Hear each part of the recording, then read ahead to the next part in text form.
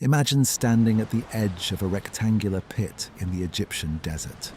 the sun already low, watching a team of workmen bail water out of a hole that keeps refilling itself no matter how fast they empty it. This is Abydos, in the winter of 1903, and the woman directing the work is Margaret Murray, one of the first women to lead an archaeological excavation in Egypt in her own right.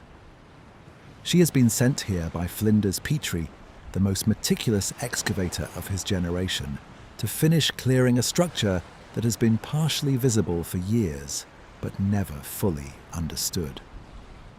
What she is looking at, half submerged, is a field of enormous stone blocks, some of them weighing more than a fully loaded truck, laid out in a pattern nobody digging at Abydos expected to find. The structure sits directly behind and slightly below the Temple of Seti I, one of the most celebrated buildings to survive from the New Kingdom, famous for its painted reliefs, and for the Abydos king list carved into its walls, a chronological record of pharaohs that Egyptologists still use today to help anchor the dynastic timeline. Everybody already knew that temple.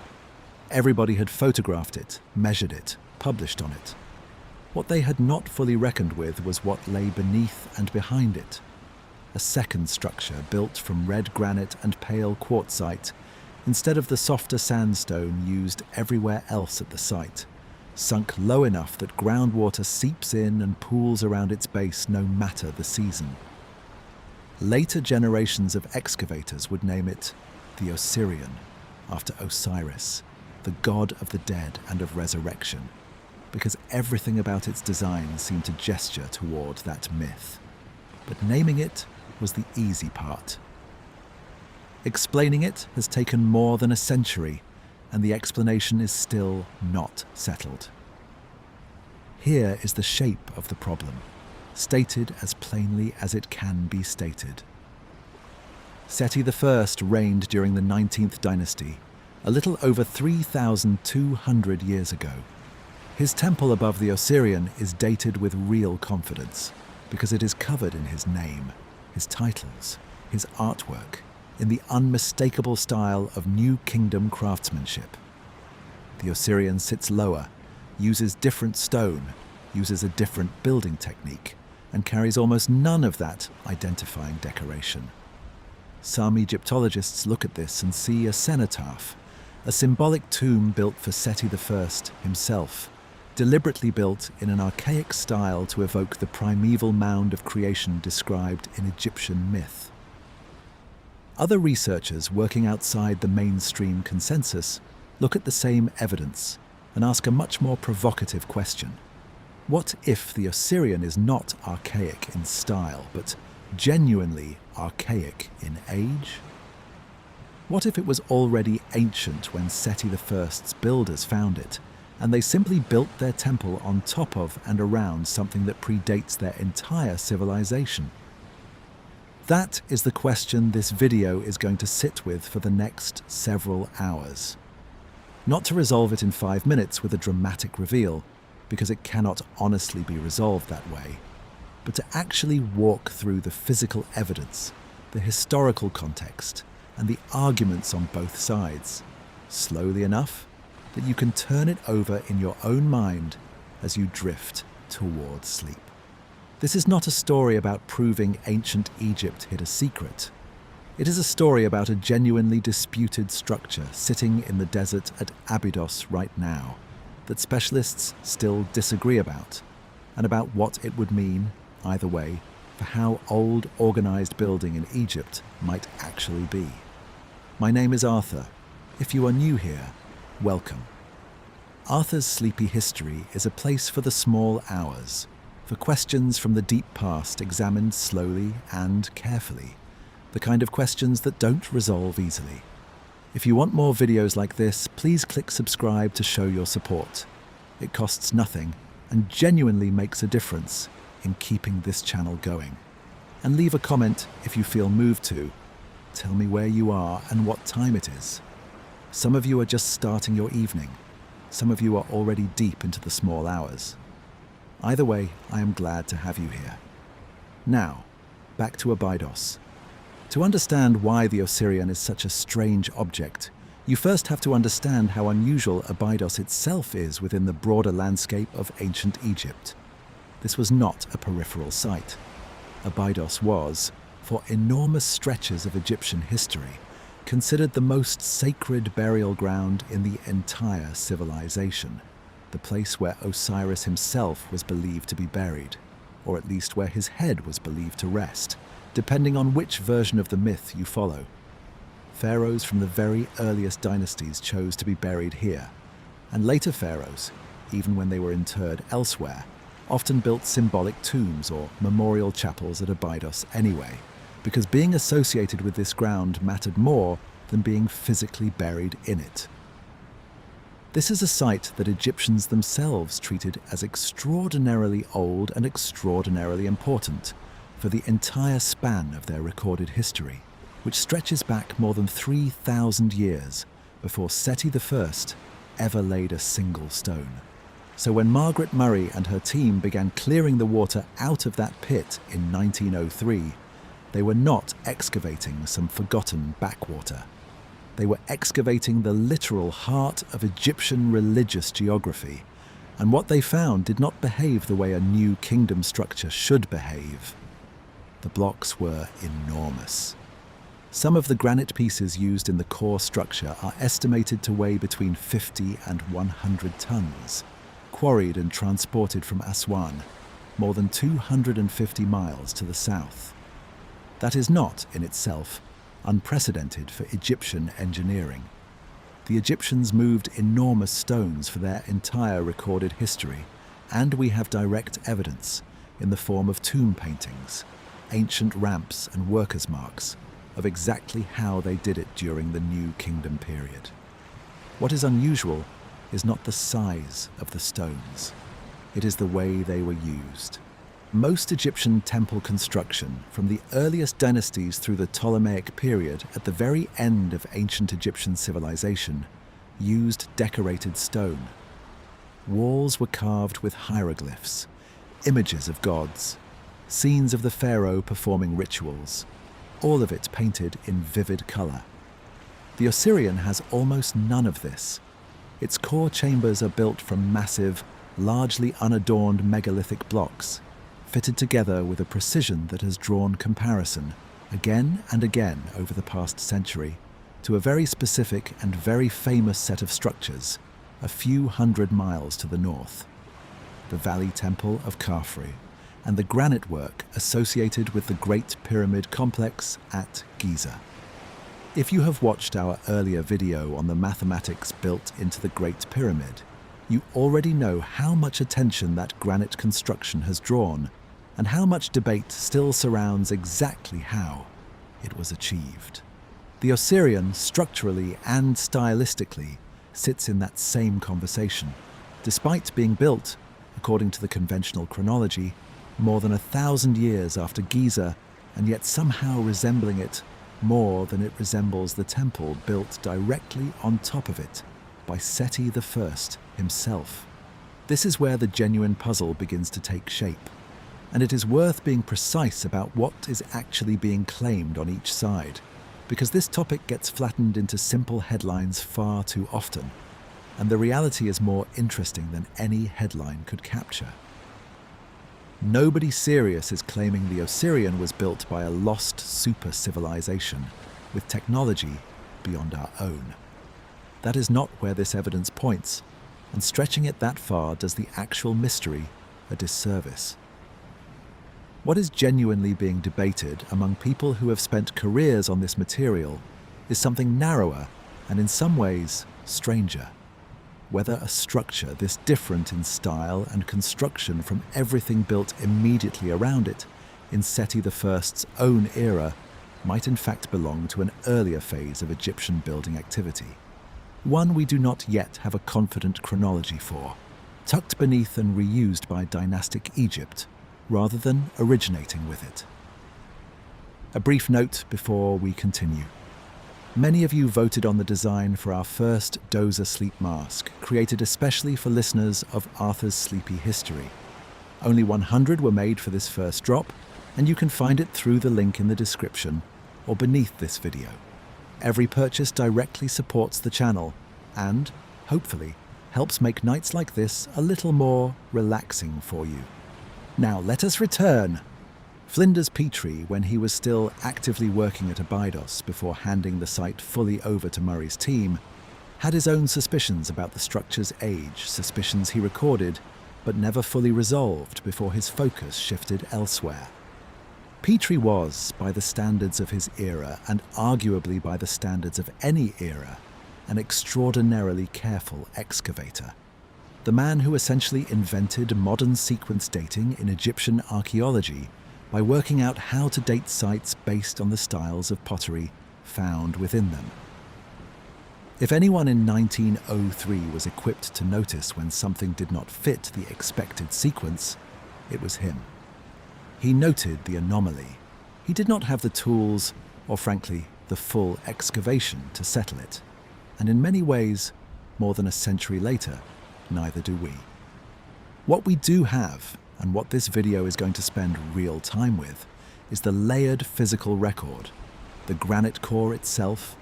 the water table that keeps it perpetually flooded,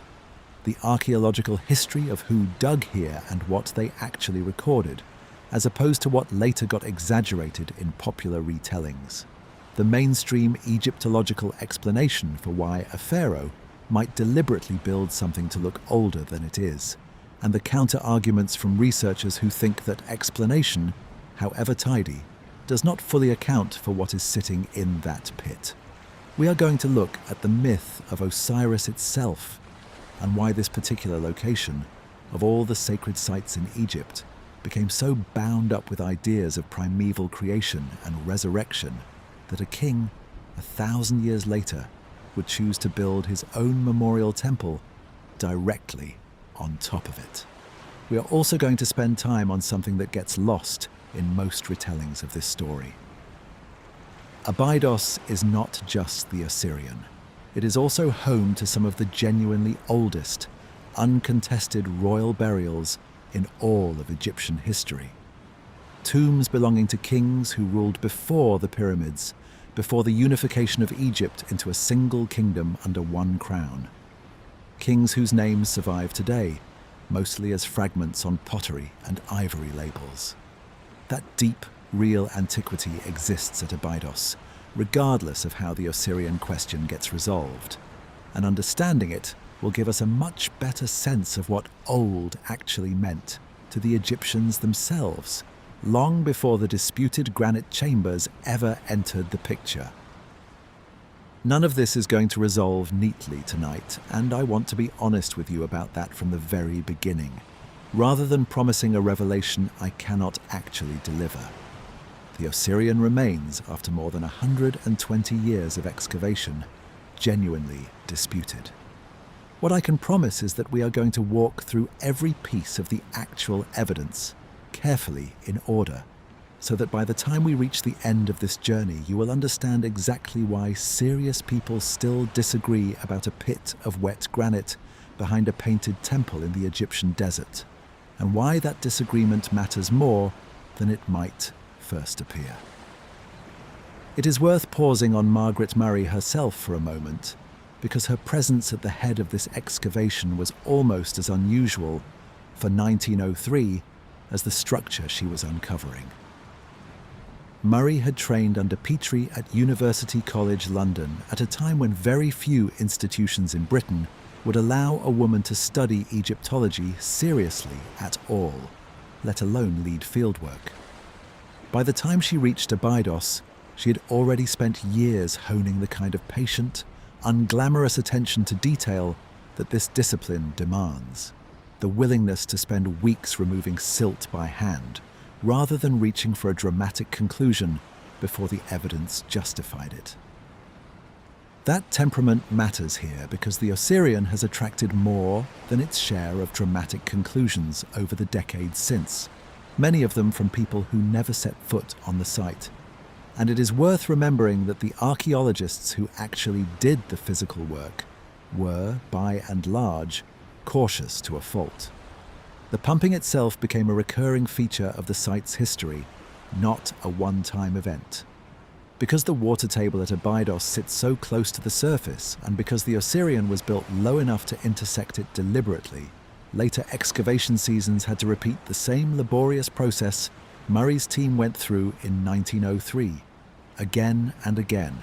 decade after decade, simply to get a clear look at the chambers. Even today, visitors to the Osirion will usually find at least part of the structure sitting in standing water, green with algae, the same water that has both preserved and obscured this building for most of its existence. Some researchers have pointed to that persistent flooding as evidence of subsidence over an extremely long span of time, the idea being that the structure has slowly settled below its original waterline across millennia rather than having been built intentionally at its current depth. Mainstream Egyptology generally rejects that reading, arguing instead that the low position and the flooding were part of the design from the very beginning, meant to evoke the mound rising from the waters of chaos at the moment of creation. We will look closely at both arguments later in this video, because the water itself turns out to be one of the more contested pieces of evidence in the entire debate. What strikes most visitors first, though, before any of the dating arguments even enter the conversation, is simply the scale and the silence of the place. Unlike the temple above it, which is covered floor to ceiling in painted reliefs, offering scenes, hieroglyphic inscriptions naming gods and pharaohs and rituals, the Osirion offers almost nothing to read. Its walls are bare stone, fitted together with joints so tight that in places you cannot slide a piece of paper between two adjoining blocks, despite each block weighing many tons. That combination, enormous mass paired with fine tolerance fitting, is precisely the combination that draws comparison to Giza, and precisely the combination that makes some Egyptologists uncomfortable, dismissing the anomaly as pure archaism. It is one thing to imitate an old style. It is another thing entirely to replicate an extremely specific, extremely difficult engineering signature belonging to a different site, a different dynasty, and by some estimates, well over 1,000 years of separation. There is also the matter of what surrounds the Osirion, which tends to get left out of shorter treatments of this story. Abydos was in continuous use as a sacred site for an almost unbroken span of more than 3,000 years, from the very first dynasties of a unified Egypt through the Ptolemaic period at the civilization's end. Kings who had no intention of being buried here still built cenotaphs, symbolic markers, votive chapels, simply to be associated with this ground. Ordinary Egyptians for millennia left offerings and stelae here as an act of devotion to Osiris, hoping to share in his promise of resurrection. That means the Osirion did not emerge in isolation. It sits inside a landscape that Egyptians themselves treated as uniquely ancient and uniquely sacred for the entirety of their recorded history, which is part of why the question of its true age carries so much weight. If the structure really does predate the dynasties, it is not predating some obscure corner of Egyptian civilization. It is sitting at the exact spot the Egyptians themselves considered the oldest and holiest ground they knew. For now, though, let's stay with Seti I a little longer, because to understand what makes the Osirion strange, you first need to understand, in real detail,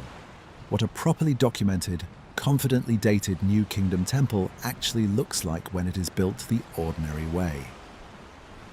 That contrast is going to matter a great deal as we go, and it is the natural place to pick up next, before we work our way back down into the wet granite chambers below. To understand why the Osirion troubles some Egyptologists, you first have to sit for a while with the temple built directly above it, because that temple is not a mystery at all. It is one of the best documented, most confidently dated religious buildings to survive from the entire span of ancient Egyptian history. and it is worth taking it seriously on its own terms before we ever return to the strange chambers beneath it. Seti I came to the throne of Egypt around 1290 BCE, the second king of the 19th dynasty, inheriting a kingdom that had only recently steadied itself after the religious upheaval of the Amarna period, when the pharaoh Akhenaten had attempted to overturn Egypt's traditional pantheon in favor of exclusive worship of the sun disk, the Aten. By the time Seti took power, Egypt had already begun the long process of restoring its older gods and older temples, and Seti himself seems to have approached that restoration with unusual personal energy. His temple at Abydos was not a minor building project tacked onto the edge of his reign. It was one of the largest and most ambitious religious constructions he undertook, and, by most accounts, one he cared about enough to personally oversee elements of its decoration. Physically, the temple is unlike almost anything else surviving from ancient Egypt because of its unusual L-shaped floor plan, a layout that appears to have been forced by the presence of the Osirion behind it, since the temple's builders seem to have deliberately routed their structure around whatever already occupied that ground, rather than simply flattening the space and starting fresh. Most Egyptian temples follow a straightforward rectangular axis, a processional path running directly from the entrance pylon through a series of courts and halls toward an innermost sanctuary. And deviations from that standard layout are rare enough that Egyptologists generally look for a specific physical cause whenever one appears. In Seti's temple, that cause seems to sit directly behind the building, in the ground the Osirion occupies. We will come back to why that detail matters a great deal later in this video. For now, the important thing to understand is what the temple looks like once you are inside it, because the contrast with the Osirion could not be more total. Every surface of Seti's temple that survives is covered in relief carving, much of it still retaining its original paint after more than 3,000 years. An extraordinary rate of preservation, credited partly to the quality of the original craftsmanship, and partly to the temple having been protected by drifting sand for long stretches of its history before modern excavation. The reliefs depict Seti performing the full ritual life of an Egyptian king, making offerings to Osiris, to Isis, to Horus, to Amun-Ra, being purified by the gods, being crowned, being embraced as a divine son rather than merely a mortal ruler. The craftsmanship of these reliefs is often singled out by art historians as among the finest produced anywhere in Egyptian history. The carving so fine and so subtly modelled that in the right light, the figures seem to shift and breathe rather than sit flat against the stone. And then there is the Abydos king list carved along one wall of the temple, a chronological sequence of cartouches naming 76 kings of Egypt, arranged in careful order, stretching back to the legendary first king of a unified Egypt. This list has been one of the single most important tools available to Egyptologists for reconstructing the dynastic sequence, cross-referenced for more than a century against other surviving king lists, against archaeological remains, against inscriptions found elsewhere, to build the chronological backbone that the entire discipline still relies on today. A backbone that underpins not just Abydos, but the dating of Egyptian sites and artifacts far beyond this one temple. It is not a perfect document. It omits several rulers considered illegitimate by Seti's era, including, notably, Akhenaten, and the brief succession of rulers connected to the Amarna period, a fact that itself tells us something about how deliberately curated official history could be even in antiquity. But as a piece of dated, contextualized, internally consistent evidence, it is about as solid as ancient Egyptian material gets. It is worth understanding a little more about why the Amarna period cast such a long shadow over Seti's reign. because it explains a great deal about the tone of everything he built at Abydos. Akhenaten's religious revolution, decades earlier, had not simply promoted a new god. It had actively suppressed the old ones, closing temples, erasing the names of Amun and other traditional deities from monuments across the country, and relocating the entire royal court to a newly built capital in the desert, dedicated solely to the Aten. When Akhenaten's successors began reversing this, the process was neither quick nor purely administrative. It involved a deliberate, sustained project of religious restoration, rebuilding damaged temples, recarving erased names, and reasserting the old cosmology in as visible and permanent a form as possible. Seti I inherited this restoration project and pursued it with particular intensity, and his Abydos temple, dedicated to Osiris above all other gods, sits squarely within that effort. Osiris, as the god most closely associated with continuity, resurrection, and the unbroken order of kingship, was in some ways the perfect symbolic answer to the disruption Akhenaten had caused a generation earlier. Building an enormous, richly decorated monument to Osiris at the most sacred site associated with his worship was not simply an act of personal piety. It was a political statement about restored order, made in stone, meant to be read for centuries. It is also worth understanding just how unusual the Abydos king list is when set against the small handful of other surviving king lists from ancient Egypt, because its particular completeness is part of why it carries so much scholarly weight. The Turin king list, a papyrus document housed today in Turin, Italy, preserves a longer sequence of rulers, but survives only in a badly damaged fragmentary state, with entire sections lost to time. The Palermo stone, an even older fragment, covers only the earliest dynasties and survives as a handful of scattered pieces spread across several museum collections. Against those fragmentary sources, the Abydos king list stands out for being carved in a single location, in a legible, largely intact condition, arranged with clear intentionality and directly tied to a securely dated reign. That combination is precisely why Egyptologists have leaned on it so heavily for over a century of chronological reconstruction, and it is a useful reminder before we turn to the far murkier dating problem posed by the Osirion of what genuinely strong archaeological evidence actually looks like when Egypt happens to provide it. This is worth dwelling on, because it establishes something important about how confident dating actually works in Egyptology, and why that confidence looks so different when applied to the Osirion. The temple above is dated the way most Egyptian monuments are dated, through direct textual evidence, royal names, titles, and inscriptions that explicitly identify who built it, and roughly when. Seti's name appears throughout. His son and successor, Rameses II, completed portions of the decoration after Seti's death, and Rameses's own inscriptions record that fact directly, giving archaeologists a second confirming data point layered on top of the first.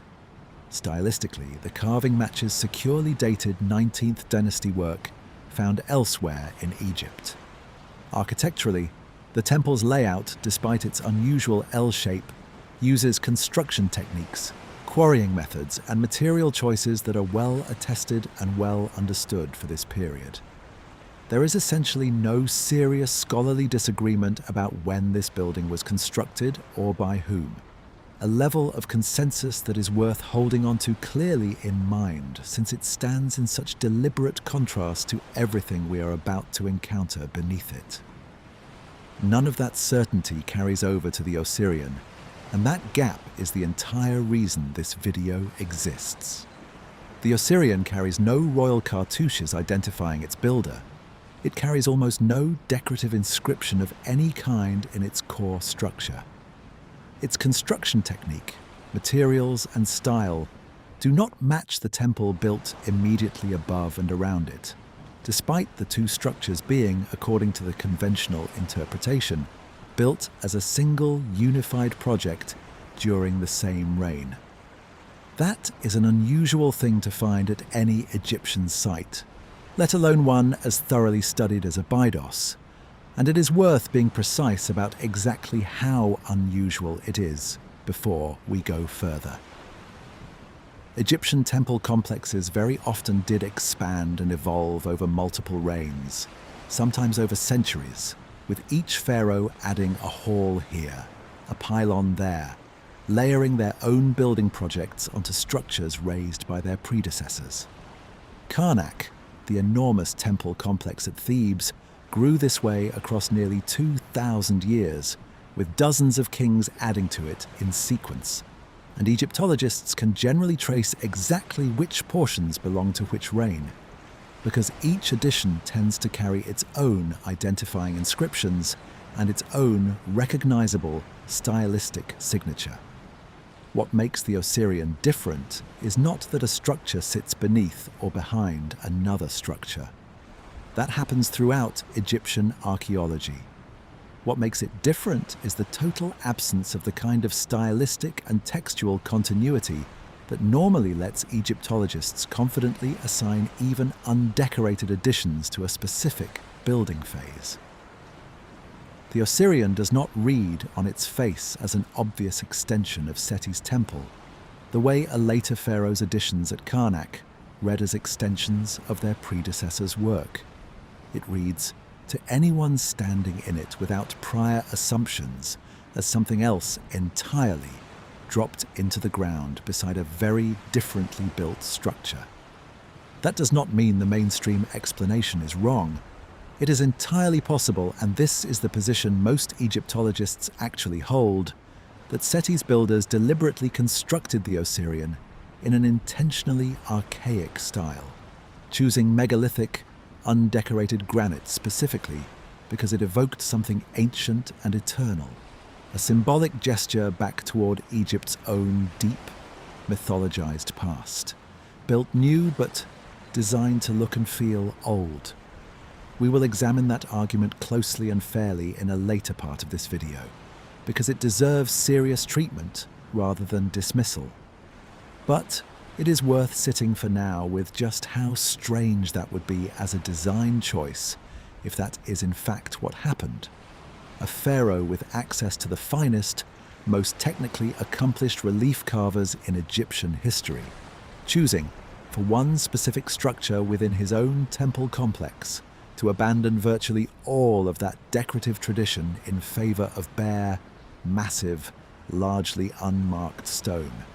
There is a further wrinkle worth naming here, one that tends to get lost when this debate gets compressed into short-form arguments online. Seti I's temple was not fully completed at the time of his death. Rameses II finished the decoration of several halls, and did so, by his own account, using a somewhat coarser style of relief than his father's original work. A style change that art historians can actually date by eye, because Ramesses' contribution has a recognizably different hand. If the Osirion truly were part of the same single building campaign, commissioned alongside the temple and completed within a generation or two, we might reasonably expect to find at least some trace of that same kind of stylistic signature somewhere within it, some marker tying it to either Seti's or Ramesses' known workshops. Instead, we find almost nothing, which is precisely why the question of whether the Osirion belongs to this building campaign at all, rather than merely being incorporated into it, remains genuinely open. It is worth spending a little more time on the sheer scale of the resources Seti committed to this project, because it helps put the mystery of the Osirion into proper perspective.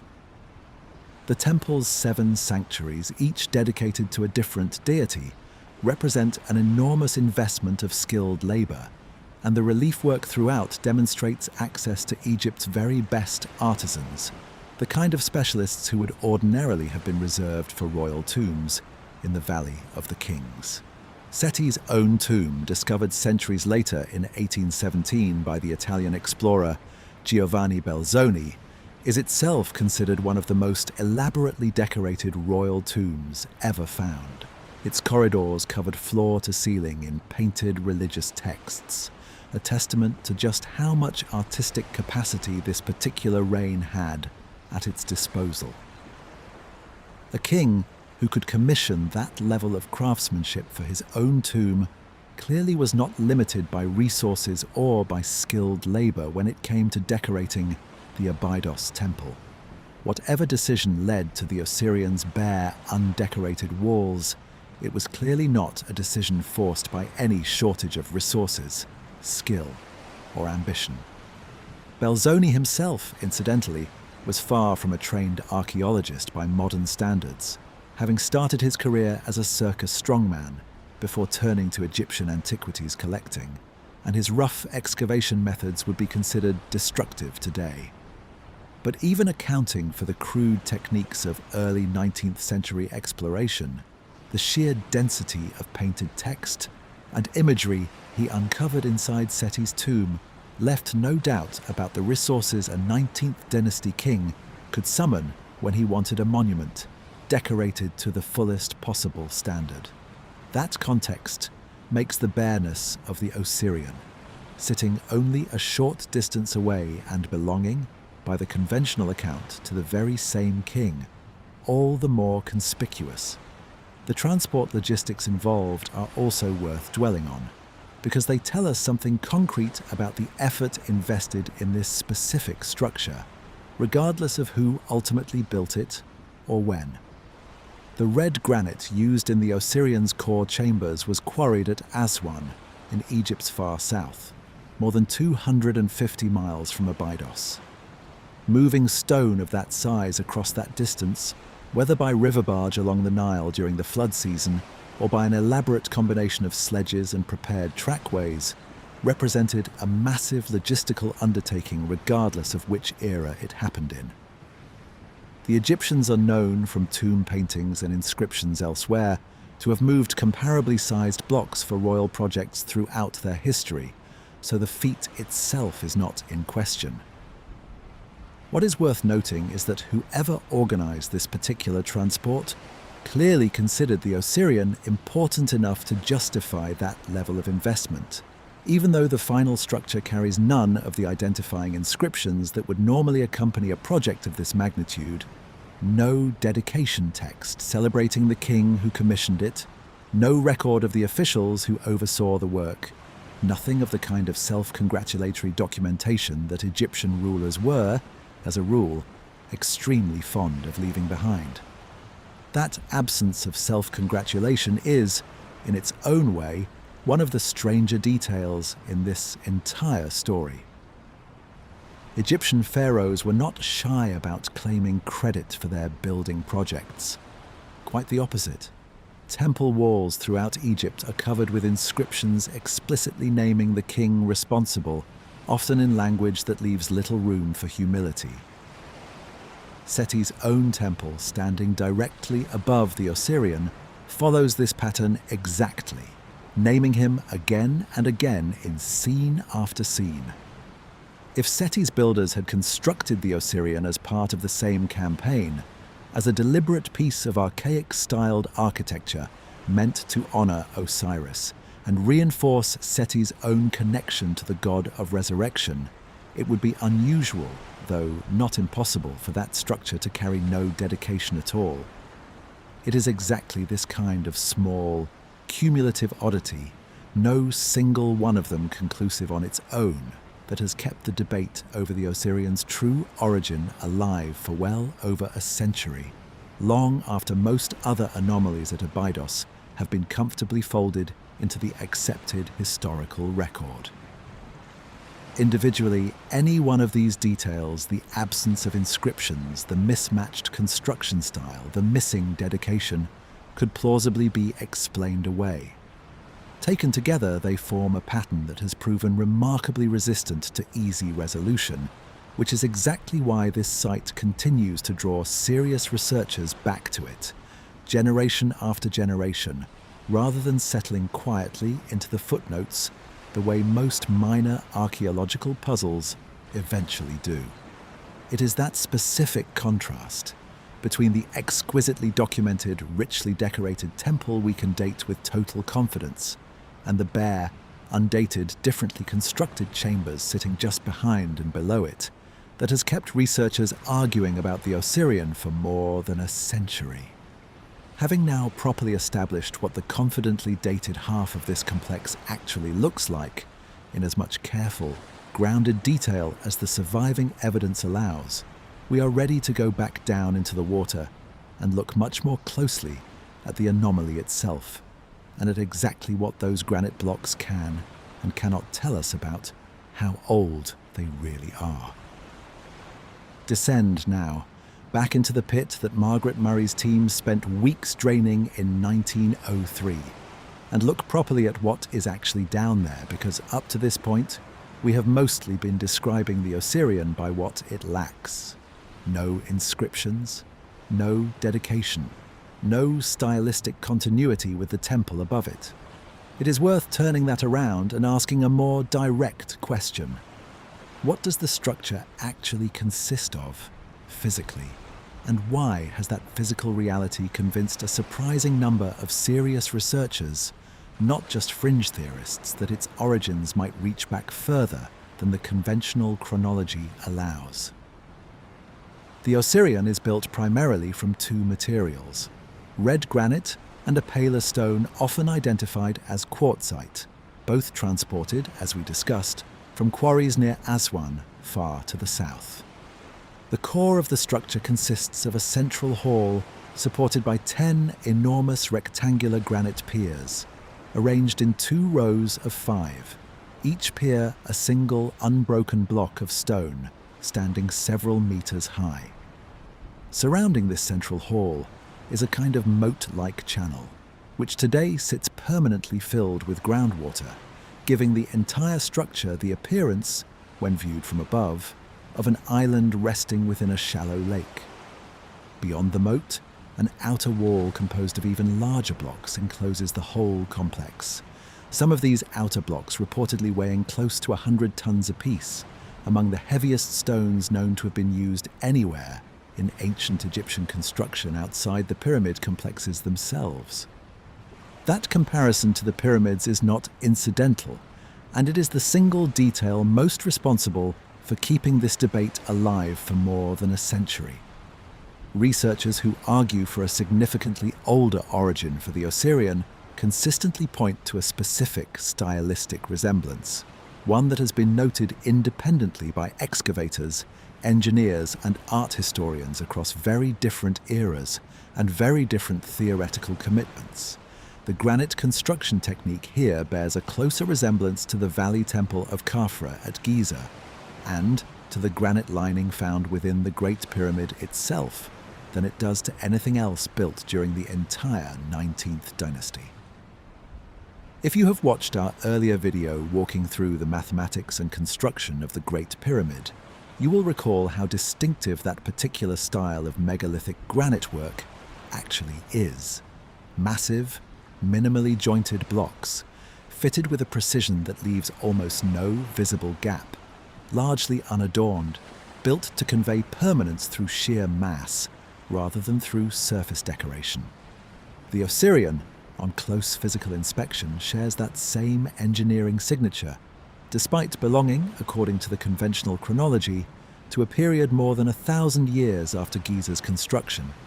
and despite New Kingdom Egypt, as we established in the previous part, having no shortage of skilled decorative carvers who could easily have covered these walls in reliefs, had that been the intention. It is worth being precise about what this resemblance does and does not prove, because this is exactly the point where popular treatments of the Osirion tend to overreach. A shared construction style across a 1,000-year gap does not, by itself, prove a shared date of construction. Building techniques can persist, be revived, or be deliberately imitated across long stretches of time,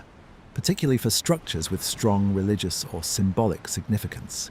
and we will examine that revival argument fairly and in detail in a later part of this video. Egyptian civilization, after all, was itself deeply conscious of its own past, capable of looking back across 1,000 years or more of its own history, and consciously drawing on earlier architectural forms when a project called for it, much as a modern architect might deliberately design a new building in a neoclassical style to evoke a much older tradition. What the resemblance does establish, at minimum, is that whoever built the Osirion, whenever they built it, was drawing on the same specific engineering tradition responsible for some of the oldest and most technically demanding stonework in all of Egyptian history. A tradition that, even within mainstream Egyptology, is not fully understood in terms of exactly how such precise fitting was achieved with the tools available at the time. The fitting itself deserves close attention because it is the detail that most consistently draws comparison to Giza specifically, rather than to Egyptian granite work more broadly. Later periods of Egyptian history certainly used granite, and used it skillfully, for obelisks, for sarcophagi, for architraves and doorways throughout the New Kingdom and beyond. But the specific technique on display in the Osirion's central hall, massive load-bearing piers cut and placed with joints tight enough to resist a blade, is a narrower and rarer skill set, one most strongly associated with Old Kingdom megalithic construction rather than with New Kingdom temple building, which generally favoured smaller, more decoratively worked stone, even when granite was the material of choice. This is one of the specific technical observations that led early 20th century researchers, including some working well within the mainstream of the discipline, to flag the Osirion as stylistically anomalous, long before the debate became associated with more speculative, alternative history circles. There is also the matter of the moat itself, the water-filled channel encircling the central hall, and what it might represent. In the conventional interpretation, which we will examine closely in a later part of this video, the water is read symbolically, evoking the primeval mound of creation rising from the waters of Nun, the formless ocean that existed, according to Egyptian cosmology, before the world itself came into being. That symbolic reading is well supported by Egyptian religious texts and fits comfortably within known Osirian theology. But it sits alongside a separate, more purely physical observation. The Osirion is positioned low enough, relative to the surrounding land, that it intersects the local water table more or less automatically, whether or not that was the original design intention. Some researchers who favour a much older date for the structure point to this positioning as circumstantial evidence of long-term geological change, arguing that a structure originally built above the water table could, over an extremely long span of time, more than the roughly 3,200 years since Seti I's reign, end up submerged as regional groundwater levels shifted. This argument remains genuinely contested, and it is one we will return to directly, weighing the geological evidence on both sides, because it turns out to be one of the more testable claims in this entire debate, even if it has not yet been definitively settled either way. It is worth spending a moment on the sheer physical dimensions involved, because numbers on a page do not always convey what it actually feels like to stand among these piers. Each of the 10 central granite piers is estimated to weigh somewhere in the range of 80 to 100 tons, cut as a single continuous block rather than assembled from smaller pieces, and each stands roughly 3.5 meters tall, arranged with enough spacing between them to create a genuine sense of a hypostyle hall, similar in spirit, if not in decoration, to the great columned halls found in temples like Karnak. Visitors who have walked among these piers consistently describe the same impression. an overwhelming sense of raw mass, unsoftened by any decorative program, closer in feeling to standing among the sarcophagus chambers deep within the Great Pyramid than to standing inside any comparably dated New Kingdom temple hall. That subjective impression is, of course, not scientific evidence in itself, but it has proven remarkably consistent across more than a century of independent visitors, researchers, and excavators, many of whom arrived with no particular theory to confirm, and still came away struck by how little the space resembled its surroundings. A consistency that is itself worth taking seriously, even while we hold firmly onto the distinction between a strong subjective impression and a proven scientific fact. The outer wall, meanwhile, presents its own set of puzzles. Some of its largest blocks are estimated at close to 100 tons, and unlike the neatly regularized masonry typically found in New Kingdom construction, several sections display an irregular, almost cyclopean fitting style. Large polygonal blocks locked together along uneven, multi-sided joints rather than simple rectangular seams. This particular technique, fitting irregularly shaped megalithic blocks together with tight, load-bearing precision, appears at a handful of other sites around the ancient world that are themselves subjects of ongoing dating debate,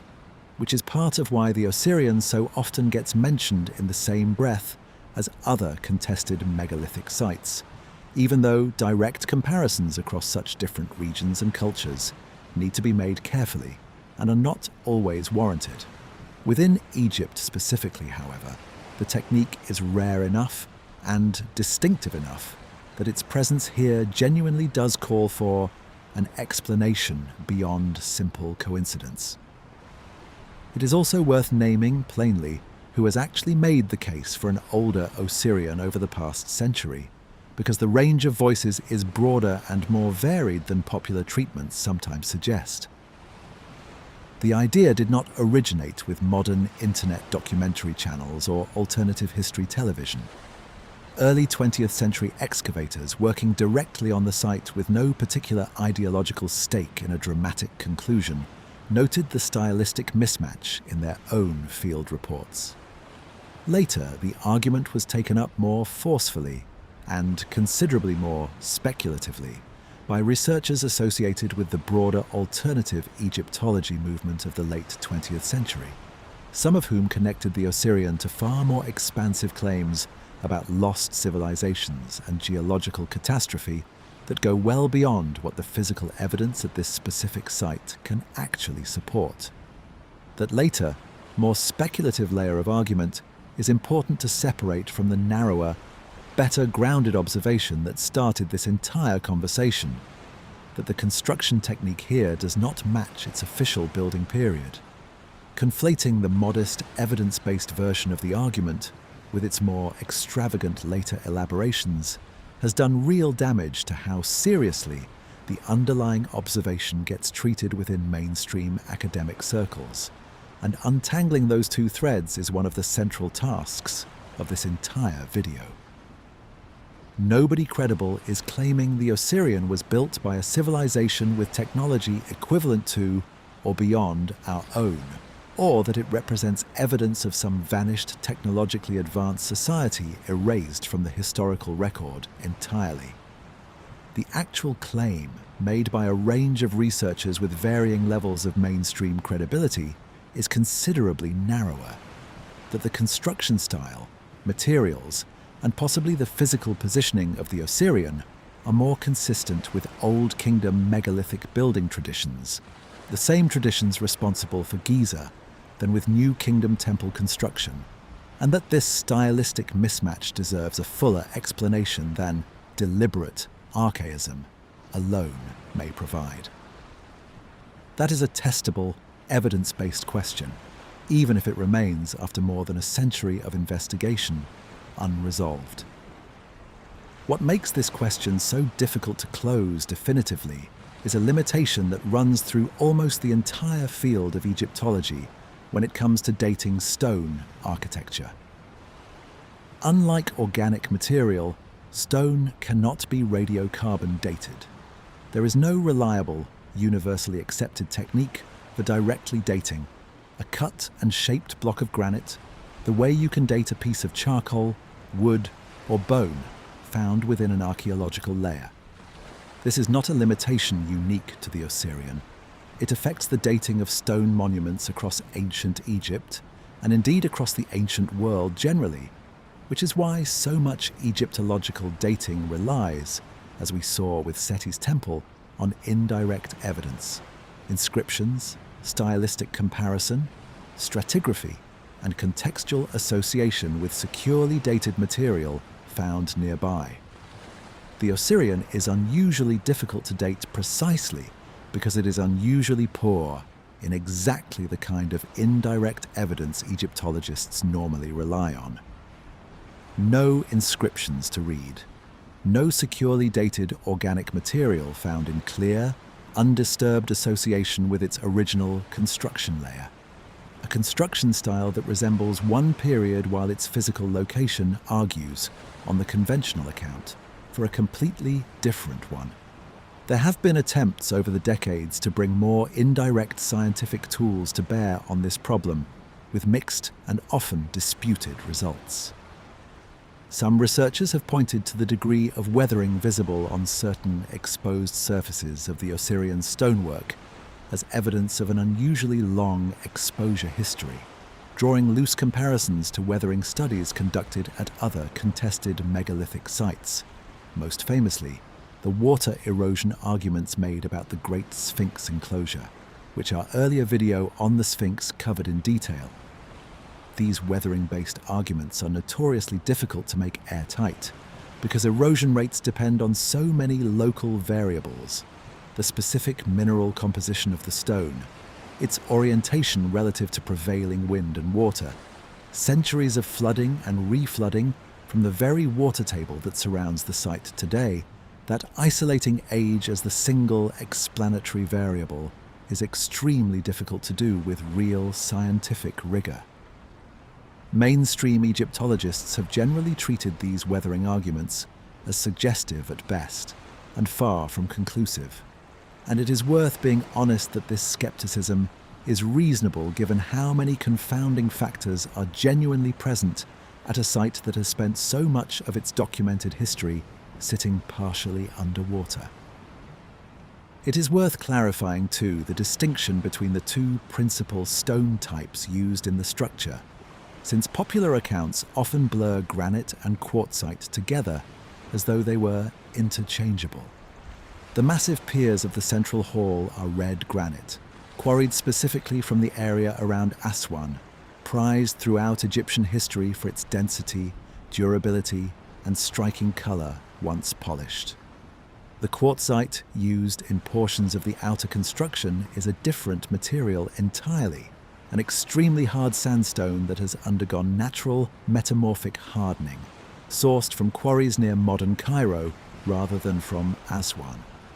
Both materials were valued precisely because of their exceptional hardness, which made them enormously difficult to quarry and shape with the copper and stone tools available to ancient Egyptian masons, and both required specialized techniques, quite different from the softer limestone used in most ordinary temple construction, to cut, transport, and finish. The deliberate choice to build with two of the hardest, most labor-intensive materials available in the entire Egyptian toolkit, rather than the much more easily worked sandstone used in Seti's temple directly above, is itself part of what makes the Osirian's construction so labor-intensive and so difficult to explain purely as a stylistic flourish. This evidentiary gap is precisely the space in which the century-long disagreement over the Osirian's true age has taken root, and it is worth sitting with the shape of that gap for a moment before we move forward, because it explains why this debate has never simply resolved itself the way most archaeological puzzles eventually do. We are not dealing with a structure where one side has evidence and the other has none. We are dealing with a structure where the available evidence is genuinely sparse on every side, indirect at best, and open to more than one internally consistent reading. That is an uncomfortable place for a discipline built on careful, evidence-based reconstruction to sit. And it is exactly why serious Egyptologists, not just alternative history researchers, have continued publishing on the Osirion for well over 100 years without reaching full consensus. It is also worth noting how this specific debate compares to similar dating controversies at other ancient sites around the world, if only briefly, because the pattern turns out to be a familiar one rather than something unique to Egypt. Wherever archaeologists encounter megalithic stonework that seems technically out of step with its assumed cultural and chronological context, the same basic disagreement tends to resurface. Does the anomaly reflect a genuinely older construction phase, a deliberate later revival of an older style, or simply a gap in our understanding of what a given culture at a given moment was actually capable of achieving with the tools and labor available to it? Egypt is unusually well documented compared to many other ancient civilizations, which makes cases like the Osirion all the more striking and all the more worth taking seriously, since even here, with 3,000 years of comparatively rich textual and archaeological record to draw on, the question of a single structure's true age can remain this difficult to pin down with confidence. Having laid out what the structure actually is, physically, in as much careful and grounded detail as the evidence allows, and what the core of the age controversy genuinely consists of, stripped of the exaggeration that so often attaches itself to this topic online, we are ready to turn to the comparison that anchors this entire debate. A direct, detailed look at how the Osirion's granite work actually measures up against the megalithic construction at Giza, the site every version of this argument, on every side, keeps returning to. Travel now, in imagination, roughly 250 miles north from Abydos to the Giza Plateau, and stand for a moment inside the Valley Temple of Khafre, because this is the structure every serious version of the Osirion debate eventually circles back to, and it deserves to be understood on its own terms before we draw any direct comparison. The Valley Temple sits at the base of the causeway leading up to the second of the three Great Pyramids at Giza, built for the pharaoh Khafre during the 4th dynasty, somewhere around 2500 BCE, more than 1200 years before Seti I would ever commission his own building program at Abydos. Dating the 4th dynasty itself relies on a combination of evidence considerably richer than what survives for the Osirion. Royal annals recorded on fragments like the Palermo stone we discussed earlier, genealogical information reconstructed from tomb inscriptions belonging to officials and family members buried near the pyramids, and a broad, internally consistent web of cross-references connecting Khafre's reign to the reigns of his father Khufu and his successors. None of that rich, contextual web exists for the Osirion in isolation, which is precisely why its dating has to rely so heavily on comparison to sites like this one rather than on any direct evidence of its own, a dependence worth keeping in mind throughout everything that follows. It is constructed almost entirely from massive blocks of red granite and limestone core, the granite quarried, just as it was for the Osirion more than a millennium later, from the same quarries near Aswan. Its interior consists of a T-shaped hall supported by rectangular granite piers, unadorned, uninscribed, polished to a smooth finish, fitted together with joints so precise that in places a knife blade cannot be inserted between adjoining stones, a level of precision that modern stonemasons still find genuinely difficult to explain, using only the tools known to have been available at the time. If that description sounds familiar, it should. It is, almost feature for feature, a description of the Osirion's own central hall. This is not a loose or impressionistic resemblance, and it is worth being precise about why, since vague claims of similarity are exactly the kind of thing that deserves scrutiny rather than automatic acceptance. It is a specific, structural, material match. The same stones sourced from the same region, worked into the same basic architectural form, a hall of rectangular monolithic piers, left deliberately bare of decoration, fitted with a level of precision that both structures share, and that very few other periods of Egyptian construction attempt to replicate. Egyptologists studying Old Kingdom architecture have long recognized the Valley Temple, along with the similarly constructed granite temple associated with the Great Sphinx immediately beside it, as belonging to a distinct architectural tradition, sometimes referred to descriptively as the megalithic temple style,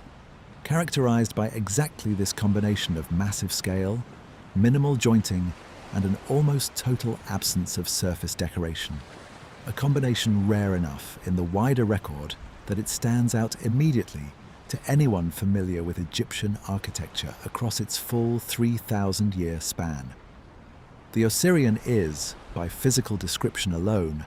a clear member of that same architectural family. It is worth spending a moment on the Sphinx Temple specifically, since it is the closest sibling to the Valley Temple and, in many ways, the more instructive comparison for our purposes, and since its own history illustrates just how much even confidently dated Old Kingdom megalithic architecture depends on careful, contextual reasoning rather than self-evident proof. The Sphinx Temple sits directly in front of the Great Sphinx itself, built from core blocks of local limestone so enormous that some individual pieces are estimated at well over 200 tons, faced on both interior and exterior surfaces with the same red Aswan granite used at the Valley Temple. Like the Valley Temple and like the Osirion, its interior consists of an unadorned pillared hall, granite piers standing in careful rows, no hieroglyphic inscriptions anywhere on its core structure. This lack of inscription is itself worth noting as a genuine feature of the broader Old Kingdom megalithic tradition, rather than as evidence unique to the Osirion, a point that is easy to overlook if you come to this topic only through shorter, less careful treatments online. The absence of dedicatory text on the Valley Temple and Sphinx Temple has its own long scholarly history, and much of what Egyptologists know about who built these structures and when comes not from inscriptions on the buildings themselves, but from indirect evidence. A statue of Khafre found within the Valley Temple, later inscriptions elsewhere referencing these structures, and their clear physical integration into Khafre's pyramid complex as a whole. In other words, even at Giza, the site everyone agrees is Old Kingdom, dating relies heavily on context and indirect association, rather than on the buildings simply announcing their own age. That detail matters more than it might first appear, because it means the Osirion's silence, its lack of any inscription naming a builder or a date, places it in good company with two of the most confidently dated Old Kingdom structures in existence, rather than making it uniquely mysterious among Egyptian megalithic architecture as a whole. What makes the Osirian situation different, and genuinely more difficult, is that unlike the Valley Temple and Sphinx Temple, it has no comparably strong contextual anchor of its own. No statue found in clear, undisturbed association with its original construction. No unambiguous integration into a single, securely dated building complex, the way the Valley Temple integrates directly into Khafre's pyramid causeway. It sits instead in an ambiguous physical relationship with a securely dated 19th dynasty temple built around and above it, a relationship that could plausibly be read either as evidence of contemporaneous construction or as evidence of a later structure built around a much older surviving core. It is worth adding one further piece of context here, since it bears directly on how confident we can be about what New Kingdom Egypt was, and was not capable of documenting. The Egyptians kept remarkably detailed records of major quarrying expeditions throughout their history, particularly expeditions to sites like Wadi Hammamat in the eastern desert, where officials commonly left behind inscriptions recording the scale of the workforce, the year of the reigning king, and the purpose of the stone being extracted. Ramesses II and other 19th dynasty kings left exactly this kind of expedition record for various building projects during their reigns.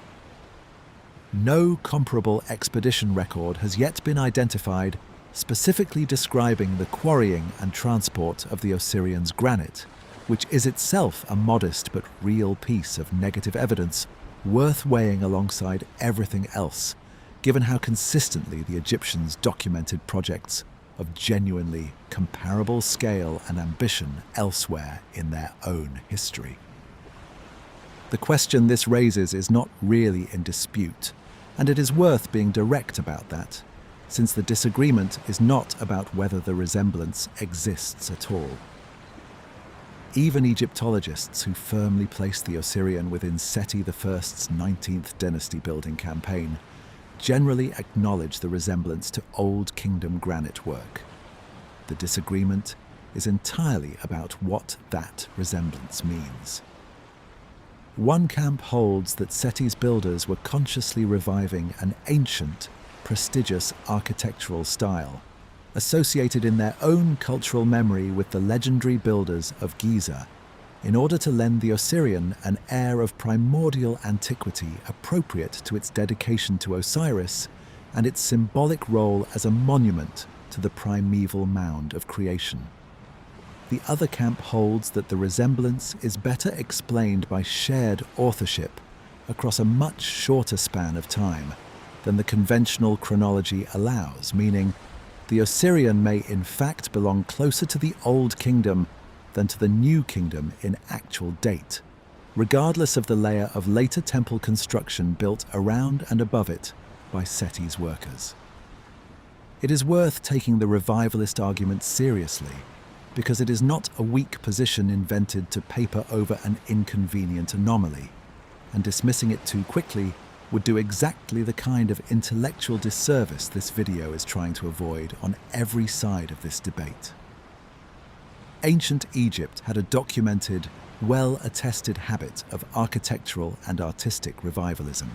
particularly during periods when a dynasty wanted to assert continuity with, or legitimacy through connection to, an earlier and more prestigious era of Egyptian history. The clearest parallel comes from many centuries after Seti,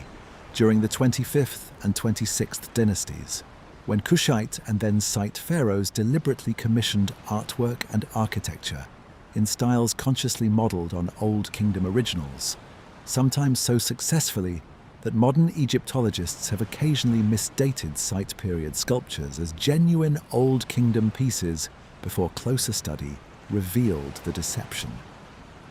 If later Egyptians were capable of that kind of deliberate, skillful archaism centuries after Seti, there is no principled reason to assume Seti's own builders, working within a similarly revivalist religious climate following the Amarna disruption we discussed earlier, could not have done the same thing. But the revivalist explanation, however well precedented in general, runs into a specific difficulty when applied to the Osirian, and it is worth stating that difficulty precisely rather than glossing over it.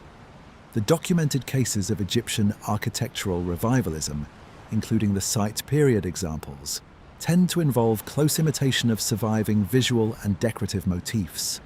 artists and architects studying existing older monuments and reproducing their recognizable style.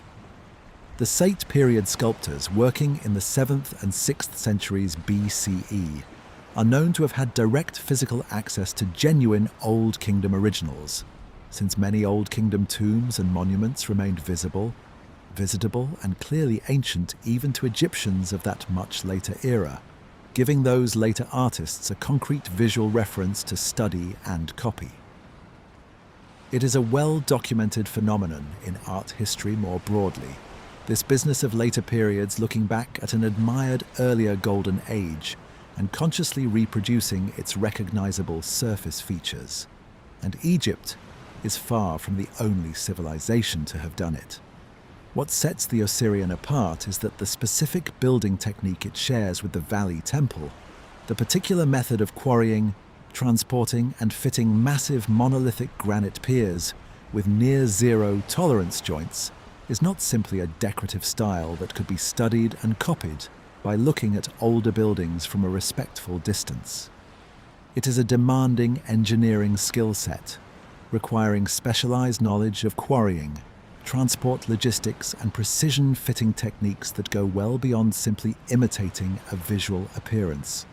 And there is limited direct evidence that this particular skill set remained in active practice or was actively taught and transmitted across the roughly 1200-year gap separating Khafre's reign from Seti's. Later Egyptian granite work, including work securely dated to the 19th dynasty itself, such as the obelisks and colossal statuary commissioned by Ramesses II, demonstrates real skill with the material. The obelisks Ramesses raised at Luxor and elsewhere, single shafts of granite quarried at Aswan and transported hundreds of miles before being raised upright and inscribed with dense hieroglyphic text, represent an extraordinary logistical and engineering achievement in their own right, and nobody disputes New Kingdom Egypt's genuine mastery of large-scale granite work as a general capability. But that mastery consistently expressed itself through different techniques from the ones on display in the Osirion. Tall, tapering single shafts, rather than rectangular load-bearing piers, richly inscribed surfaces rather than bare stone, and construction methods oriented around raising and displaying a single dramatic monument, rather than assembling a large enclosed hall from multiple massive interlocking blocks. This does not, on current evidence, replicate this specific monolithic pier, minimal jointing construction method at this scale anywhere else in the New Kingdom archaeological record. This is the precise shape of the genuine scholarly puzzle, stripped of exaggeration. Either New Kingdom masons retained or successfully reconstructed an extremely specific, technically demanding Old Kingdom building method for this one structure alone, leaving no other trace of that capability anywhere else in their extensive building record. Or the Osirion's core construction genuinely does belong to an earlier period than the temple built around it, later incorporated into Seti's building program rather than originating with it. Both explanations require accepting something a little uncomfortable, and it is worth sitting with that discomfort honestly, rather than reaching prematurely for whichever answer feels more satisfying. The revivalist explanation requires accepting that New Kingdom Egypt possessed a narrow, highly specialized engineering capability that appears nowhere else in its enormous surviving architectural record, a record that includes tens of thousands of documented structures, tombs and inscriptions spanning the entire 19th dynasty and beyond, none of which shows this same monolithic pier construction technique being practiced anywhere else. The older origin explanation requires accepting that a major megalithic structure sat, whether buried,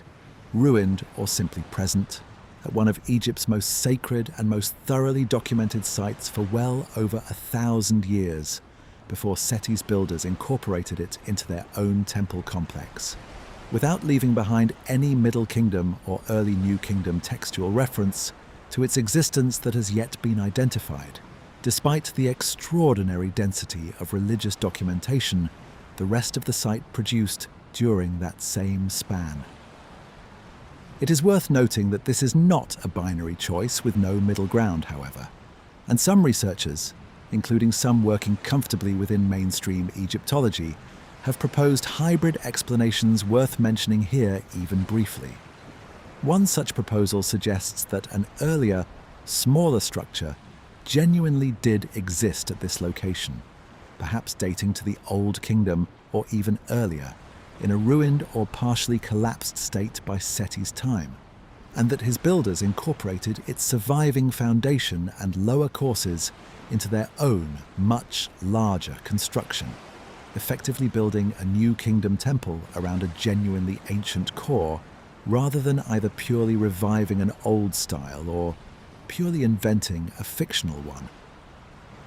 This kind of hybrid theory would help explain both the stylistic mismatch and the absence of independent New Kingdom engineering evidence elsewhere, while still respecting the absence of earlier textual reference, since a small, partially ruined structure might well have escaped extensive documentation in a way a fully intact, functioning megalithic complex, actively used for major ceremonial purposes, would not have. It remains speculative, and it has not achieved anything like scholarly consensus, but it illustrates that the debate is not always as neatly divided into two opposing camps as popular treatments sometimes suggest, and that the honest, cautious middle ground deserves as much attention as the two more dramatic poles of the argument. That second gap, the absence of any earlier textual reference to a mysterious ancient structure at Abydos prior to Seti's reign, is one of the strongest points mainstream Egyptologists raise against the older origin theory, and it deserves to be stated clearly here rather than saved only for the rebuttal chapters later in this video. Abydos was continuously occupied, continuously visited, and continuously the subject of religious texts, offerings, and royal inscriptions for the entire span of Egyptian history leading up to Seti's reign.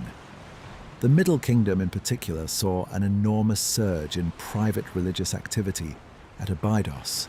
with thousands of ordinary Egyptians, not just kings, erecting stelae and small memorial chapels along the processional route toward the tomb believed to belong to Osiris himself, leaving behind one of the largest concentrations of private religious inscriptions found anywhere in Egypt. Given that density of textual activity, spanning many centuries and thousands of individual monuments left by private citizens, as well as kings, one of the largest concentrations of religious devotional writing anywhere in the ancient world. If a massive, mysterious megalithic structure had been sitting there, visible or partially visible for well over 1,000 years before Seti's builders arrived, it is reasonable to ask why no earlier surviving text, inscription, or religious document makes any clear reference to it, especially given how thoroughly documented the rest of the site's religious life during this same span of time turns out to be. This is a real evidentiary gap on the older origins side of the argument, just as the missing engineering continuity is a real evidentiary gap on the revivalist side. Neither explanation currently accounts for all of the available evidence cleanly, and it is that mutual incompleteness, more than any single decisive piece of evidence, that has kept this specific debate alive for so long. Having now placed the Osirion directly alongside its closest architectural relative at Giza, and having laid out, as fairly as the evidence allows, the genuine difficulty facing both the revivalist explanation and the older origin explanation, along with the hybrid possibilities that sit between them, we are ready to turn to the strongest and most complete version of the mainstream case as it currently stands, presented on its own terms, before we return to weigh the counter-arguments against it. Let's now build the mainstream Egyptological case as strongly and as fairly as it deserves to be built, because up to this point, we have mostly been circling the edges of it, mentioning pieces of the argument as they became relevant to other threads. It is worth, for once, laying the entire case out in a single continuous line, the way an Egyptologist confident in the 19th dynasty attribution would actually present it, before we turn, in a later part, to weighing it against its strongest challengers. The mainstream case begins, appropriately enough, with Seti I's own documented character as a builder, because everything about his broader building program at Abydos points toward a king unusually invested in evoking deep antiquity rather than simply constructing new religious architecture in the standard style of his own time. We already discussed the political and religious context. A kingdom recovering from the Amarna disruption, working to restore traditional worship after a generation of upheaval, and a pharaoh personally committed to that restoration on a scale well beyond what strict political necessity required. Seti's inscriptions elsewhere describe his building projects using language explicitly framed around restoration and renewal, positioning himself as the king who repaired what earlier disruption had damaged and who reconnected Egypt to its own deep religious past, language that recurs consistently enough across multiple separate monuments to represent a genuine, deliberate theme of his reign, rather than a one-off rhetorical flourish. That self-presentation, consistent across multiple monuments beyond Abydos alone, gives real weight to the idea that a deliberately archaic architectural style at this specific site would have carried exactly the symbolic message Seti seems to have wanted to project consistently throughout his entire reign, from his earliest building projects through the last years before his death. Within that context, a deliberate architectural gesture back toward Egypt's own most prestigious, most ancient building tradition, the megalithic granite work associated with the Pyramid Age, would fit naturally with everything else we know about Seti's priorities as a builder and as a religious reformer. The strongest textual support for this reading comes from the temple's own dedicatory inscriptions, which explicitly connect the entire complex, not merely the decorated temple above, but the sacred landscape as a whole, to the mythology of Osiris and to the concept of the primeval mound, the first patch of dry land believed to have emerged from the waters of chaos at the very beginning of creation. This cosmological idea, the primeval mound rising from Narmer, the boundless, formless waters that existed before the ordered world came into being, sits at the very heart of Egyptian creation mythology across multiple competing regional traditions, from Heliopolis to Hermopolis to Memphis, each city claiming its own local temple as the actual site of that first emergence. A competition of sacred geography that Egyptologists have documented extensively through surviving temple texts from each of those centers. Egyptian temples throughout the dynastic period were frequently designed around this cosmological concept, with the innermost sanctuary symbolically representing that first mound. But the Osirion takes the idea further than almost any other surviving structure, physically surrounding its central hall, with a genuine water channel rather than merely alluding to the concept decoratively. Mainstream Egyptologists read this as the clearest possible evidence of intentional design.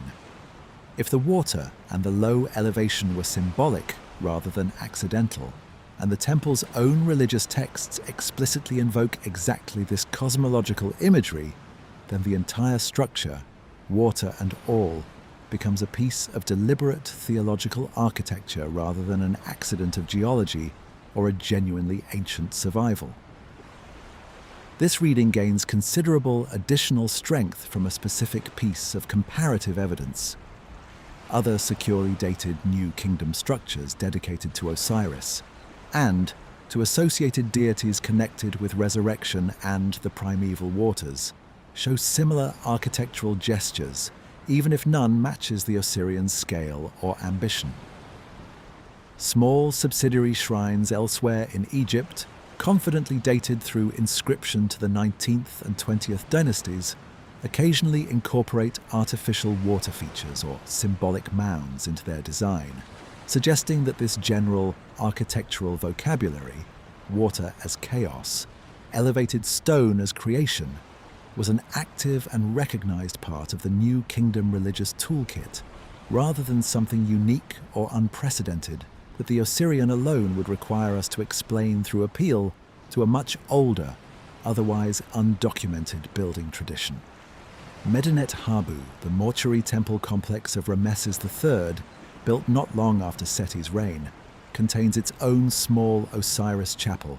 with features that later Egyptian religious texts describe in language echoing the primeval mound concept, complete with its own modest water basin, fed by channels connected to a nearby sacred lake. And while its scale is far more modest than the Osirion, Egyptologists point to it as evidence that the underlying religious architecture vocabulary being invoked at Abydos was neither invented from nothing nor confined to a single anomalous structure. The mainstream case also draws real strength from the architectural relationship between the Osirion and Seti's temple directly above it, a relationship we touched on earlier, but which deserves fuller treatment here. The temple's unusual L-shaped floor plan is not, on the mainstream reading, evidence that builders were working around a pre-existing older structure they wished to preserve. It is read instead as evidence of a single, unified design conceived from the outset to incorporate both elements, the decorated temple above and the megalithic Osirion below, as two halves of one integrated religious complex, each serving a distinct symbolic function. Architectural historians studying the site have noted that the temple's foundation, drainage channels, and even certain structural load-bearing elements appear, on close inspection using modern surveying techniques unavailable to Murray's original team, to be engineered with specific awareness of the Osirion's presence beneath and behind it, rather than simply built oblivious to, or in ignorance of, an older structure that happened to already occupy that ground. If the Osirion had genuinely predated the temple by more than a millennium, on this reading, we might reasonably expect to find more evidence of retrofitting, of awkward adjustment, of a design compromise forced by an inconvenient existing structure, rather than the seamless, purposeful integration that specialists studying the site's foundations have generally reported finding. The temple above represents the living cult of Osiris, the site of ongoing ritual, offering, and royal devotion, decorated accordingly with scenes of that ongoing religious life. The Osirion below represents Osiris's tomb itself, the mythological burial place of the god, and cenotaph architecture throughout Egyptian history consistently favored a starker, more solemn, less decorated style, precisely because it was meant to evoke death, burial, and the underworld rather than the vibrant, living world of active temple ritual taking place above ground. Under this reading, the contrast between the two structures is not an anomaly requiring explanation. It is the entire point of the design. This cenotaph interpretation deserves to be taken seriously on its own considerable merits, because Egypt has other well-documented examples of symbolic tomb architecture built for a living purpose rather than an actual burial. The clearest and most extensively studied Egyptian cenotaph tradition comes from Abydos itself, where, as we touched on in an earlier part, generations of Middle Kingdom pharaohs who were physically buried elsewhere, often at their own pyramid complexes near Memphis or the Fayum, nonetheless constructed symbolic tombs and memorial chapels at this specific site, simply to be ritually associated with Osiris's burial ground. Senwosret III, a 12th dynasty king whose actual tomb sits at Dashur, built an enormous subterranean cenotaph complex at Abydos that some archaeologists have described as more elaborate than his genuine burial monument, complete with its own descending corridors and chambers cut deep into the desert bedrock, suggesting that symbolic proximity to Osiris carried religious weight that could, in certain cases, rival or even exceed the importance Egyptians placed on the location of an actual physical burial. If Seti I, working within this well-established local tradition centuries later, chose to build his own version of a symbolic Osiris tomb directly behind his temple, the impulse would have been anything but unprecedented. It would have placed him squarely within one of Abydos's oldest and most continuously practiced religious customs. The most famous parallel beyond Abydos itself is the Osirion complex, constructed at Karnak centuries later, known from inscriptions as a place where annual rituals reenacting the god's death and resurrection took place, without any actual physical burial occurring there. That Karnak structure, considerably later and considerably better documented through surviving temple records, gives Egyptologists a clear, securely dated example of exactly the kind of ritual architecture the mainstream reading proposes for Seti's Osirion. A monument built specifically to host reenactment ceremonies of Osiris's mythological death, dismemberment by his brother Set, and eventual resurrection through the efforts of his wife Isis, rather than to hold or commemorate a genuine burial. The mystery play tradition itself is documented on a stela from the Middle Kingdom official el-Qa'ab, who left a detailed inscription describing his personal role in leading the annual Abydos festival procession, giving Egyptologists rare direct textual confirmation that these dramatic reenactments were a genuine, organized and long-running feature of religious life at this exact site centuries before Seti's reign even began. If Seti's Osirion served a comparable ritual function, connected to Abydos's already ancient tradition of Osiris worship, and to the annual mystery plays reenacting his death and rebirth that we know were performed at this site since at least the Middle Kingdom, its stark, tomb-like, deliberately archaic styling becomes not merely explicable but, in some readings, almost expected, since a monument meant to evoke death, and the underworld would naturally have avoided the bright, living world decorative program used everywhere else throughout the complex above it. There is a further, more technical argument mainstream Egyptologists raise concerning the granite jointing technique itself, which deserves fair treatment rather than dismissal. While it is true that this specific monolithic pier construction method does not appear commonly elsewhere in securely dated New Kingdom architecture, some specialists argue this absence reflects economic and logistical choice rather than lost capability. Megalithic granite construction of this kind was always extraordinarily expensive and labor-intensive, even at the height of Old Kingdom resources, requiring not just skilled quarrymen at Aswan, but an enormous supporting apparatus of transport workers, provisioning and specialized masons capable of the final precision fitting, an apparatus that Old Kingdom Egypt, with its vast state resources devoted almost singularly to royal pyramid construction, could mobilize more readily than most other periods of Egyptian history. New Kingdom Egypt, while wealthy, generally directed its resources toward different priorities: the vast painted hypostyle halls, the towering pylons, the extensive relief programs that we see throughout Seti's own temple above the Osirion, along with an enormous investment in royal tomb construction in the Valley of the Kings, a project that itself consumed considerable skilled labor and resources every single year of a king's reign. On this reading, the rarity of monolithic granite pier construction in the New Kingdom reflects a change in religious and artistic priorities and resource allocation, not a genuine loss of the underlying engineering knowledge, which specialized royal workshops, drawing on generations of accumulated Aswan quarrying experience that continued in active use throughout Egyptian history for obelisks, sarcophagi, and colossal statuary, could plausibly have retained and deployed selectively for a project, like the Osirion, specifically designed to require it. It is worth adding one further supporting thread to this argument concerning the workforce itself.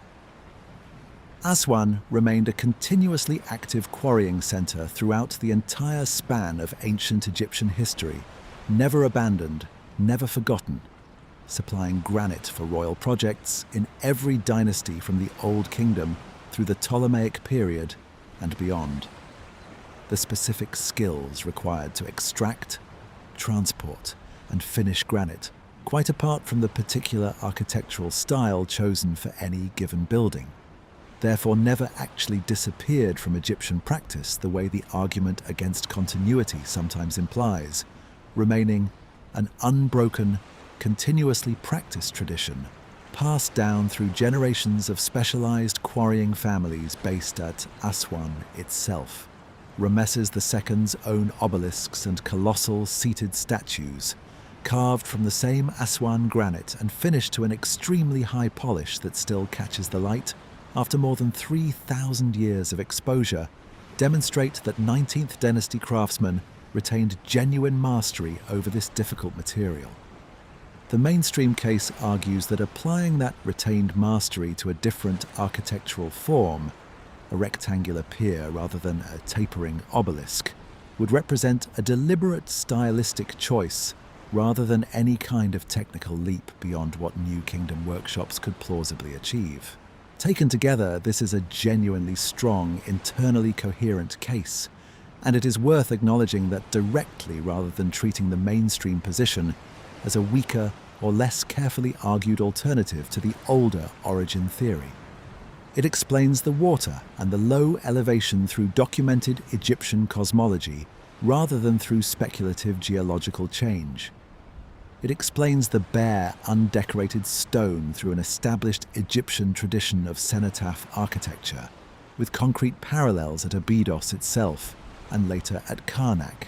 rather than through an unexplained architectural survival with no clear textual footprint anywhere in the historical record.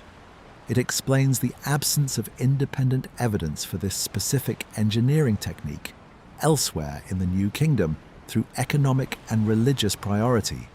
rather than through a mysterious, unexplained capability gap that would otherwise need its own separate explanation.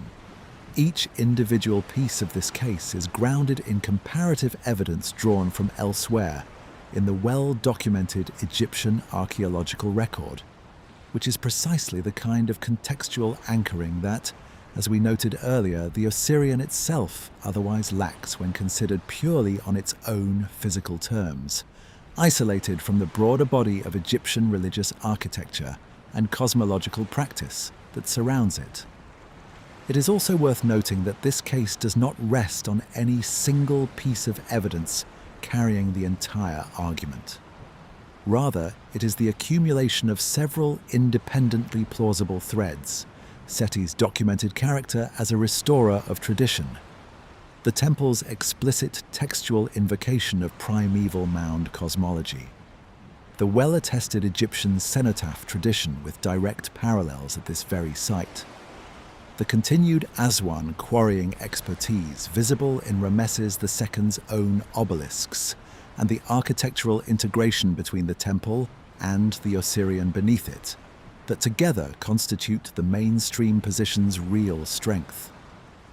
No one thread would necessarily carry the argument alone in isolation, but taken as a whole, they form a case that most working Egyptologists today find considerably more persuasive than any currently available alternative. And yet, as strong as this case genuinely is, it has not persuaded every serious researcher who has examined the site closely, and it would be dishonest to present it here as though the matter were fully settled. Even researchers who ultimately favor the mainstream dating tend to acknowledge that certain specific details, the total absence of any dedicatory inscription anywhere on the Osirion's core structure, the complete lack of any surviving expedition record documenting this particular granite transport, and the precise engineering match to a construction technique otherwise absent from 1,200 years of New Kingdom architecture, remain genuinely difficult to explain away entirely, even within an otherwise persuasive overall framework. And it is exactly this honest residue of difficulty, rather than any dramatic single counterproof, that keeps the debate alive among careful scholars rather than settled in the mainstream's favor by consensus alone.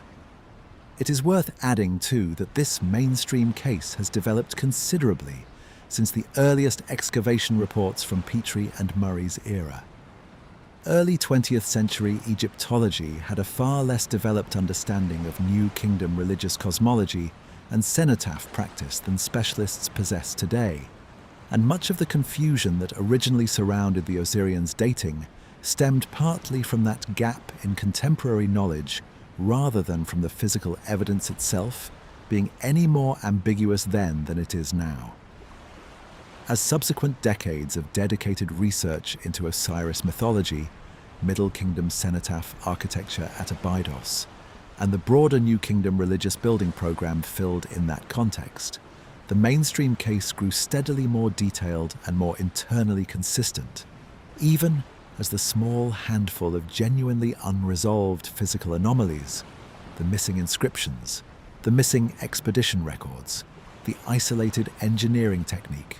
remained just as stubbornly present as they were when Murray first pumped the water out of that pit in 1903. It is worth being clear in closing this part about exactly how much weight the mainstream case genuinely carries. This is not a minority position propped up mainly by institutional inertia or a reluctance to consider alternatives. It is the considered, evidence-based conclusion of the great majority of specialists who have devoted careers to studying New Kingdom religious architecture, Osiris theology, and the specific archaeological record at Abydos itself, built from multiple, independently corroborating lines of evidence, rather than resting on any single assumption. Any honest treatment of the Osirian has to reckon with that weight before turning, as we will now, to the specific places where the case still leaves room for genuine, good faith disagreement. Having now built the mainstream case as completely and as fairly as it deserves, in the strongest form its own proponents would recognize and endorse, we are ready to turn, in the next part, to the specific points where this reading strains hardest against the physical evidence, and to the researchers, both inside and outside mainstream Egyptology, who remain genuinely unconvinced. Having built the mainstream case as fully and as fairly as it deserves, it is time to give equal, careful attention to the researchers who remain unconvinced, because dismissing their position as fringe speculation would badly misrepresent both the history of this debate and the caliber of some of the people who have raised it. This is not a case of amateur enthusiasts pitted against trained professionals in any simple sense. Some of the strongest doubts about the Osirians' conventional dating have come from within Egyptology itself, from geologists working alongside archaeologists on joint site surveys, and from engineers with direct hands-on experience studying ancient stoneworking techniques at quarries and construction sites around the world, not merely from armchair theorists working from photographs alone. It is worth naming this range of backgrounds explicitly, because one of the more persistent myths about this debate, repeated often enough in casual online discussion that it has taken on a life of its own, is that questioning the Osirians' conventional dating is purely the territory of untrained enthusiasts working entirely outside legitimate scholarship. The actual record is more complicated and considerably more interesting than that dismissive framing allows. Early excavators working directly on the site, including some connected to Petrie's own circle of trained field archaeologists, recorded their own reservations about the stylistic mismatch in published field reports, decades before the debate became associated with more speculative popular media. Later, geologists brought in specifically to study weathering patterns and structural stability, rather than to advocate for any particular chronological theory, have independently raised questions about the site's water table history that sit entirely apart from any broader claims about lost civilizations. And engineers with professional experience in large-scale stone construction, evaluating the Osirians' fitting techniques purely from a technical standpoint independent of any archaeological theory, have noted the same specific engineering discontinuity that Egyptologists themselves, publishing in mainstream peer-reviewed venues, have struggled to fully account for. It is worth naming, too, that this pattern of cross-disciplinary convergence is unusual enough in the broader landscape of contested archaeology to merit particular attention. Most alternative dating claims about ancient sites originate from a single discipline or a single interested party and struggle to gain any real traction outside that narrow circle. The Osirion debate has instead drawn sustained, independent attention from archaeology, geology, and engineering simultaneously. Each discipline raising broadly compatible concerns using entirely different methods and entirely different bodies of evidence gathered independently of one another, which is precisely the kind of independent corroboration that careful researchers in any field are trained to take seriously rather than dismiss out of hand. The clearest starting point is the engineering objection we have already touched on, but it deserves to be stated here in its strongest form rather than its weakest, since the strength of this specific point is, by most honest accounts, the single strongest plank in the entire counter-argument. The specific technique used to construct the Osirion's central hall,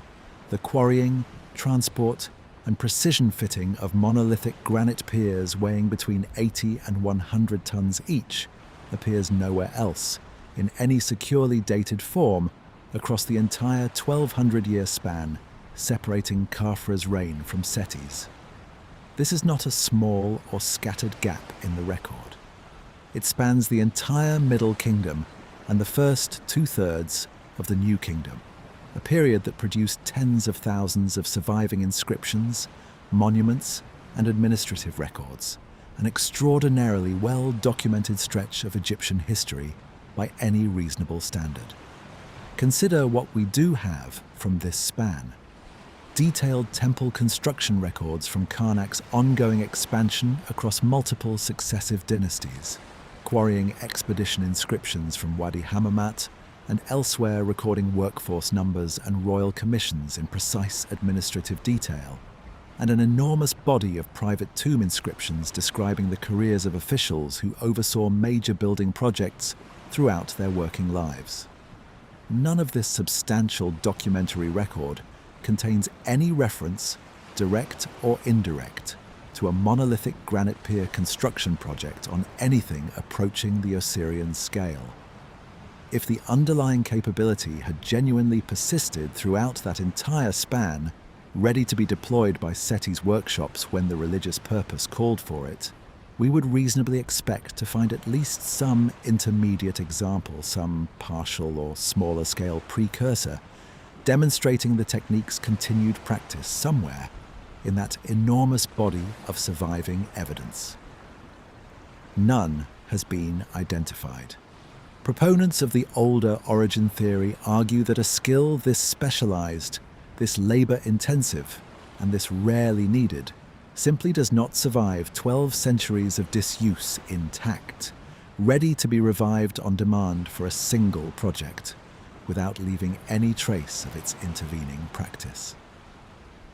The mainstream response to this objection, that the skill persisted within specialized royal workshops, even without leaving a documentary trace, is not unreasonable on its face. But critics point out that this response is essentially unfalsifiable as currently framed. Any absence of evidence for continued practice can always be explained by appeal to undocumented specialist knowledge, and there is no independent way to test whether that explanation is true or whether it is simply the most convenient way to preserve the conventional dating in the face of an otherwise awkward gap. This is worth taking seriously as a genuine point about methodology, as much as about Egyptology specifically. An explanation that can absorb any amount of contrary evidence without becoming falsifiable is, by the normal standards of careful historical reasoning, a weaker explanation than one that makes testable predictions, even when it happens to be defended by the majority of specialists in a field. It is worth being clear about what this methodological point does and does not establish. It does not prove the older origin theory correct. Unfalsifiability is a critique of how an argument is currently structured, not evidence against the underlying position the argument defends. A claim can be true and still be defended at any given moment, using reasoning that happens to be weak or difficult to test. But it does mean that anyone presenting the mainstream position as fully settled, closed, and beyond reasonable challenge is overstating the actual epistemic situation. And it is worth holding that distinction clearly in mind as we move through the remaining evidence in this part. The geological argument concerning the water table and the depth at which the Osirion sits deserves similarly serious treatment. Several geologists who have examined the site, working independently of the more speculative alternative history circles that often get associated with this argument, have pointed out that the Nile Valley's water table and surrounding land levels have shifted measurably over the multi-thousand-year span of Egyptian history, driven by changes in the river's course, sedimentation patterns, and broader climatic shifts across the region. The Nile itself has migrated within its floodplain repeatedly over the millennia. A well-documented geological process visible in satellite imagery and confirmed through core sampling at multiple sites along the river's length. And changes of this kind can meaningfully alter local groundwater conditions at sites that sit some distance from the current riverbed, as Abydos does, a fact that makes the water table question genuinely open rather than a simple matter of measuring today's conditions and assuming they held constant across 3,000 years. If the Osirion was originally built at a depth that placed it comfortably above the contemporary water table, as would be structurally sensible for any large stone building project undertaken by engineers competent enough to achieve the precision fitting visible throughout the structure, and the water table has since risen relative to the structure over an extended period, that would imply a construction date considerably earlier than the roughly 3,200 years since Seti I's reign. Since Egyptological studies of regional water table change generally do not support a shift large enough to fully explain the Osirion's current flooding within only the New Kingdom period, and afterward alone. It would be a strange design choice, proponents of this view argue, for skilled Egyptian engineers, fully capable of the precision fitting visible throughout the structure, to deliberately build a major religious structure in a location they knew would flood permanently and immediately upon completion, when the surrounding terrain at Abydos offered ample higher ground within easy reach for a project of this ambition and expense. This argument is not without its own genuine problems, and it is worth naming them directly rather than letting it stand unchallenged. Water table studies for the Abydos region specifically remain limited, and much of the broader Nile Valley hydrological data researchers draw on comes from sites considerably downstream, near the delta or around Luxor and Thebes, where conditions differ meaningfully from the specific local geology at Abydos, including differences in soil composition, distance from the current riverbed, and the particular pattern of ancient canal and irrigation works that have altered local drainage in ways that are difficult to reconstruct with precision from the archaeological record alone. Critics of the older origin theory correctly point out that extrapolating general regional water table trends to this one specific location, without site-specific hydrological survey data of the kind that would require extensive modern drilling and monitoring equipment not yet deployed comprehensively at Abydos, is methodologically shaky in both directions. It is used by older origin proponents to argue for a significantly older date, but the data currently available is not really precise enough to support that argument with real statistical confidence, any more than it definitively rules the possibility out. This is a case where more rigorous, dedicated fieldwork, rather than argument from existing incomplete data, would likely do more than anything else to move this specific piece of the debate toward genuine resolution. And it is worth noting that no such comprehensive site-specific hydrological survey has yet been conducted or published, leaving this particular question in a state of frustrating but honest scientific limbo, one that further investment in fieldwork could plausibly resolve within a matter of years, rather than remaining permanently unanswerable. A further, more specific piece of evidence favoured by researchers who question the conventional dating concerns, the tool marks visible on portions of the Osirion's granite surfaces. Several independent examinations conducted by people with direct professional experience in stone carving and quarrying, rather than purely academic training, have described certain cut marks and surface finishes on the Osirion's blocks as more consistent with techniques associated with Old Kingdom tool use than with the tools documented as standard in New Kingdom quarrying and stoneworking. Old Kingdom granite, working based on surviving tool fragments and unfinished blocks found at Aswan quarries themselves, relied heavily on stone pounders, specifically hard dolerite hammerstones, used to gradually pulverize and shape the granite surface through repeated percussive blows. A slow, labor-intensive process that leaves a distinctive surface texture under close examination by anyone trained to recognize it. New Kingdom stoneworking, by contrast, increasingly incorporated copper and eventually bronze tools for finer finishing work, particularly for inscribed surfaces, which some researchers argue would tend to leave a different, more distinctive tool signature than the pounding technique associated with Old Kingdom megalithic construction. This claim remains genuinely contested within the relevant specialist communities, and it has not achieved anything like consensus even among researchers otherwise sympathetic to an older dating for the structure as a whole. Egyptological tool mark analysis is a comparatively young and still developing subfield of the wider discipline, and the confidence intervals around identifying a specific tool use period from surface marks alone remain wide enough that this particular line of evidence is probably better described as suggestive than as conclusive, a characterization that fair-minded researchers on both sides of the broader debate have generally accepted without much dispute. It is worth stepping back at this point to summarize what these counter-arguments do and do not accomplish collectively. None of them, individually or combined, constitutes definitive proof that the Osirion predates Seti I's reign by more than 1,000 years. What they do accomplish, cumulatively, is a genuine, evidence-grounded challenge to the confidence with which the mainstream position is sometimes presented, particularly in popular science writing,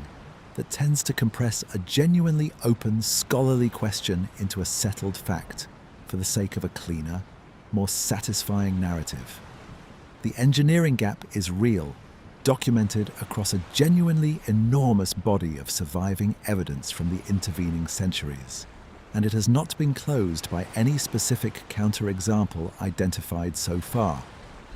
The water table argument, while imprecise and hampered by the absence of dedicated site-specific hydrological study, raises a legitimate question that current data cannot fully resolve either way, rather than being a settled point in either direction. The tool mark evidence remains suggestive rather than conclusive, but has not been definitively refuted either, and further study using more rigorous, standardized methodology could plausibly move this specific thread of the argument meaningfully in either direction as the underlying subfield matures. It is worth pausing too to place this specific debate within the wider landscape of contested ancient sites, if only to clarify what makes the Osirion's case distinctive.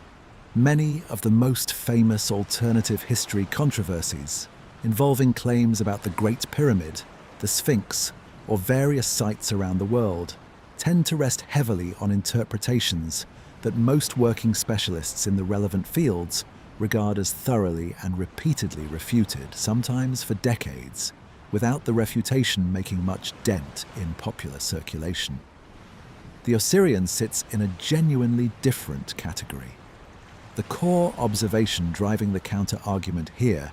that its construction technique does not match its assigned building period, is not a refuted claim awaiting popular correction. It is a live, acknowledged puzzle that specialists on both sides of the mainstream divide continue to discuss in good faith, in peer-reviewed venues as well as popular ones, precisely because the underlying evidence genuinely does not resolve cleanly in either direction using currently available methods. That distinction matters enormously for how much weight a careful, honest viewer should give to the different claims made about different contested sites around the ancient world. And it is one of the reasons the Osirion earned its place in this particular video, rather than a more thoroughly settled anomaly that would not deserve the same even-handed treatment. Some popular treatments of the Osirion, particularly in television documentaries and online content produced for entertainment rather than careful scholarship, have taken these genuinely open questions and stretched them into far more dramatic claims than the underlying evidence supports, invoking lost civilizations, advanced ancient technology, or deliberate historical suppression by mainstream academics protecting an entrenched consensus.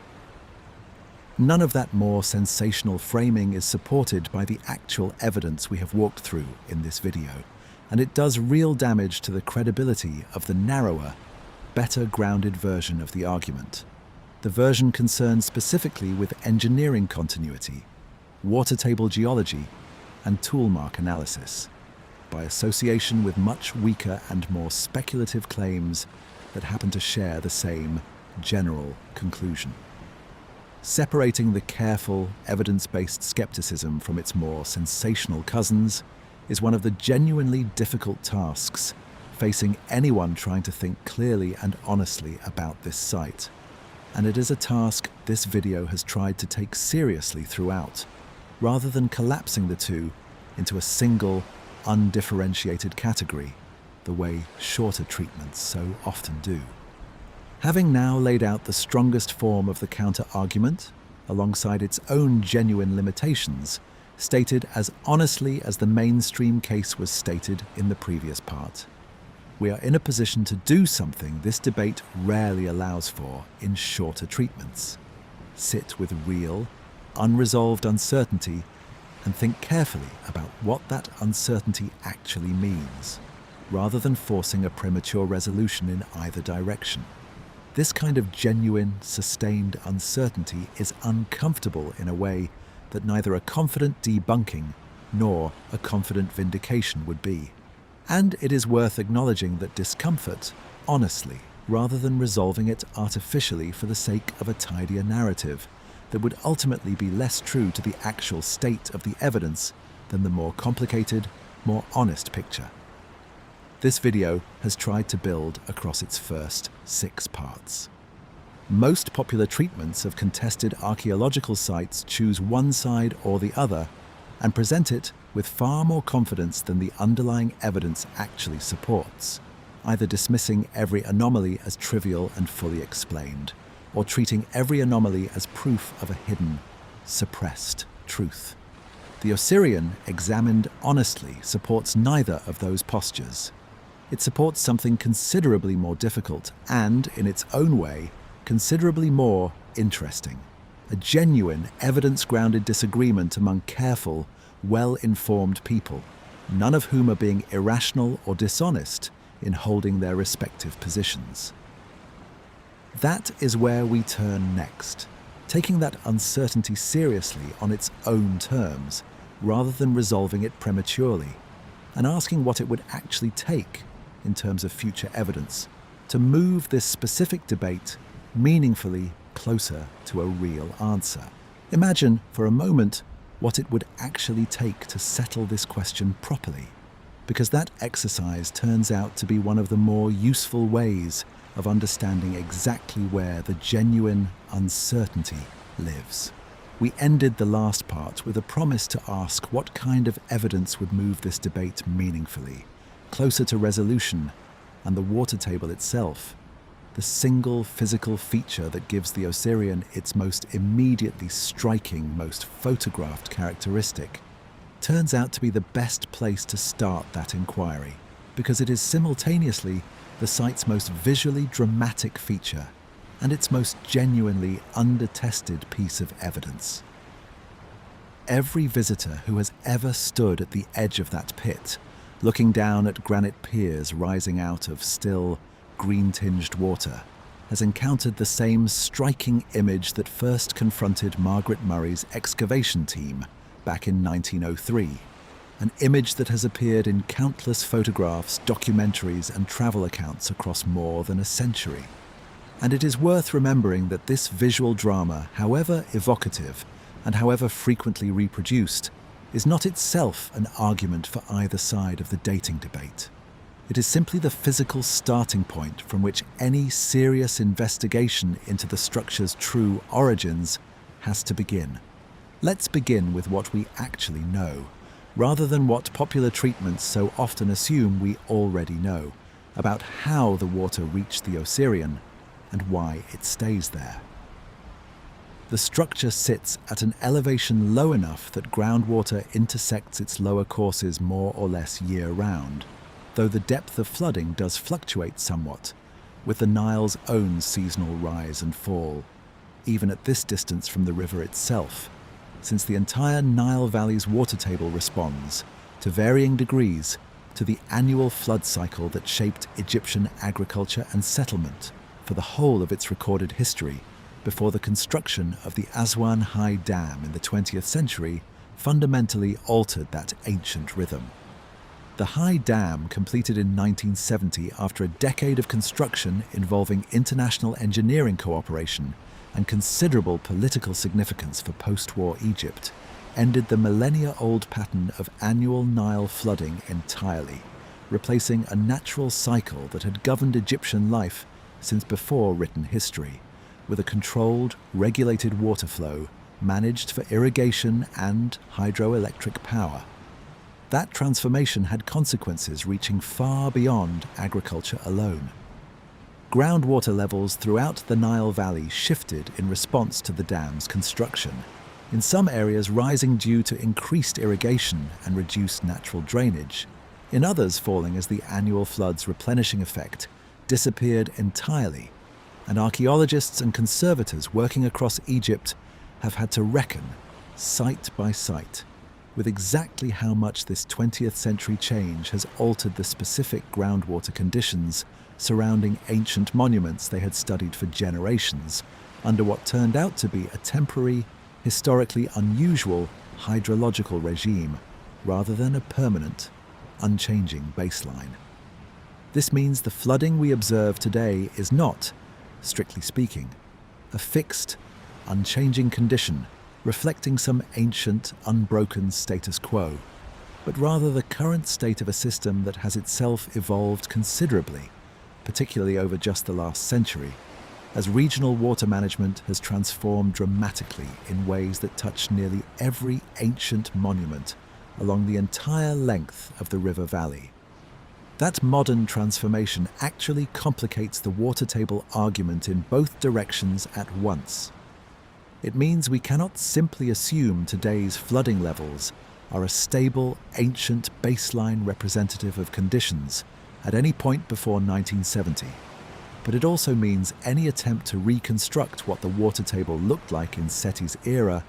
or in a hypothetical earlier period claimed by the older origin theory, has to account for a genuinely complicated, multi-layered history of change, rather than treating groundwater levels as some kind of fixed geological constant that simply rose or fell in a single, easily modeled direction across 3,000 years. This is precisely the kind of complication that a dedicated, site-specific hydrological survey could help untangle,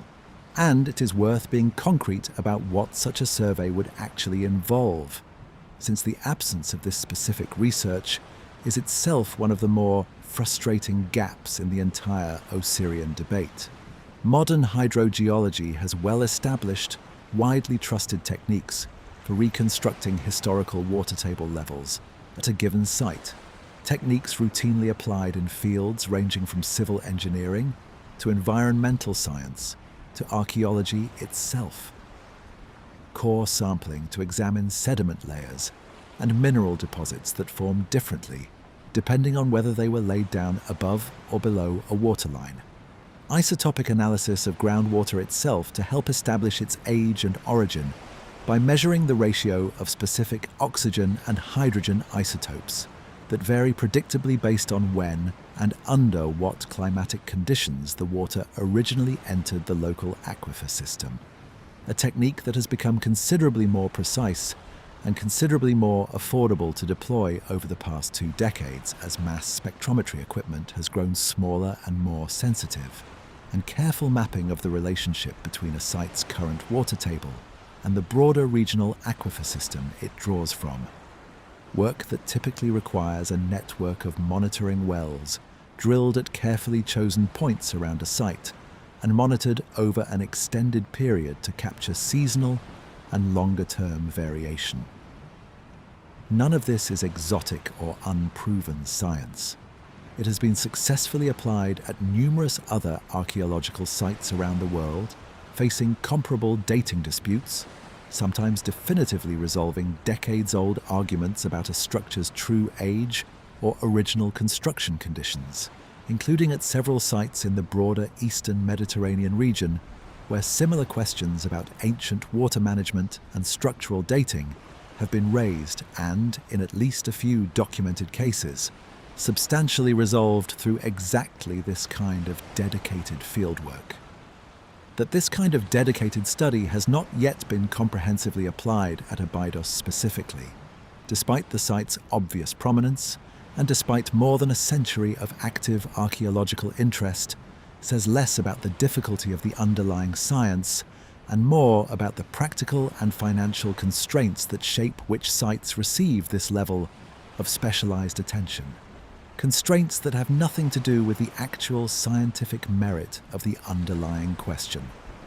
It is worth being honest, too, about why this gap persists,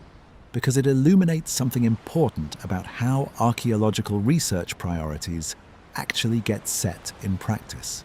often for reasons that have very little to do with the intrinsic interest or importance of a given unresolved question.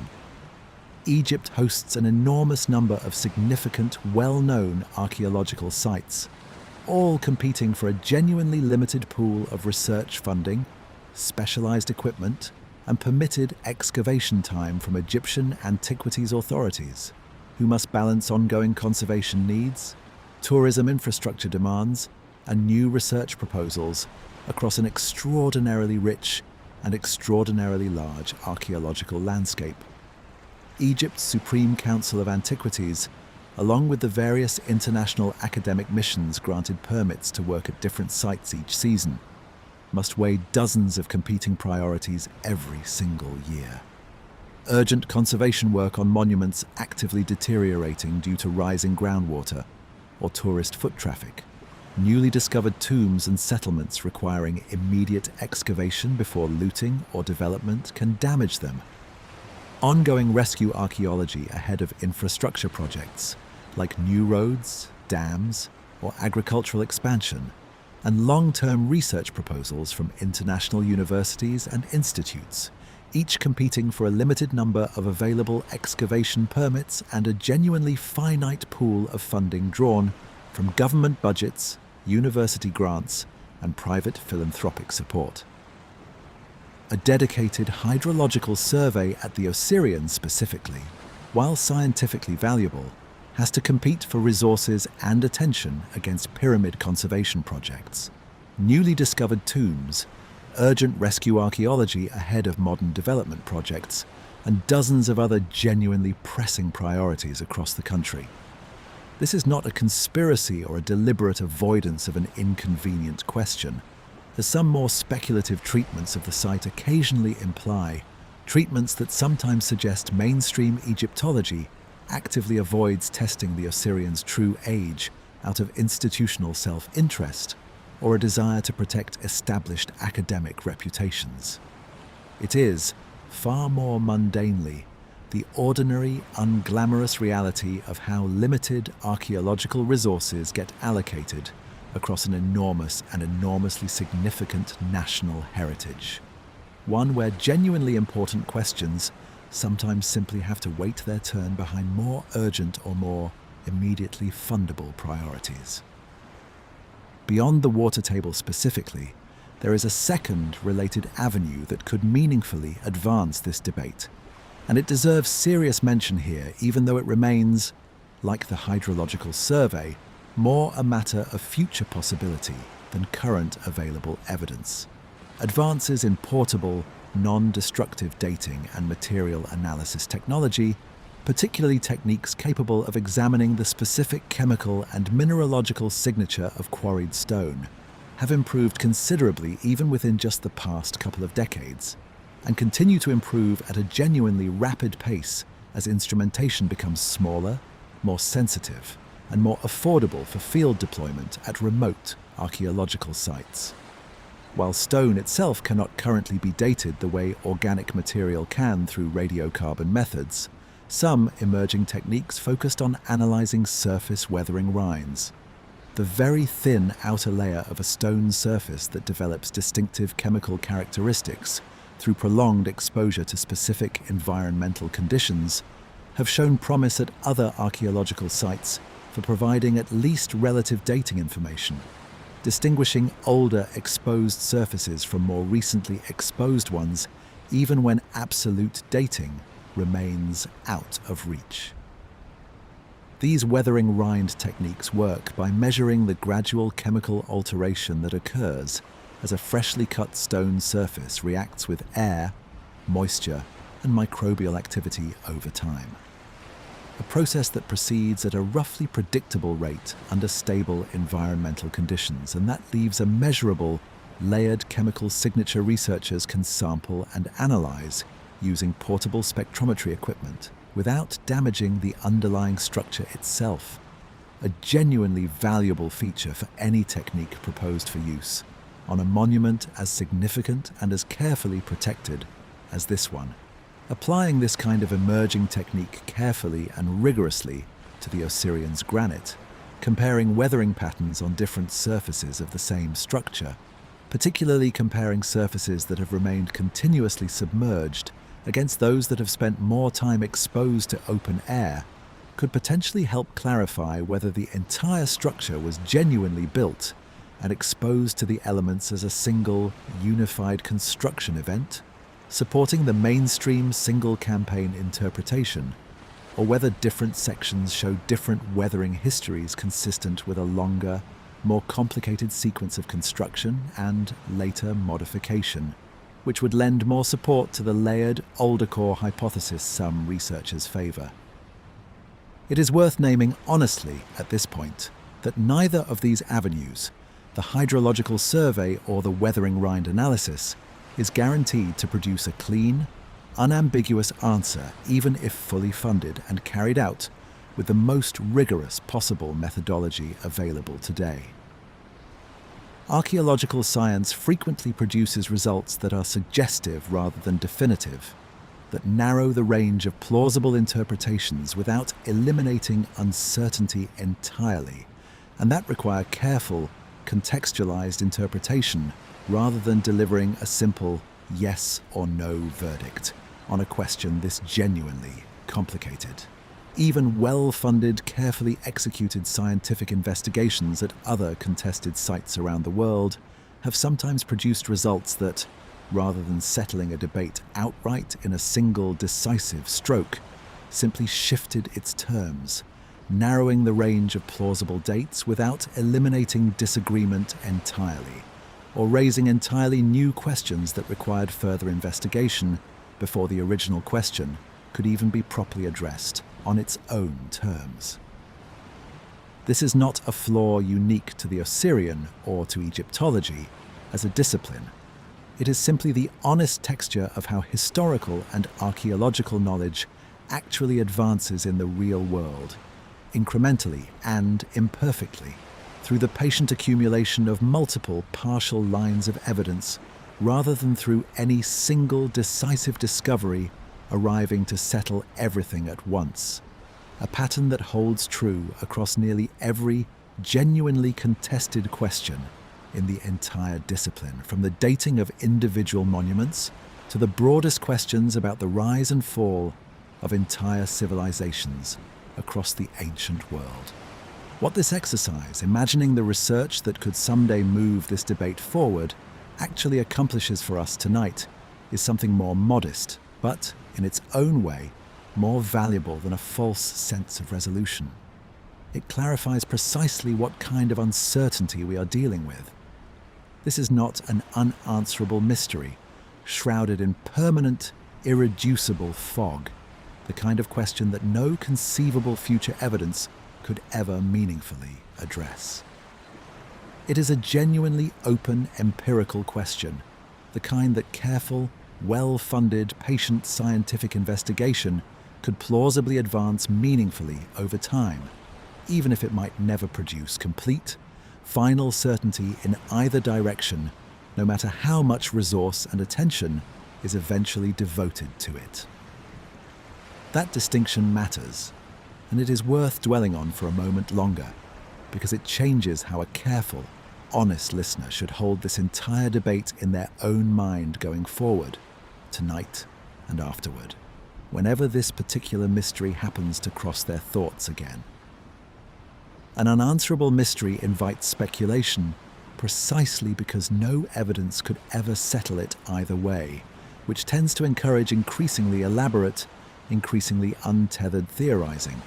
since nothing can ever come along to correct course. A genuinely open empirical question invites something quite different: patience, continued investigation, a willingness to update one's view as new evidence eventually arrives from whatever direction it happens to come, and an honest acknowledgement, in the meantime, that reasonable, well-informed people looking at the same currently available evidence can still arrive at different conclusions about where the balance of probability currently sits, without either side needing to be dismissed as irrational, dishonest, or acting in bad faith. It is also worth mentioning a specific comparative example, since it helps ground this discussion in something more concrete than abstract possibility. At several megalithic sites in the Eastern Mediterranean and Near East, researchers facing broadly similar disputes over construction dating, cases involving stonework whose stylistic and material evidence pointed in different directions, depending on which specific feature was examined, have successfully used combined geological and material science approaches to narrow, and in a handful of well-documented cases essentially resolve, long-standing chronological disagreements that had persisted for decades using only traditional archaeological methods alone. These successes typically required exactly the kind of dedicated, multi-year, purpose-funded research program described above, assembled specifically to address one clearly defined dating question rather than folded into broader ongoing excavation work, which is precisely the model that a genuinely conclusive Osirion investigation would likely need to follow if it were ever undertaken with the seriousness the question deserves. Abydos does receive ongoing archaeological attention, and the site has not been neglected in any absolute sense. Several international missions continue active work in the broader necropolis, and conservation efforts at the Seti I temple itself remain ongoing given the building's fragility and its enormous importance to Egyptian cultural heritage and tourism. The gap under discussion here is narrower and more specific. A dedicated, purpose-built hydrological and material science investigation focused specifically on resolving the Osirion's dating question rather than general conservation or continued excavation elsewhere on the broader site. That kind of narrowly targeted, hypothesis-driven scientific study is a genuinely different undertaking from ordinary ongoing site maintenance and broader archaeological survey work, requiring its own dedicated funding proposal, its own specialized research team, and its own multi-year commitment, which is precisely the kind of focused investment that has, so far, simply not materialized for this particular question, even as other forms of attention and investment at Abydos have continued steadily across the decades. It is worth adding briefly that this same tension between scientific ambition and practical resource limits shows up throughout Egyptology more broadly, not just at Abydos. Many well-known open questions across Egyptian archaeology, from unexplained construction techniques at other sites to unresolved questions about specific royal burials, persist not because the scientific community lacks the tools or the interest to investigate them, but because Egypt's archaeological landscape is so extraordinarily dense with significant competing priorities that any individual question, however genuinely interesting, has to wait its turn behind whatever combination of conservation urgency, funding availability, and research permitting happens to align in a given year. The Osirion is far from unique in this respect, and recognizing that pattern helps explain why a debate this old, this well-documented, and this genuinely tractable to modern scientific methods has nonetheless persisted, unresolved, for well over a century. Having walked through what future evidence could plausibly do to advance this specific debate, and having been honest about the practical and scientific limits of even that future evidence, we are ready to turn, in the next part, to a broader question this entire investigation has been building toward. Why a debate over one temple's true age, seemingly a narrow technical dispute among specialists working at a single site in the Egyptian desert, actually carries stakes that reach well beyond archaeology itself? And why that broader significance is worth sitting with carefully, rather than rushing past on our way toward a tidy conclusion this evidence simply does not support. Imagine for a moment why any of this actually matters, beyond the narrow, immediate pleasure of resolving one temple's construction date correctly for its own sake. It is worth asking that question directly and honestly, because the honest answer reaches well past archaeology and into something closer to how we understand the shape of our own history,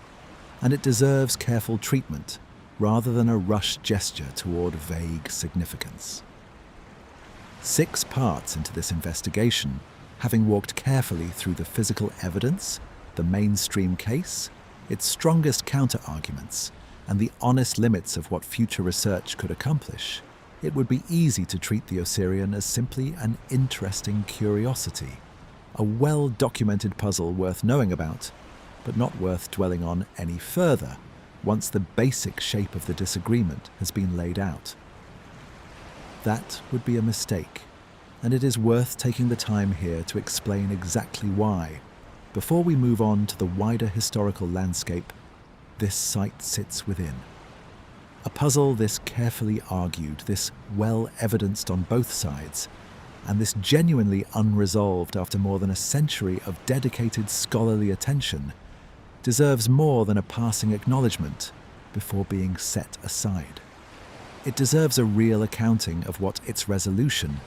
whichever direction it eventually goes, would actually mean for how we understand ancient Egypt and, more broadly, for how we understand the limits of our own historical knowledge more generally across every ancient civilization we study, using similarly incomplete and fragmentary evidence. At the most immediate level, the stakes are simply about getting a specific historical fact right, and that alone would justify the century of careful attention this site has received. Egyptology, like any historical discipline, depends heavily on an accumulated, carefully cross-checked body of correctly dated evidence to build larger arguments about how civilizations developed, how technology and religious practice evolved over time, and how one period genuinely connects to the next. Historians and archaeologists do not typically study individual monuments in isolation.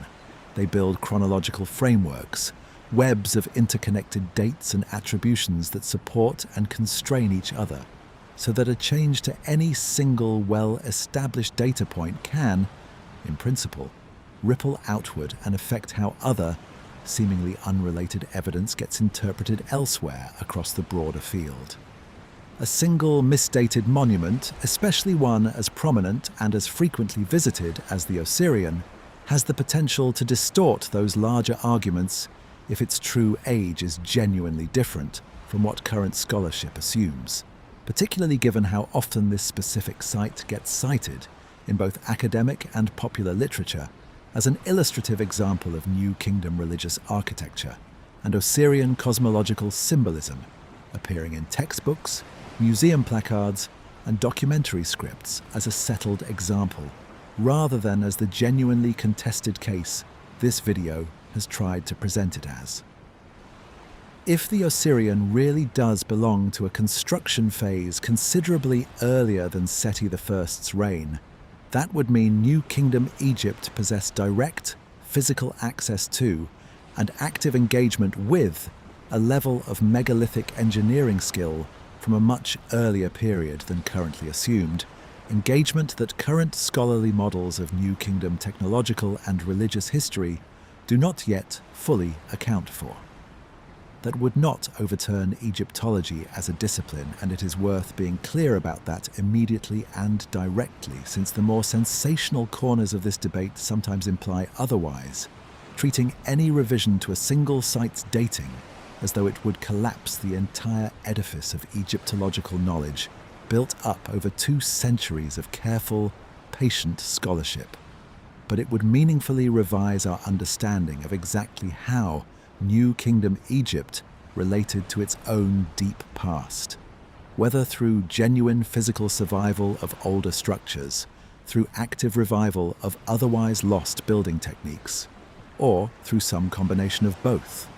And that revision, while modest in the grand scheme of Egyptological knowledge as a whole, would still represent a genuinely significant correction to how specialists understand this particular corner of New Kingdom religious and architectural history. There is a second closely related stake, one that connects directly to the material Arthur's channel has covered in earlier videos about the Great Pyramid itself. If you watched our earlier video walking through the mathematics and construction anomalies associated with the Great Pyramid, you will recall how much genuine scholarly uncertainty still surrounds exactly how Old Kingdom Egyptians achieved the precision visible in that structure's construction, uncertainty that persists even among mainstream Egyptologists who firmly accept the conventional dating and reject any suggestion of external influence or lost advanced technology. That uncertainty is not fringe speculation. It shows up in peer-reviewed engineering and archaeological literature, in ongoing academic debate about the specific logistics of quarrying, transporting, and precisely positioning stones weighing many tons using only the tools, ramps, and labor organization methods currently documented for the period, and in a genuine, still active research effort to reconstruct exactly how Old Kingdom project managers coordinated a workforce of this scale with the kind of precision the finished structure demonstrates. Papyri discovered in recent decades, including administrative logs recording the movement of work crews and supplies during the Great Pyramid's construction, have added genuinely new data to this ongoing reconstruction effort, narrowing some open questions about logistics and workforce organization, even as other, more purely engineering-focused questions about precision stone cutting and placement remain actively debated among specialists who otherwise agree completely on the conventional Old Kingdom dating and Egyptian authorship of the entire project. The debate over the Osirion sits directly adjacent to that broader, ongoing scholarly conversation about Old Kingdom engineering capability, because both debates ultimately hinge on the same underlying question. How did Old Kingdom Egyptians actually achieve results that remain, in certain specific technical respects, difficult to fully explain using only the tools and methods we can directly document from that period? The Great Pyramid's precision alignment and internal granite construction, the Valley Temple's massive, minimally jointed piers, and the Osirion's own granite hall are not three separate mysteries requiring three separate explanations. They may well be facets of a single, broader question about the true extent and true limits of Old Kingdom engineering capability, a question this specific site, more than almost any other in Egypt, sits directly at the center of, precisely because it forces that question to intersect with a completely different period of Egyptian history, a full millennium later,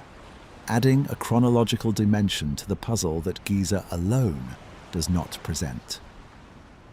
It is worth being careful here because this is exactly the point where measured, evidence-based inquiry can slide into something far less careful if it isn't held to account, and this video has tried, throughout, to model exactly that kind of careful restraint, rather than letting a genuine puzzle balloon into something the evidence cannot actually support. The observation that Old Kingdom Egyptian engineering capability is not fully understood in every technical detail is not, by itself, evidence for anything beyond exactly that. A genuine, acknowledged gap in current scholarly understanding, the kind of gap that exists across essentially every ancient civilization when examined closely and carefully enough, including civilizations whose technological history is otherwise extremely well documented and completely uncontroversial. Roman concrete, for instance, remains a genuinely active area of ongoing materials science research precisely because certain specific properties of its long-term durability are still not fully replicated or fully understood using modern methods, and nobody treats that persistent gap in modern understanding as evidence that Roman engineers had access to some lost, more advanced technology beyond what the historical record otherwise documents. It is worth expanding briefly on that comparison, since it illustrates a broader pattern worth keeping in mind throughout this entire discussion. Ancient technological achievements that remain only partially understood by modern science are not, in themselves, unusual or alarming. They are, if anything, the norm rather than the exception across almost every well-studied ancient civilization. Damascus steel, produced in the medieval Islamic world using techniques that were eventually lost and have only been partially reconstructed by modern metallurgists, studying surviving blades under electron microscopy and other advanced analytical techniques unavailable to earlier generations of researchers, presents a broadly similar pattern. Genuine technical achievement, genuine subsequent loss of specific knowledge, and genuine ongoing scientific effort to understand exactly how it was originally accomplished, all without requiring any appeal to lost civilizations or external intervention to explain the underlying mystery. The pattern recurs often enough across recorded history that it should function as a kind of background expectation. Sophisticated ancient techniques frequently outpace our modern ability to fully reverse engineer them using only the fragmentary evidence and tools that happen to survive, and treating each individual instance of this common pattern as uniquely mysterious rather than recognizing it as a familiar feature of how technical knowledge moves through history tends to generate far more speculation than the underlying facts actually warrant. It is worth adding, before moving on,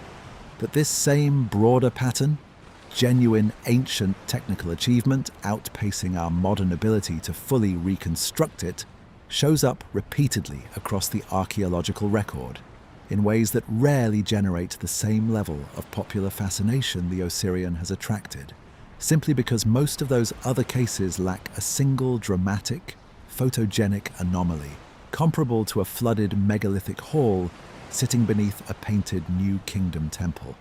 Iron Age glass-making techniques, certain Bronze Age metallurgical alloys, and specific pigment recipes used in ancient wall paintings across multiple civilizations have all, at various points, presented modern researchers with genuine reconstruction challenges that took decades of dedicated experimental archaeology to substantially resolve, and in some cases remain only partially resolved even today. None of these parallel cases generated anything like the popular attention the Osirion has received, not because they are less genuinely puzzling, but simply because they lack the same visually striking, easily narrated presentation that has made the Osirion such fertile ground for both careful scholarship and, unfortunately, considerably less careful popular speculation. The stakes of the Osirion debate are civilizational in the sense that they touch on how well we truly understand human technological and cultural development across deep time, not in the sense that they threaten to overturn the basic, well-established outline of ancient Egyptian history that decades of careful, patient archaeological work, drawing on textual, architectural and material evidence from thousands of individual sites across the entire length of the Nile Valley, have established beyond reasonable doubt. That distinction matters enormously and deserves emphasis for how a careful listener should hold everything this video has presented tonight.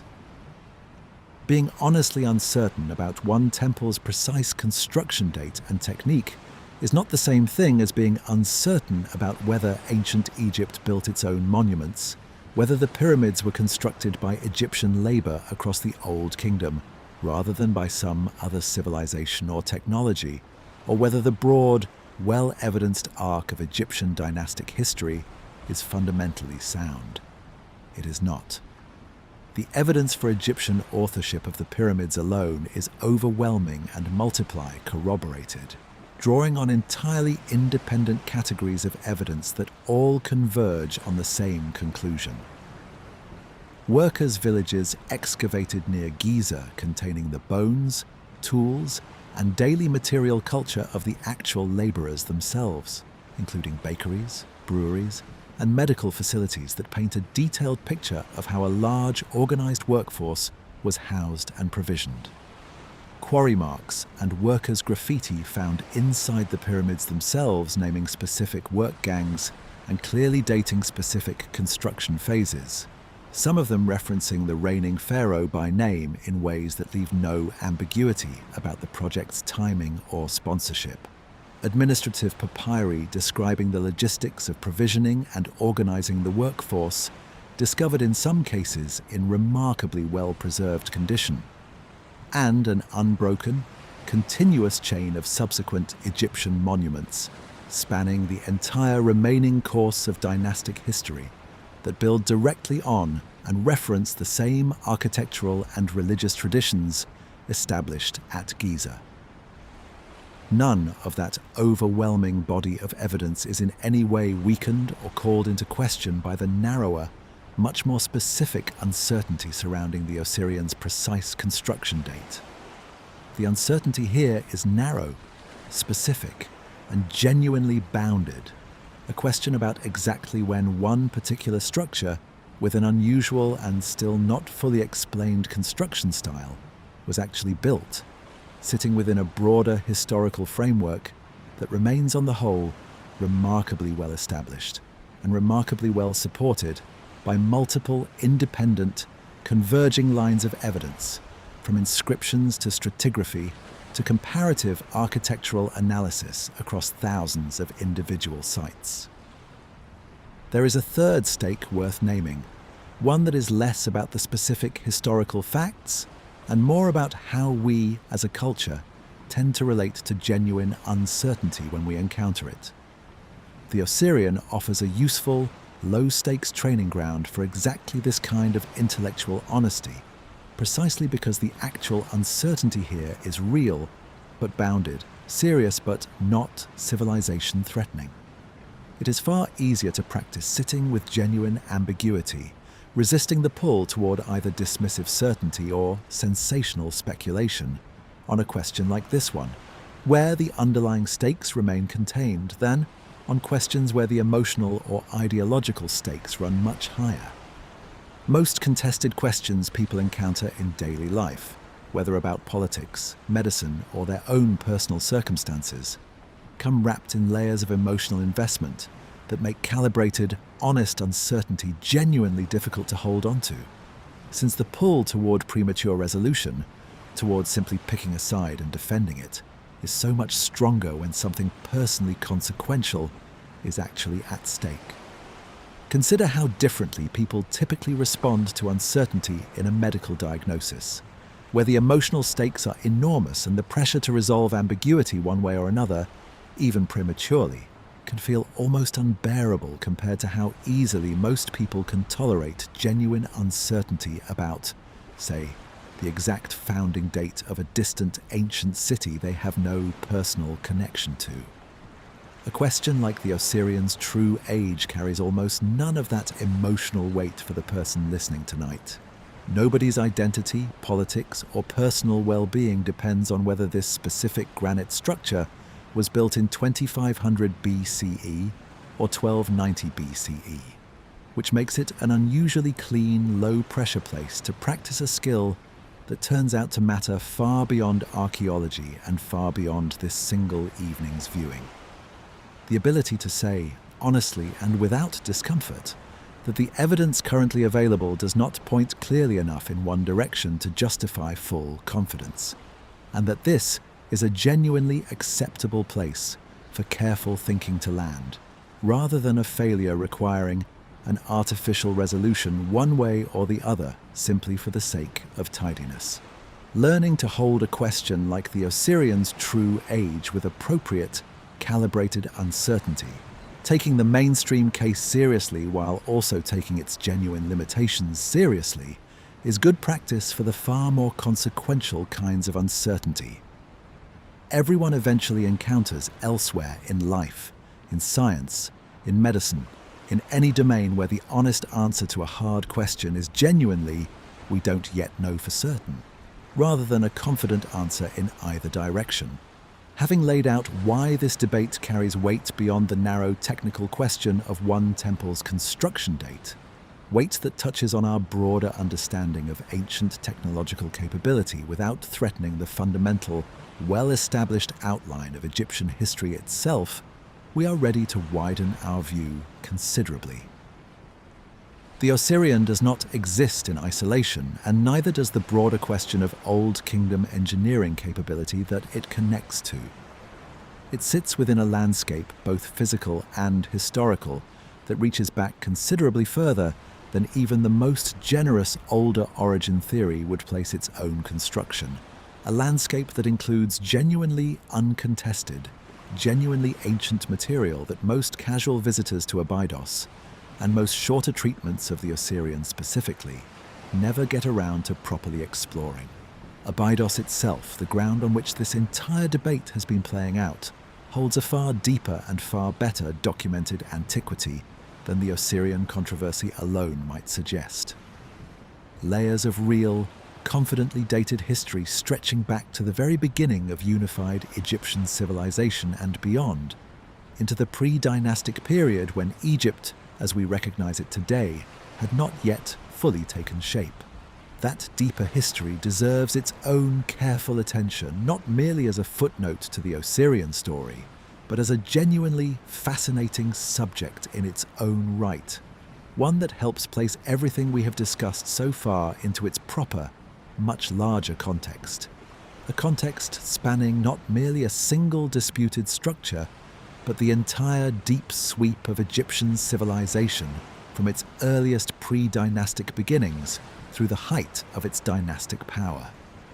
It is time in the next part to properly explore that wider necropolis and the genuinely ancient, genuinely uncontested history it preserves. A history that, in its own quieter way, is every bit as remarkable as the disputed granite chambers that have occupied most of our attention tonight. Imagine walking away from the Osirian entirely now, leaving the flooded granite chambers and their unresolved dating question behind you, and heading instead toward a quieter, sandier stretch of desert about 1.5 miles further from the cultivated edge of the Nile floodplain. This is el-Qa'ab, whose name simply means Mother of Pots in Arabic, a designation earned from the sheer quantity of broken pottery, offerings left by pilgrims across thousands of years that still litters the ground here in places. a physical residue of devotion accumulated across a span of time so long that it is genuinely difficult for a modern visitor to hold in mind all at once. There is nothing photogenic waiting for you at this site. No dramatic flooded hall, no mysterious granite piers, nothing that would draw a documentary crew or a viral photograph the way the Osirion's striking image so reliably does. What el-Qa'ab offers instead is something the Osirion, for all its intrigue, cannot. Genuine, uncontested, confidently dated antiquity, reaching back to the very beginning of Egyptian civilization as we understand it, and in some respects even before that beginning, into a period so early that the very concept of a unified Egyptian state was still taking its first tentative shape. This is the necropolis of Egypt's earliest kings, the burial ground of rulers from what Egyptologists call Dynasty Zero, the shadowy, only partially understood period immediately preceding the formal unification of Egypt under a single crown, and continuing through the first and second dynasties, the earliest periods of unified Egyptian kingship that specialists can document today with real, well-founded confidence. These are not symbolic cenotaphs of the kind we discussed at length in earlier parts of this video. These are, as far as archaeologists can determine through more than a century of careful excavation, genuine burial sites containing the actual remains of rulers who governed Egypt during its very first steps toward becoming the civilization that would eventually build Giza, eventually build Abydos' later temples, and eventually, whatever the true answer to the Osirian question turns out to be, build the structure we have spent 8 parts of this video examining.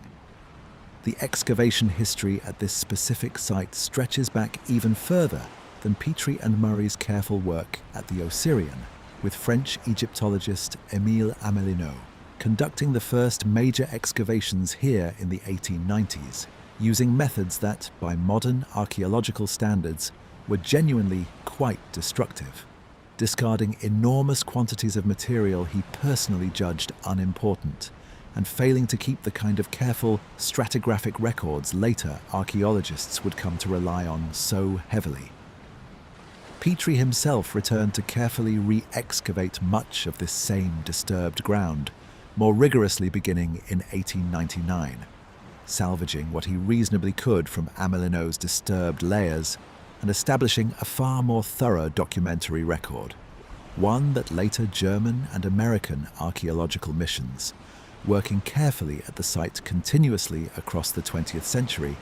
and well into the 21st, have continued to build upon, using progressively more sophisticated excavation and dating techniques, as those methods have themselves advanced. The dating of el-Qa'ab rests on a foundation entirely different from, and considerably more secure than, anything available for the Osirion. And it is worth walking through exactly why, since the contrast illuminates precisely what kind of evidence actually allows Egyptologists to speak with real confidence about a site's age. Unlike the Osirion, the royal tombs at el-Qa'ab contain names, ivory and wooden labels, small tags originally attached to grave goods and offerings, survive in significant numbers, inscribed with some of the very earliest examples of Egyptian writing yet discovered anywhere, predating by centuries the kind of extensive hieroglyphic inscription programs we see covering the walls of temples like Seti's. These early labels are themselves a subject of active, fascinating linguistic research, since they capture Egyptian writing at a genuinely formative stage, before the script had fully standardized into the forms familiar from later periods, giving linguists a rare, precious window into how this entire writing system developed in its earliest, most experimental years, a window that few other ancient civilizations can offer with anything close to this level of direct, physical evidence. These labels record the names of specific kings, some of whom appear on king lists compiled by later Egyptians, including in a detail that connects this ancient necropolis directly back to material we discussed earlier in this video. Kings whose names also appear, centuries later, on the Abydos king list carved into Seti I's own temple. That continuity is worth sitting with for a moment. The very same king list that helped us establish, with real confidence, the date of Seti's temple above the Osirion also reaches back to name rulers buried here at el-Qa'ab, creating a documented, textually confirmed chain connecting Egypt's very earliest kings to the new kingdom pharaoh, whose building program has occupied so much of our attention tonight. A chain spanning close to 2,000 years of continuous, self-referential Egyptian historical memory. Among the names recovered from these tombs is Narmer, a figure most Egyptologists identify as the king responsible for unifying Upper and Lower Egypt into a single kingdom for the first time, traditionally regarded as the founding figure of the entire dynastic period and, in the later Egyptian historical imagination, remembered under the name Menes, an identification that itself remains a subject of careful, ongoing scholarly discussion, but does not undermine the underlying archaeological reality of Narmer's genuine historical existence and reign.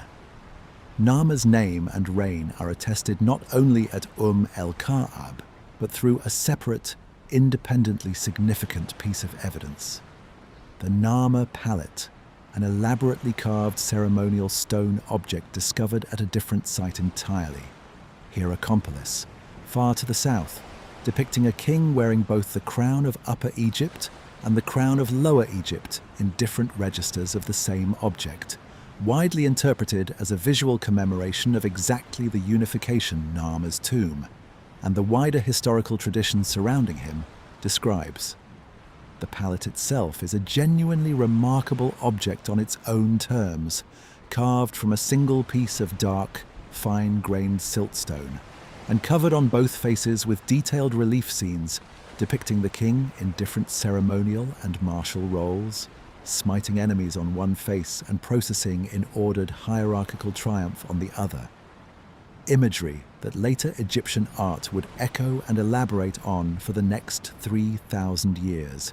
making this single object something close to a founding statement of visual conventions that would define Egyptian royal art for the entire remaining span of the civilization's existence. This is precisely the kind of corroborated, cross-referenced evidence that the Osirion so conspicuously lacks. Independent objects from independent sites, using independent lines of evidence, converging on the same historical figure and the same broad, chronological picture. Exactly the pattern of mutual corroboration that gives Egyptologists real confidence when they encounter it,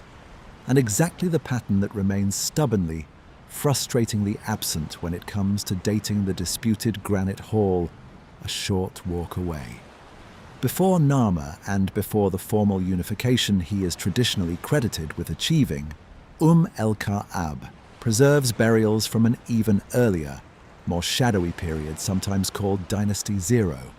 a scholarly convention rather than a term the ancient Egyptians themselves would have recognized,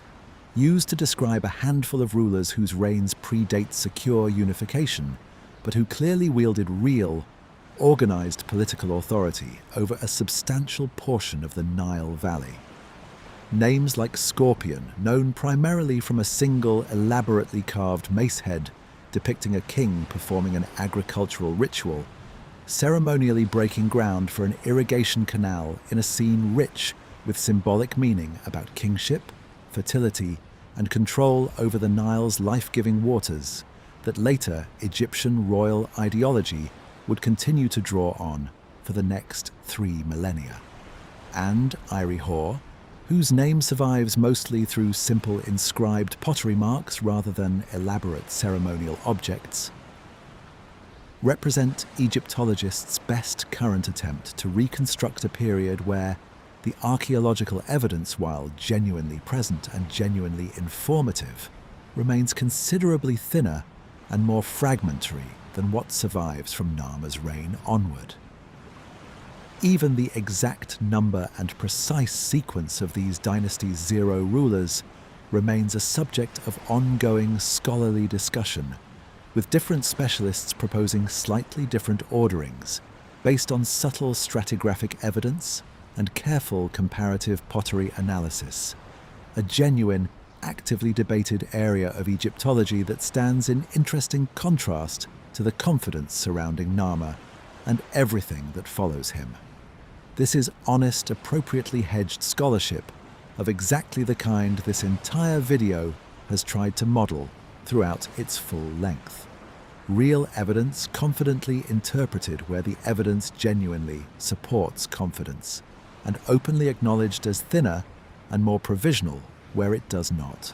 A distinction that matters enormously for understanding how professional Egyptology actually operates day to day,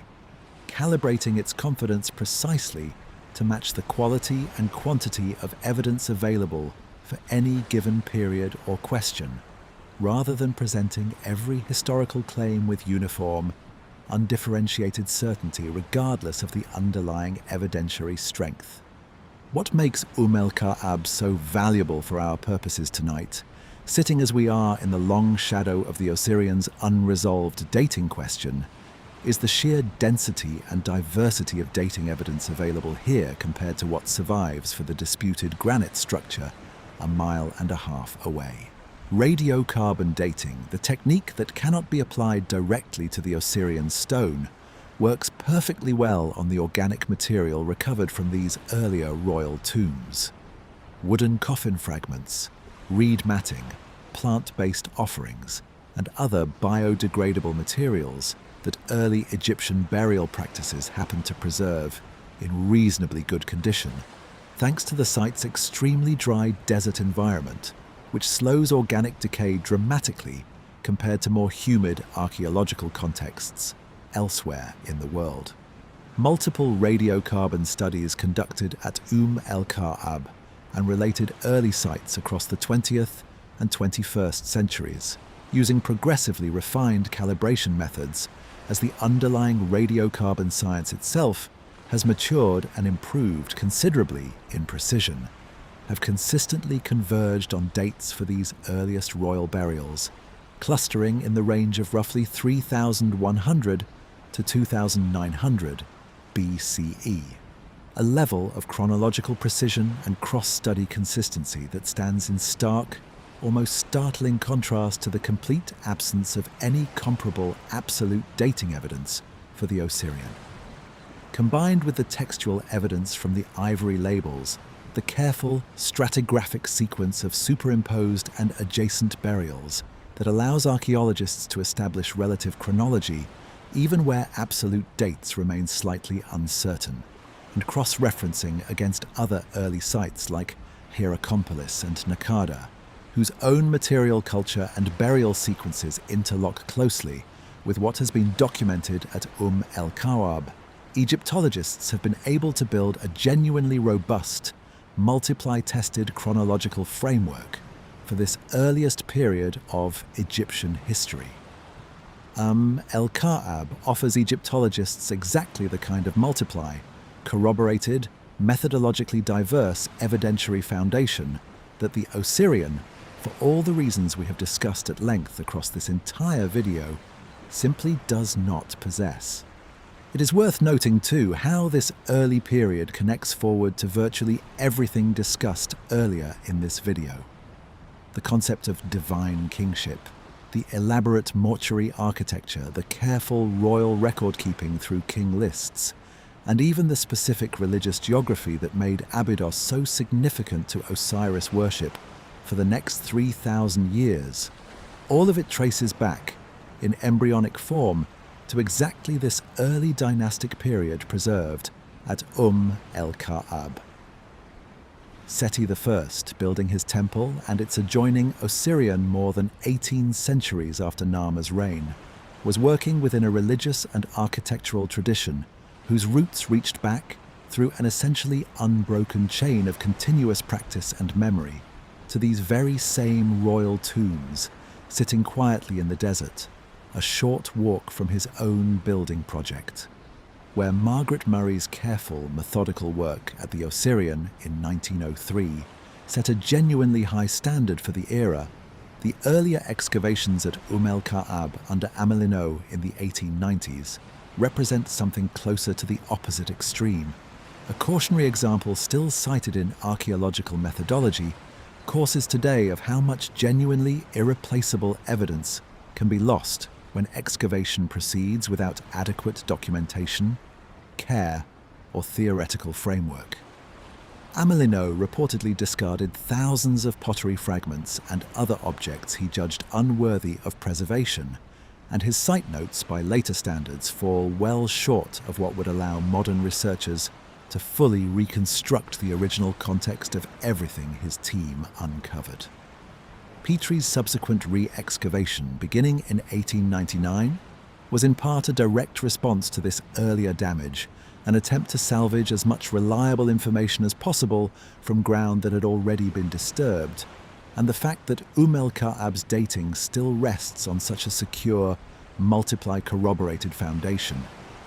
Despite this rocky early excavation history, speaks to the sheer density and redundancy of evidence the site contains. Evidence robust enough to survive one badly conducted excavation campaign and still yield a coherent, confidently dated picture. Once more, careful methods were subsequently applied. El-Qa'ab represents genuine antiquity, reaching back roughly 5,000 years, confirmed through multiple independent, mutually corroborating lines of evidence, about which mainstream Egyptology harbors essentially no serious dating dispute worth mentioning in any specialist literature. The Osirion, whatever its true age eventually turns out to be, represents something considerably more evidentially ambiguous, despite sitting at a site whose deep, genuine antiquity is not remotely in question. This particular contrast is worth dwelling on carefully because it cuts directly against a natural, understandable assumption a casual visitor to Abydos might make upon arrival, that because the site as a whole is ancient, every impressive-looking structure found within its boundaries must necessarily share in that same secure, well-documented antiquity. Abydos, in other words, does not need the Osirion controversy to earn its place as one of the oldest, most continuously significant sites in the entire history of human civilization. It already holds that distinction, secured by a body of evidence entirely separate from, and considerably more solid than, the disputed granite chambers that have understandably captured so much popular attention,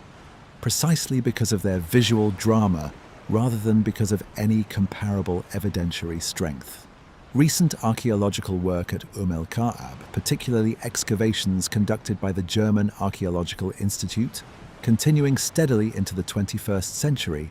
has continued to recover additional labels and inscribed material season after season,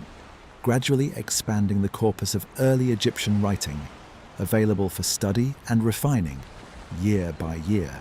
Scholars' understanding of exactly how this foundational writing system developed in its earliest, most formative stages of use. Some of these labels record not just names but apparent numerical notations, tracking quantities of oil, linen, or other valuable goods delivered as royal offerings, giving Egyptologists an unexpectedly detailed window into the earliest workings of Egyptian royal administration and taxation, a bureaucratic sophistication that predates, by a considerable margin, what many casual observers might otherwise assume was possible this early in the civilization's development. This deeper history is not simply background context for the Osirion debate, useful only insofar as it illuminates the later controversy. It stands entirely on its own merits as one of the genuinely remarkable stories in the whole of human civilization. The gradual, still only partially understood process by which small, competing chiefdoms scattered along the Nile Valley consolidated over the course of several centuries into the world's first unified territorial state, laying institutional, religious, and administrative foundations that would shape Egyptian civilization for the following 3,000 years. Foundations that were already firmly in place, already deeply established by the time Seti I's builders ever broke ground on the temple and its adjoining Osirion that have occupied the bulk of this video's attention. Having properly explored this deeper, uncontested layer of Abydos' history, the genuine pre-dynastic and early dynastic antiquity preserved at el-Qa'ab, we are ready to look more closely in the next part at the specific kings whose names survive from this earliest period, and at what their fragmentary but genuine historical record can actually tell us about how Egyptian civilization first took shape, before dynasties, before pyramids, and long before the temple and its disputed granite hall that have occupied so much of our attention tonight. This deeper history is not simply background context for the Osirion debate, useful only insofar as it illuminates the later controversy. It stands entirely on its own merits as one of the genuinely remarkable stories in the whole of human civilization. The gradual, still only partially understood process by which small, competing chiefdoms scattered along the Nile Valley consolidated over the course of several centuries into the world's first unified territorial state, laying institutional, religious, and administrative foundations that would shape Egyptian civilization for the following 3,000 years. Foundations that were already firmly in place, already deeply established, by the time Seti I's builders ever broke ground on the temple, and its adjoining Osirion that have occupied the bulk of this video's attention. Imagine a version of Egypt that existed centuries before Narmer ever unified anything, a landscape of scattered farming villages strung along the Nile's fertile banks.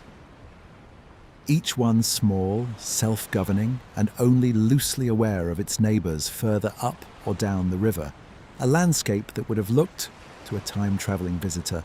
almost nothing like the grand, centralised civilization most people picture when they hear the word Egypt. This is the world archaeologists call the Naqada culture, named after the site in southern Egypt where its material remains were first systematically identified and studied by Petrie himself in the late 19th century. And it represents the deep root system from which everything we have discussed so far, Narmer's unification, the royal tombs at el-Qa'ab, and eventually, many centuries later, Seti I's temple and its disputed Osirion ultimately grew, layer upon layer, across an almost unimaginably long span of continuous cultural development. The Naqada culture is conventionally divided by archaeologists into three successive phases: Naqada 1, 2, and 3, spanning roughly the 4th millennium BCE, a division based primarily on carefully documented changes in pottery style, burial practice, and material culture that Petrie himself first worked out, using the same sequence dating methodology he would later apply, with such consequential results, to his excavations at Abydos. This sequence dating technique, one of Petrie's genuine and lasting contributions to archaeological method generally, relied on the simple but powerful observation that pottery styles change gradually and directionally over time, allowing a skilled researcher to arrange undated graves into a relative chronological order based purely on the styles of pottery buried within them, even without any absolute date attached to any single grave. Petrie developed this method by examining thousands of individual burials across dozens of pre-dynastic cemetery sites scattered throughout Upper Egypt, cataloguing subtle variations in pottery shape, decoration, and manufacturing technique with an almost obsessive thoroughness that colleagues both admired and occasionally found exhausting, and then arranging those variations into a sequence based on the reasonable assumption that styles found together in the same grave were more likely to be contemporary than styles that never appeared together,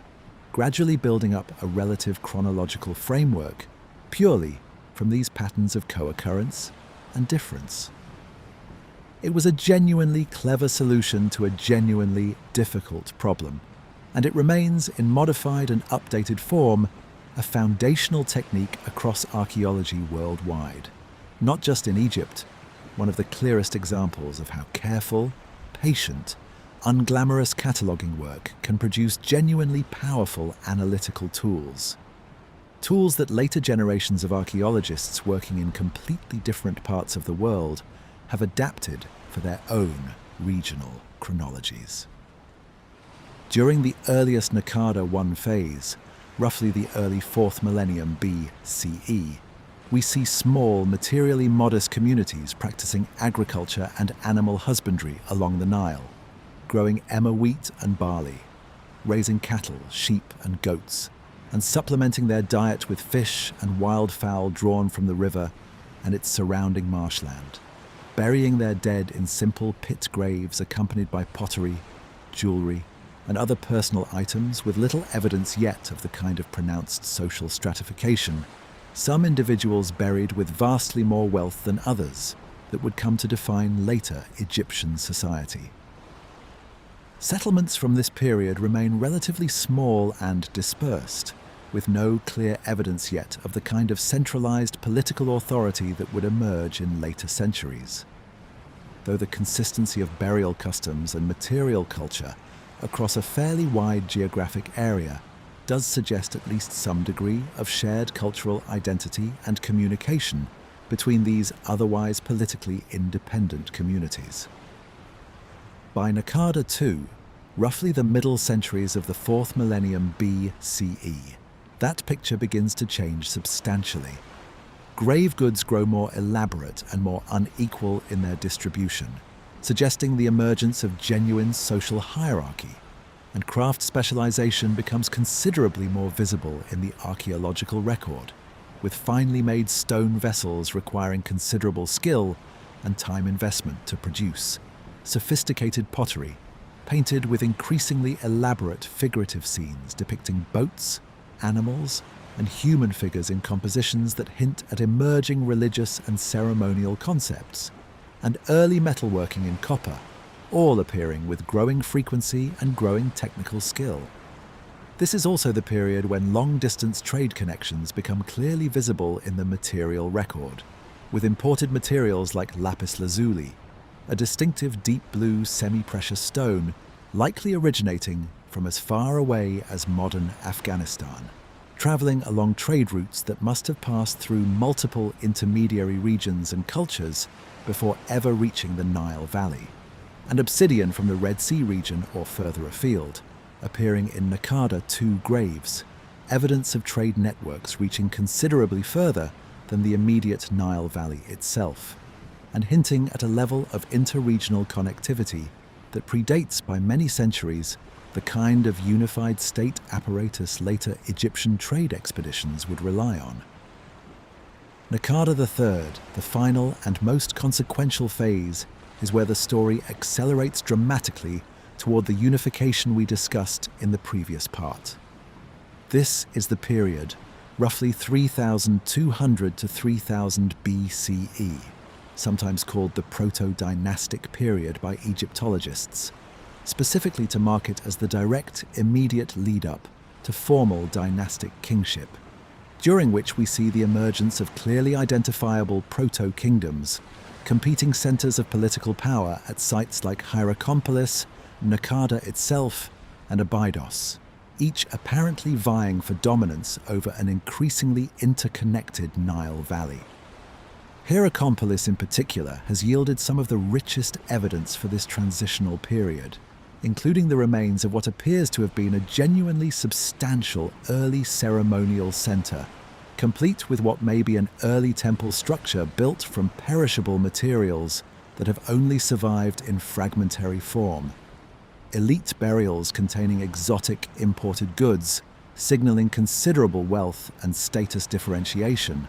and evidence of specialized craft production on a scale suggesting organized, centrally directed labor rather than purely household-level production of the kind typical of earlier periods. The material evidence from this period shows a marked increase in imagery associated with kingship and military conquest. Decorated ceremonial objects, mace heads and pallets, depicting figures who appear to be local rulers engaged in combat, procession, and ritual. Imagery that would eventually crystallize into the fully developed royal iconography we see on the Narmer palette itself. The famous scorpion mace head, discovered at Hierakonpolis and depicting a king performing an agricultural foundation ritual, ceremonially breaking ground with a hoe in a scene attended by fan-bearers and other ceremonial officials, belongs to precisely this transitional period, standing as one of the clearest surviving examples of how royal ceremonial imagery developed in the decades immediately preceding full unification. Writing, in its very earliest, most rudimentary form, also begins appearing during this period, initially as simple markings used to identify ownership or origin on pottery and other goods, gradually developing the additional complexity that would eventually allow for the kind of royal name labels we discussed finding at el-Qa'ab in the previous part of this video, a development that specialists in the history of writing consider one of only a small handful of genuinely independent inventions of writing systems in the whole of human history, arising separately from, and apparently without direct influence from, the roughly contemporary but entirely unrelated development of cuneiform writing taking place at the same time in Mesopotamia. A genuine parallel invention rather than a borrowed or diffused technology. It is worth pausing to appreciate just how much genuine, hard-won archaeological work underlies this seemingly straightforward narrative arc, from scattered farming villages to unified kingdom across roughly 1,000 years. This is not a story handed down directly by ancient Egyptian texts, since writing itself was only just emerging during the later stages of this process and could not have recorded its own earlier chapters, meaning every stage of this reconstruction has had to be built entirely from physical, material evidence rather than from any surviving narrative account written by the people who actually lived through it. It is a story reconstructed entirely from material evidence, painstakingly excavated, catalogued, and cross-referenced across literally thousands of individual burial sites and settlement remains spanning the length of the Nile Valley. Work that has been ongoing continuously since Petrie's original excavations in the late 19th century,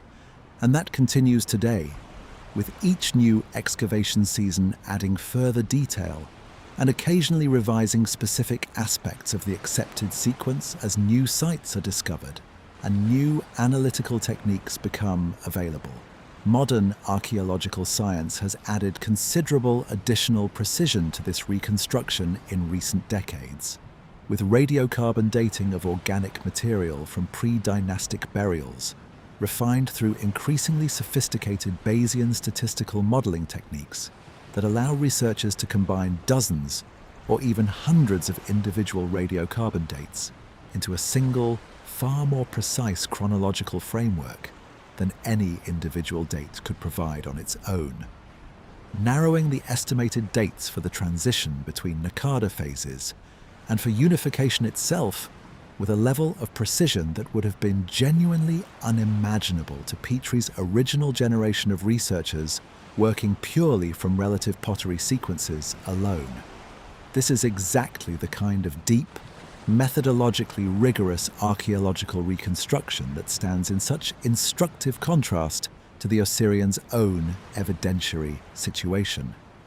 A genuinely ancient, genuinely complex historical process, reconstructed with real confidence, not because any single piece of evidence proves the whole story, but because thousands of individual, mutually reinforcing pieces of evidence gathered across more than a century of careful fieldwork, converge on the same overall picture. each new discovery generally confirming and refining rather than overturning the broad outline established by earlier generations of researchers. The unification process itself, the specific political and possibly military mechanics by which these competing proto-kingdoms eventually consolidated under a single ruler, remains an area of genuinely active scholarly research and discussion. And it is worth being honest about the limits of current understanding here, just as we have tried to be honest about the limits of understanding surrounding the Osirion throughout this entire video. Some Egyptologists favor a model of relatively swift, possibly violent conquest, pointing to the martial imagery on objects like the Narmer palette, with its scenes of the king smiting a kneeling enemy and surveying rows of decapitated captives, as evidence of genuine warfare between competing centers of power. Warfare that may have unfolded over a relatively compressed span of years, rather than gradually across generations. Others favor a more gradual model of political consolidation through alliance, marriage, trade dependency, and shared religious ideology, with the dramatic conquest imagery on ceremonial objects functioning more as symbolic assertion of royal authority, a kind of visual propaganda establishing the legitimacy of the new unified kingship, than as literal historical documentation of specific battles that a modern historian could reconstruct in detail. Archaeological evidence for actual large-scale warfare during this period, in the form of mass graves, destroyed settlements, or clear defensive fortifications dating to precisely this narrow transitional window, remains genuinely limited compared to the sheer abundance of symbolic and ceremonial evidence that has survived, which some researchers take as support for the more gradual consolidation model, while others argue that evidence of ancient warfare is notoriously difficult to preserve and detect archaeologically, regardless of whether it actually occurred, making its absence considerably weaker evidence than it might initially appear. It is worth noting too that this whole reconstructed sequence, however solid its overall shape, still contains its own genuine areas of live scholarly debate. A useful reminder that well-established in archaeology rarely means settled down to the last detail. The precise relationship between the Naqada culture in the south and a separate, less thoroughly studied cultural tradition in northern Egypt's delta region, sometimes called the Mahdi culture, remains a genuine subject of ongoing research, since the delta's very different geology and wetter conditions have preserved far less pre-dynastic material than the drier south, leaving northern Egypt's own contribution to the unification story considerably harder to reconstruct in comparable detail. Some researchers argue the north was gradually absorbed or conquered by an expanding southern political tradition centered on Naqada and Hierakonpolis, while others suggest a more genuinely two-way process of cultural exchange and eventual political merger, another example of the same kind of honest, bounded uncertainty. This video has tried to model consistently throughout, whether discussing the Osirian specifically or the broader canvas of Egyptian prehistory more generally. The truth likely involves elements of both processes, unfolding differently in different regions and different periods across this roughly 2-century span, with some local power struggles resolved through genuine conflict, and others through negotiation, marriage alliance, or simple economic and demographic pressure favoring larger, better organized political units over smaller ones. And current archaeological evidence, while extensive and continuously growing, does not yet allow for full certainty about the precise balance between these different mechanisms across the full length and breadth of the Nile Valley during this crucial formative period.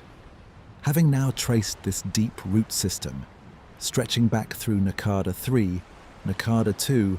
and Naqada I, to the earliest stirrings of settled agricultural life along the Nile, many centuries before any pyramid, any temple, or any king list existed,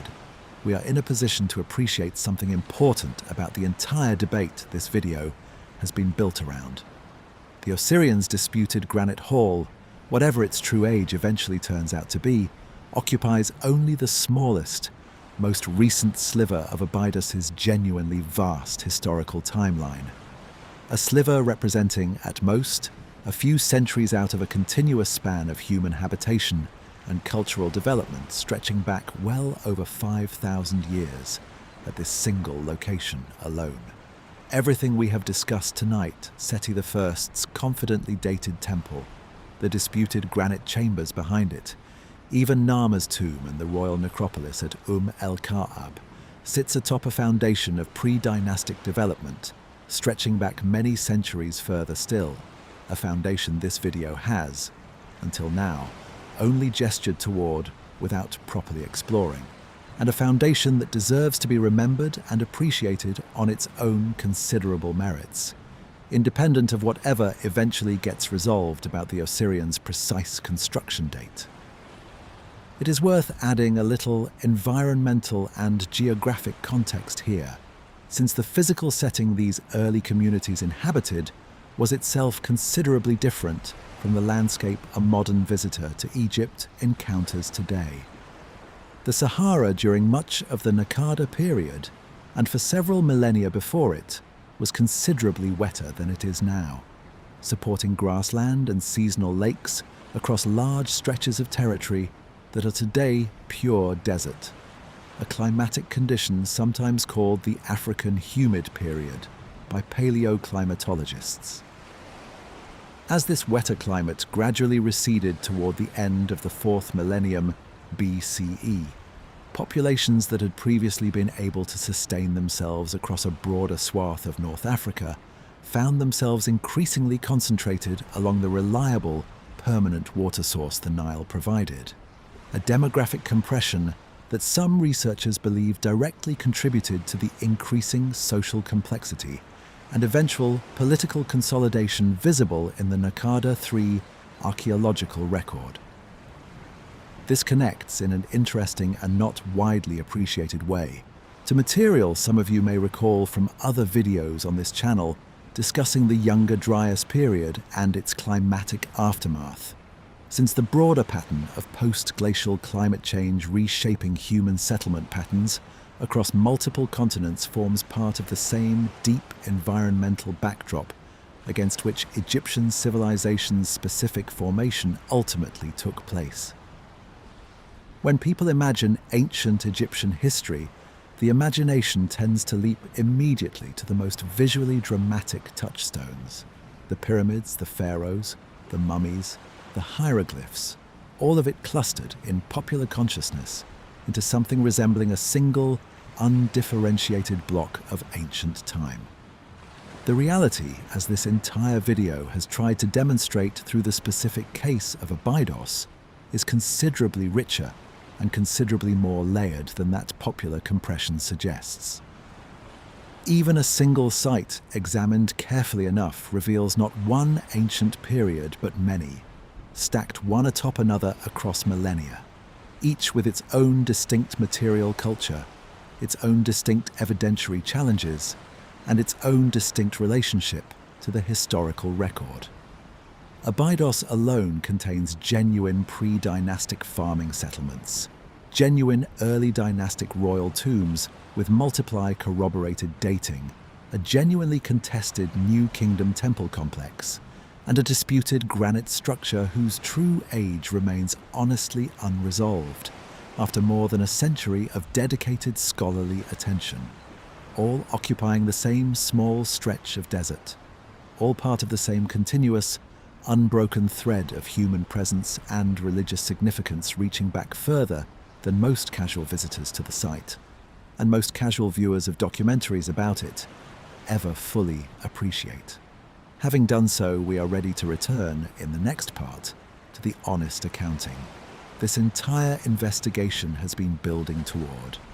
gathering together everything we have learned across 10 parts of careful, methodical examination, weighing it fairly against everything else this deeper pre-dynastic and early dynastic context has now added to our understanding and confronting directly the genuine limits of what the current evidence can and cannot tell us about the true age of the Osirion itself, informed now by a far richer appreciation of exactly how deep, how genuinely ancient, and how well documented the ground beneath Seti I's temple actually is, layer upon layer, reaching back to a time when Egypt itself, as a unified political and cultural entity, did not yet exist. Imagine sitting down now with everything we have gathered across 10 parts of careful investigation, spreading it all out like evidence on a table and asking, honestly and without flinching, what it actually adds up to. This is the part of the video where we stop introducing new material and instead do the harder, quieter work of weighing what we already have, holding the mainstream case and its strongest challenges side by side, informed now by the far deeper appreciation of Abydos' genuine antiquity that the last two parts have given us. It would be easy at this point in a shorter or considerably less careful treatment of this material to reach for a tidy conclusion, to declare the mystery solved in one direction or the other, simply because 10 parts feels like enough time to have earned a definitive answer. This video is not going to do that, and it is worth explaining clearly why resisting that temptation matters more than satisfying it.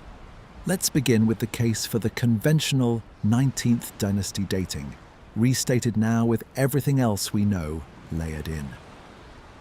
Seti I built an enormous, richly decorated temple at one of Egypt's oldest and most sacred sites, a temple whose L-shaped design appears deliberately built around a lower, undecorated granite structure. The mainstream explanation holds that this granite structure, the Osirion, was constructed as part of the same building campaign, styled deliberately in an archaic, megalithic manner to evoke the primeval mound of creation and to serve as a symbolic cenotaph of Osiris himself, drawing on a well-attested Egyptian tradition of exactly this kind of symbolic tomb architecture, with genuine, well-documented parallels both at Abydos itself, in the form of earlier royal cenotaphs like Senwosret III's elaborate underground complex, and later at Karnak's own Osirion, where surviving temple records directly confirm the kind of annual ritual reenactment function the mainstream reading proposes for Seti's structure as well. This explanation accounts for the water, the low elevation, the bare stone, and the absence of dedicatory inscription through an internally consistent web of religious and historical reasoning, each thread reinforcing the others, each grounded in comparative evidence drawn from elsewhere in the well-documented Egyptian archaeological record, rather than resting on any single, isolated piece of evidence that could be easily dismissed or explained away. Seti's own documented character as a restorer of tradition following the Amarna disruption, his temple's explicit invocation of primeval mound cosmology in its own surviving inscriptions, and the continued presence of skilled Aswan granite workers throughout the New Kingdom, visible in Ramesses II's own obelisks and colossal statuary, all combine to give this explanation real, substantive weight that should not be dismissed lightly, simply because a genuinely interesting alternative exists alongside it. Now, the case for genuine doubt, restated with equal care and equal seriousness. The Osirion's construction technique, massive monolithic granite piers fitted with near-zero tolerance joints, has no securely dated intermediate example anywhere in the 1,200-year span separating Khafre's 4th dynasty reign from Seti's 19th dynasty reign, despite that span being extraordinarily well documented by Egyptian standards, rich with administrative records, quarrying expedition inscriptions and royal building accounts that consistently fail to mention anything resembling this specific engineering feat, an absence that is genuinely striking, given how thoroughly Egyptian scribes documented comparable royal projects throughout this same period. The water table argument, while genuinely underdetermined by currently available data and hampered by the absence of any dedicated site-specific hydrological survey, raises a legitimate question about whether a structure this precisely built, by builders clearly capable of achieving remarkable engineering precision, would have been deliberately positioned somewhere its own builders knew would flood immediately and permanently upon completion, when higher ground sat readily available nearby. The toolmark evidence remains suggestive of Old Kingdom rather than New Kingdom working methods, pointing toward the distinctive hammerstone pounding technique associated with earlier granite work, rather than the tools more commonly documented for 19th dynasty stoneworking, though it has not achieved anything like consensus even among sympathetic researchers and remains, honestly, more suggestive than conclusive. And the complete absence of any dedicatory inscription, any expedition record, any textual trace whatsoever connecting Seti's name directly to this specific structure stands in genuine tension with everything we know about how thoroughly Egyptian pharaohs generally documented and took credit for projects of comparable scale and expense, a pattern of self-documentation so consistent elsewhere in Egyptian history that its absence here deserves real weight rather than easy dismissal. Weighing these two cases honestly requires resisting two separate, equally tempting failure modes, and it is worth naming both directly and explicitly, since this entire video has tried to model resistance to each of them in turn across every part that has come before this one. The first failure mode is premature certainty in the mainstream direction, treating the Osirians' 19th dynasty attribution as settled beyond reasonable questions simply because it represents the majority scholarly position, and because the alternative has attracted its share of genuinely poor, sensationalized treatment in popular media, television documentaries, and online content produced for entertainment value rather than careful accuracy. That failure mode would require us to quietly set aside the engineering gap, the missing textual trail, and the tool mark evidence, treating each as fully resolved by the revivalist explanation when, honestly examined, none of them is fully and cleanly resolved by it, each remaining, at best, plausibly but not conclusively explained away. The second failure mode is premature certainty in the older origin direction, treating the genuine anomalies we have documented as sufficient, on their own, to overturn more than a century of careful, multiply-corroborated Egyptological scholarship, when in fact the mainstream case remains, on balance, the more complete and more evidentially grounded of the two positions currently available, resting on documented Egyptian religious practice, documented cenotaph tradition,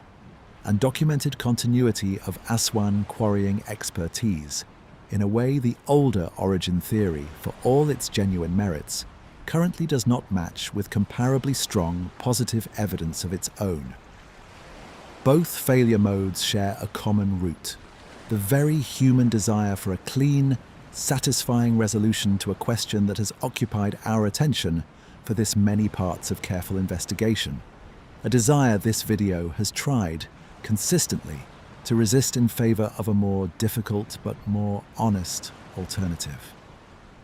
If pressed to state where the honest balance of evidence actually sits, after 10 parts of careful examination spanning the physical construction, the mainstream case, its strongest counter-arguments, the future evidence that could resolve it, and now the far deeper pre-dynastic and early dynastic context surrounding it, the fairest answer is this: the mainstream 19th dynasty attribution remains the more probable explanation, better supported by the accumulated weight of comparative religious and architectural evidence drawn from across the whole of Egyptian history. But it is not proven beyond reasonable challenge, and the specific anomalies raised by careful critics, the engineering discontinuity above all, deserve to be taken seriously rather than dismissed as fringe speculation, simply because some of the debate's less careful advocates have overstated their implications in less rigorous, more sensationalized treatments of this same material. This is not a satisfying, dramatic conclusion,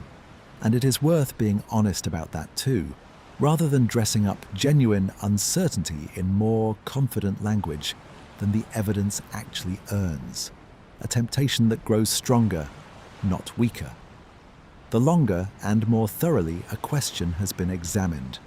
precisely because 10 parts of careful investigation can create its own quiet pressure toward a payoff that matches the effort invested. It does not offer the clean resolution either a confident debunking or a confident vindication would provide, the kind of tidy ending that makes for a more compelling closing chapter, but that this particular body of evidence, examined honestly and at real length, simply does not support. What it offers instead is something this entire video has tried to model from its very first part onward, back at the edge of that flooded pit in 1903. An honest accounting of where the evidence genuinely points, calibrated appropriately to the actual strength of that evidence, rather than inflated in either direction for the sake of a more compelling narrative or a more satisfying sense of closure. It is worth returning briefly to the deeper historical context we spent the last 2 parts establishing, because it changes how this remaining uncertainty should actually feel, if it changes anything at all about how a careful listener holds this whole extended investigation in their own mind going forward. Whatever the Osirians' true age turns out to be,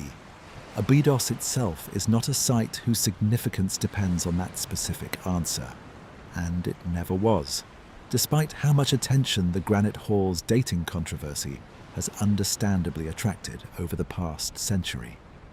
The genuine, multiply-corroborated antiquity of el-Qa'ab,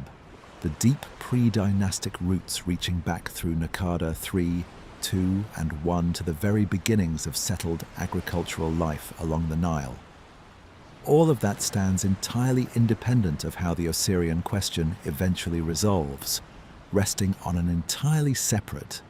entirely more secure body of evidence that this video walked through carefully in its own right. This site earned its place as one of the most significant locations in the entire history of human civilization many centuries before Seti I's builders ever broke ground on his temple through the accumulated weight of 5,000 years of continuous religious significance, royal burial, and cultural memory. And it will remain exactly that significant, regardless of which explanation for the Granite Hall behind it eventually, if ever, achieves full scholarly consensus among the specialists who continue to study it. It is worth being precise about what the mainstream position is more probable actually means in practice, since that phrase can easily be misread as stronger or weaker than intended. It does not mean the older origin theory is unreasonable to hold, nor does it mean anyone entertaining it seriously has failed to engage with the evidence honestly. It means, more modestly, that if forced to place a single bet on which explanation current evidence favors, the accumulated weight of comparative religious and architectural evidence tips the scale, even if only moderately, toward the conventional dating, while leaving real, substantive room for the specific anomalies to eventually shift that balance if future evidence of the kind discussed several parts ago ever materializes in a decisive way. This is calibrated confidence, not certainty, and the distinction between those two related but genuinely different things matters more here than almost anywhere else in this entire investigation. If the dedicated hydrological survey we discussed several parts ago were finally conducted, and if it revealed conclusive evidence that the Osirians' original construction sat comfortably above any plausible ancient water table, consistent with a 19th dynasty date that would not diminish anything else this video has covered. It would simply close one specific, well-defined question, adding a final, satisfying data point to an already strong mainstream case. If, on the other hand, that same survey revealed evidence of geological subsidence extending back well beyond Seti I's reign, that would not overturn Egyptology, nor would it validate any of the more sensationalized claims about lost civilizations that have attached themselves to this debate over the decades. It would simply mean that new kingdom builders incorporated a genuinely older structure into their own building program, a fascinating but entirely explicable finding well within the normal range of how ancient civilizations actually related to their own deep pasts. Either outcome would be interesting. Neither outcome would be catastrophic to anything else we have discussed tonight. And holding that fact clearly in mind is itself part of what it means to engage with this kind of question honestly rather than anxiously. There is a further point worth making about how the two competing explanations actually compare when set side by side, one final time, stripped down to their barest essential claims, and how a listener should carry that comparison forward once this video ends. The mainstream explanation requires accepting that Seti I's builders made an unusual, though well-precedented stylistic choice, deliberately building in an archaic style for symbolic reasons, and that this choice happened to leave behind an unusually thin documentary trail compared to their other, better documented projects. The older origin explanation requires accepting that a genuinely ancient structure survived, in some form for well over 1,000 years, at one of Egypt's most continuously occupied and continuously documented sacred sites, without generating any surviving textual reference during that entire span, despite the site's otherwise extraordinary density of religious inscription throughout the Middle Kingdom and early New Kingdom. Both of these requirements are genuinely awkward in their own distinct ways. Neither is impossible, and neither should be presented to a listener as though it were. And reasonable, well-informed researchers, weighing these two awkward requirements against each other using the same body of physical evidence, examining the same granite piers, the same water table, the same silent walls, have continued to land on different sides of this question for more than a century, which is itself the clearest possible demonstration that this debate deserves the extended, careful treatment this video has tried to give it, rather than the confident 5-minute resolution so many shorter treatments have offered instead, treatments that this video has tried, throughout, to do better than. It is also worth acknowledging, honestly, that this video itself is not a neutral, view-from-nowhere presentation of these facts, and no documentary treatment of a genuinely contested question ever fully is. Choices about which details to emphasize, which counter-arguments to present in full versus in summary, and how much weight to give competing explanations inevitably shape how a listener ultimately weighs the evidence, even when every individual claim presented has been carefully sourced and fairly characterized. This video has tried, throughout, to be transparent about that inherent limitation, rather than pretending toward an impossible objectivity, presenting the mainstream case in its strongest form, presenting the counter-arguments in their strongest form, and being explicit at every turn about where genuine uncertainty remains, rather than manufacturing false confidence in either direction for the sake of a more compelling narrative arc. Most disputed archaeological questions eventually tip decisively in one direction as new evidence accumulates, and the honest, appropriate response to most such debates,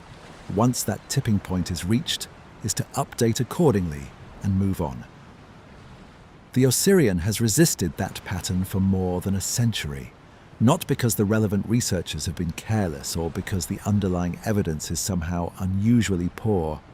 but because the specific configuration of evidence here, strong comparative religious and architectural support on one side, a genuinely unexplained engineering and documentary gap on the other happens to sit unusually close to a genuine, stable equilibrium, one that has not shifted decisively despite generations of careful, dedicated attention from serious researchers on every side of the question. Having now weighed the full evidentiary picture as honestly and as completely as this investigation allows, gathering together everything from the physical construction details in the early parts of this video through the deep pre-dynastic context we established more recently, we are ready to turn, in the remaining parts of this journey, towards synthesis and reflection. What this entire investigation has actually taught us, not just about one disputed temple in the Egyptian desert, but about how to hold genuine historical uncertainty with honesty, patience, and appropriate humility. That reflection will take us through the broader modern resonance of a mystery like this one, through the specific reasons this channel chose to spend so many hours on a single disputed granite hall, rather than resolving it in a single decisive statement. And eventually, as it always does at this point in the evening, toward the quieter, more settled close this video has been building toward from its very first word. Having now weighed the full evidentiary picture as honestly and as completely as this investigation allows, gathering together everything from the physical construction details in the early parts of this video through the deep pre-dynastic context we established more recently, we are ready to turn, in the remaining parts of this journey, towards synthesis and reflection. What this entire investigation has actually taught us, not just about one disputed temple in the Egyptian desert, but about how to hold genuine historical uncertainty with honesty, patience, and appropriate humility. That reflection will take us through the broader modern resonance of a mystery like this one, through the specific reasons this channel chose to spend so many hours on a single disputed granite hall, rather than resolving it in a single decisive statement. And eventually, as it always does at this point in the evening, toward the quieter, more settled close this video has been building toward from its very first word. Imagine for a moment why a story like this one, a genuinely unresolved dispute over one temple's construction date, holds such enduring appeal to begin with, appeal strong enough that it has drawn documentary crews, popular writers, professional Egyptologists, amateur enthusiasts, and now this very video back to the same flooded pit again and again for more than a century, with no sign of that attention meaningfully diminishing as the decades pass. It is worth sitting with that question directly, rather than simply taking the appeal for granted and moving straight to conclusions, because the answer tells us something genuinely interesting about the modern relationship between curiosity, uncertainty, and the deep human desire to feel connected to something older than ourselves, a desire this entire channel has, in its own way, been built around from its very first video, long before this specific investigation into a single disputed temple ever began. Part of the appeal is simply the visual and sensory power of the site itself, and it would be dishonest to pretend otherwise here, since this video has tried, from its very first part, to be honest about every dimension of this story, including the less purely scholarly ones. There is something genuinely striking about standing at the edge of that pit, looking down at massive stone piers rising silently out of still dark water. A scene that photographs beautifully and translates easily into the kind of dramatic imagery that documentary television and online content thrive on. Imagery that requires no special expertise or context to appreciate on a purely visceral, immediate level, the kind of image that needs no caption to communicate its own sense of mystery and depth. This visual power exists entirely independent of the underlying dating question, and it would draw visitors and attention even if every Egyptologist alive agreed completely on when the structure was built. In the same way, the Great Sphinx draws millions of visitors every year, regardless of any specific scholarly debate about its own construction and weathering history. A comparison worth remembering given how much of this video's own earlier material has touched on that neighbouring monument. But the visual power alone does not fully explain why this particular site, among the countless visually striking ancient monuments scattered across Egypt and the wider ancient world, temples, tombs and ruins that photograph just as dramatically without generating anything like the same sustained scholarly and popular controversy, has generated this specific, sustained level of ongoing fascination, reaching back more than a century. The deeper appeal, the reason this site keeps drawing serious attention, rather than settling into the same category as countless other merely picturesque ruins scattered across the ancient world, is the genuine, unresolved nature of the underlying question itself. Human beings appear to have a deep, apparently near-universal fascination with genuine mysteries, questions that remain stubbornly open despite serious, sustained effort to close them. And this fascination shows up consistently across cultures and across history in remarkably stable forms. From unsolved criminal cases that captivate entire nations for generations at a time, to unexplained astronomical phenomena that keep professional physicists occupied for decades of dedicated research. To precisely this kind of historical puzzle that has resisted a century of dedicated expert attention, without fully yielding a clean, universally accepted answer. We are drawn again and again to unsolved cold cases, to unexplained natural phenomena, to historical puzzles that have resisted a century of dedicated expert attention, not primarily because we expect to personally solve them, since most of us listening tonight will never personally examine a single block of the Osirion's granite, but because the presence of genuine, well-bounded uncertainty seems to activate something in how human curiosity actually works at a fairly deep, apparently near-universal level, an itch that a fully resolved question simply cannot produce in the same way, no matter how genuinely fascinating that resolved question's answer might otherwise turn out to be on its own separate merits. A completely settled historical fact, however genuinely fascinating in its own right, tends to generate a different, quieter kind of interest than a genuinely open question does, closer to appreciation than to active engagement. The way admiring a finished painting differs from watching an artist still working through unresolved choices on the canvas,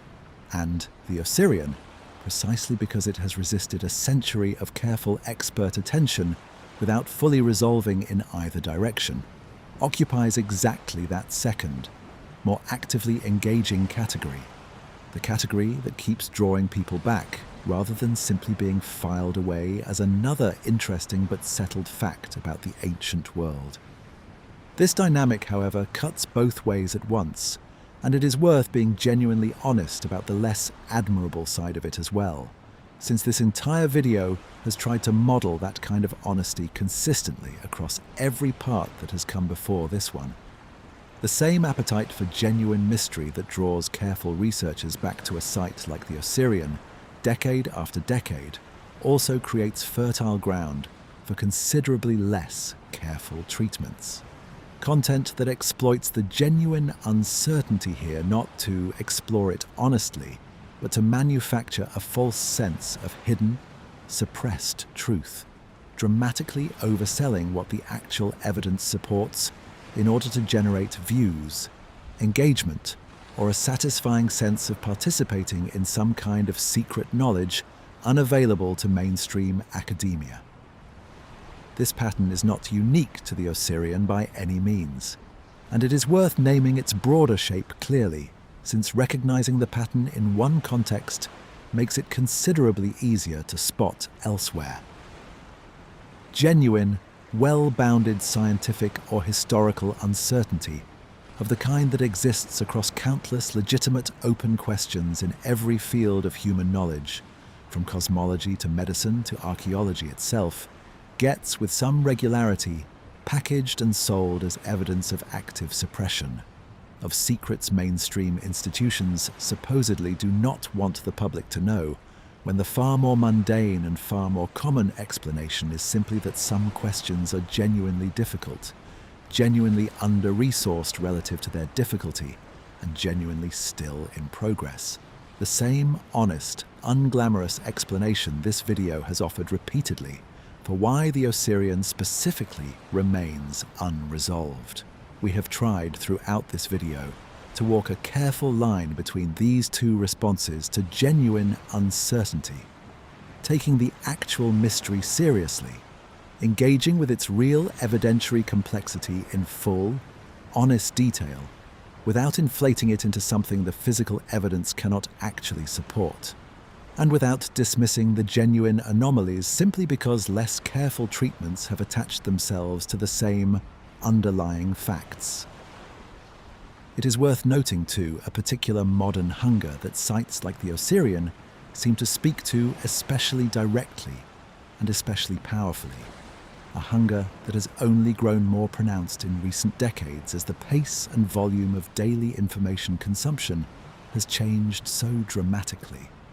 Contemporary life for many people can feel saturated with information that arrives pre-processed, pre-interpreted and pre-resolved, headlines and summaries, and algorithmically curated content that rarely leaves genuine room for a person to sit with unresolved complexity and reach their own careful, considered judgment, a pattern that has accelerated considerably since the rise of short-form social media content, designed specifically to deliver a conclusion within seconds, rather than to invite the kind of sustained, patient engagement with a genuinely difficult question that this video has tried to offer instead across its full 18-part length. A site like the Osirion offers something different, a genuine invitation to think alongside more than a century of careful researchers, weighing real evidence, considering real counter-arguments, and arriving, ultimately, at a personal, honestly calibrated sense of where the balance of probability sits, rather than simply accepting a pre-packaged conclusion handed down from an authority, whether that authority is mainstream academic consensus or a confident alternative history documentary asserting the opposite with equal and equally unearned certainty. This experience of engaging directly and thoughtfully with genuine complexity rather than passively consuming a pre-digested verdict handed down from elsewhere may be part of what draws people to spend hours immersed in exactly this kind of careful, extended historical investigation, whether during waking hours of genuine research, or, as is often the case with content like this specific video, during the quieter hours before sleep, when the mind has room to turn a genuine puzzle over slowly, without the pressure of needing to reach an immediate, actionable conclusion, the way so much of daily information consumption otherwise demands. There is also something worth saying about how a mystery like this one relates to our broader relationship with deep time itself, a relationship this entire video, and really this entire channel, has tried to explore across many different specific historical questions, from the astronomical dating puzzles in the Odyssey to the layered civilizational catastrophes of the Younger Dryas period. Standing at the edge of a genuinely unresolved 5,000-year-old puzzle has a way of recalibrating our sense of scale, reminding us how genuinely recent and how temporary our own moment in history actually is. Set against the vast, only partially charted expanse of everything that came long before it. A recalibration that most modern life, with its relentless focus on the immediate present and the near future, rarely offers on its own. The Osirion's disputed granite, whatever its true age eventually and finally turns out to be,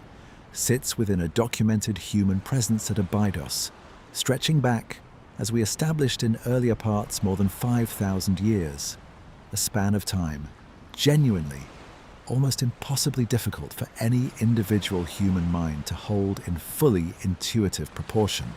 since our own individual lives, even at their longest and fullest, occupy only the smallest possible fraction of that total span, and engaging carefully and patiently with a genuine mystery. From within that vast timeline is one way of trying, however imperfectly, to actually feel that vast scale, rather than merely acknowledging it abstractly as a number on a page. There is a particular kind of quiet comfort available in that recalibration too, one worth naming explicitly given the specific purpose this video ultimately serves at this late hour. A reminder that whatever concerns occupy an individual life on any given evening, large or small, they sit within a continuity of human experience, curiosity and careful attention stretching back thousands of years, and presumably continuing thousands of years forward long after tonight has ended, a continuity that a single disputed temple sitting quietly in the Egyptian desert for millennia, regardless of who happens to be debating its age in any particular century, embodies about as directly and as completely as any single physical object reasonably could hope to. It is worth noting briefly how consistently this fascination with genuine mystery shows up across radically different cultures and historical periods, a consistency that suggests something closer to a universal feature of human cognition than a purely modern, media-driven phenomenon. Ancient Greek writers, including Herodotus during his own travels through Egypt, many centuries after the pyramids were built, speculated at considerable length about the true origins and meaning of these already ancient monuments, weaving elaborate and largely inaccurate theories about their construction and purpose that nonetheless demonstrate the same basic impulse driving modern fascination with the Osirion today. Medieval scholars across multiple cultures, from Arab historians visiting Egypt to European travelers recording their impressions centuries later, debated the true age and origin of monuments whose original builders had left no surviving written record accessible to them, reaching their own culturally specific but structurally quite similar conclusions about lost civilizations, giants or divine builders. Explanations that tell us more about each era's own preoccupations than about the monuments themselves. This recurring pattern, genuine physical evidence outlasting the specific cultural memory of how or why it was created, followed by successive generations constructing their own explanatory frameworks to fill that gap, appears to be a remarkably stable feature of how humans across very different times and places have related to the physical remains of the deep past. And the Osirion debate, examined honestly, is simply the latest, most carefully documented chapter in an extremely long-running human pattern. It is worth reflecting in this context on why an extended multi-hour treatment specifically, rather than a shorter, more conventional documentary format, might actually serve this kind of material better, since that format choice is itself part of what this video is trying to model. A 5-minute or even a modest 30-minute treatment of the Osirion, however carefully researched, inevitably has to compress the mainstream case, the counter-arguments, and the honest uncertainty between them into a small enough space that some genuine nuance almost always gets sacrificed for the sake of pacing and runtime. The mainstream case gets reduced to a sentence or two about symbolic cenotaphs, stripped of the Senwosret III parallel, the Karnak-Osirion comparison, and the cosmological reasoning about the primeval mound that this video spent an entire part carefully establishing. The counter-arguments get reduced to a dramatic-sounding but under-explained claim about mysterious engineering, stripped of the specific 1,200-year documentary gap, the honest limitations of the water table evidence, and the appropriately hedged uncertainty surrounding the toolmark analysis. And the genuine, honest uncertainty in between, the actual substance of what makes this debate intellectually interesting rather than simply a matter of picking a side, tends to disappear entirely, replaced by whichever conclusion the specific creator or outlet has decided to lead with. An extended format, by contrast, has room to let each piece of evidence breathe, to present the mainstream case in genuine depth before turning to its critics, to name the specific limitations on each side, rather than gesturing vaguely toward "some scholars disagree," and to let a listener actually follow the reasoning behind a conclusion rather than simply receiving the conclusion itself as a finished, unexamined product to accept or reject.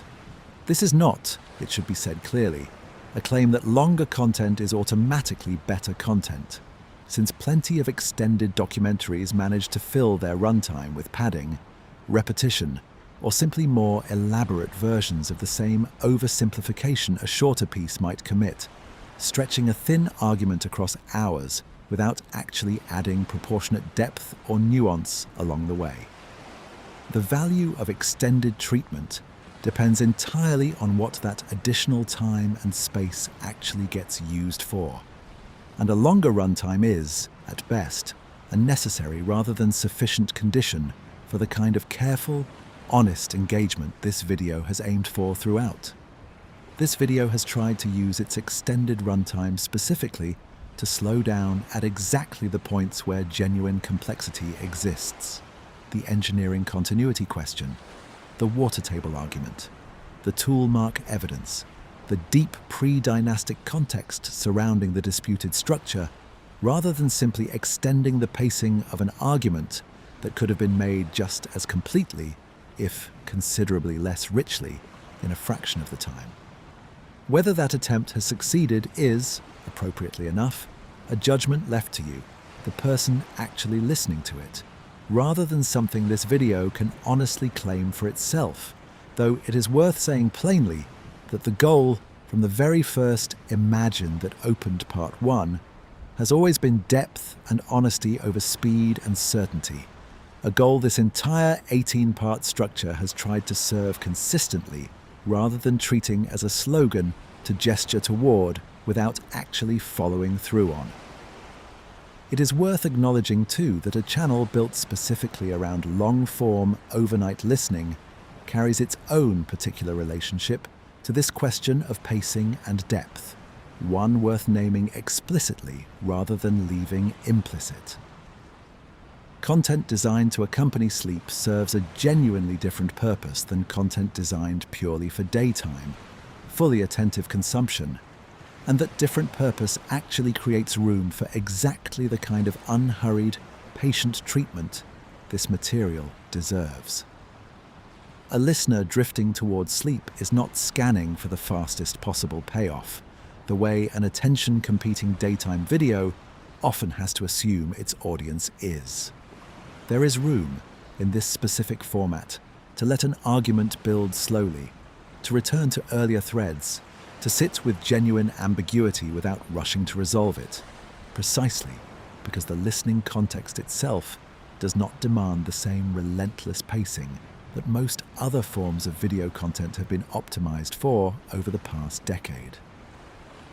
Having explored why a mystery of this particular kind holds the appeal it does, both the admirable curiosity it can activate and the less admirable sensationalism it can invite, we are ready to turn, in the next part, toward this investigation's own particular place within that broader pattern, reflecting honestly on what a channel like this one is actually trying to accomplish by spending so many hours on a single disputed granite hall, rather than simply delivering a 5-minute verdict and moving on to the next topic in an ever-scrolling feed of quickly consumed, quickly forgotten content. Imagine for a moment the conversation that happens behind the scenes before a video like this one ever gets made. The quiet decision about which historical mystery is actually worth this many hours of careful attention, out of the countless genuinely interesting questions this channel could have chosen instead. Questions about lost civilizations, disputed timelines, and half-forgotten monuments scattered across every corner of the ancient world. It is worth pulling back the curtain on that decision a little, not out of self-indulgence, but because understanding why this particular topic earned this particular treatment says something honest about what this channel is actually trying to be, night after night, video after video, for the people who choose to fall asleep to it. This channel exists to explore genuine historical mysteries, ancient civilizations, and the honest, uncertain edges of the archaeological record. And from its very first video, the guiding commitment has been toward accuracy over drama, toward honest uncertainty over manufactured resolution, even when that commitment makes for a less immediately satisfying story than a more confident, more dramatic alternative treatment might offer. This is not a purely abstract principle stated once, early on, and then quietly forgotten as production pressures mount. It shapes concrete, specific choices throughout the actual production process. Decisions about which claims to include and which to leave out. Decisions about how strongly to phrase a conclusion. Decisions about whether a particular piece of evidence has actually earned the confidence a more sensational treatment might grant it without a moment's hesitation. That commitment shapes every choice this specific video has made, from the decision to spend an entire part laying out the mainstream case in its strongest possible form,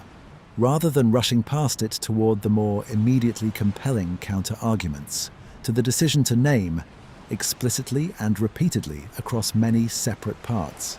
exactly where the current evidence runs out rather than filling that gap with confident speculation dressed up as settled fact.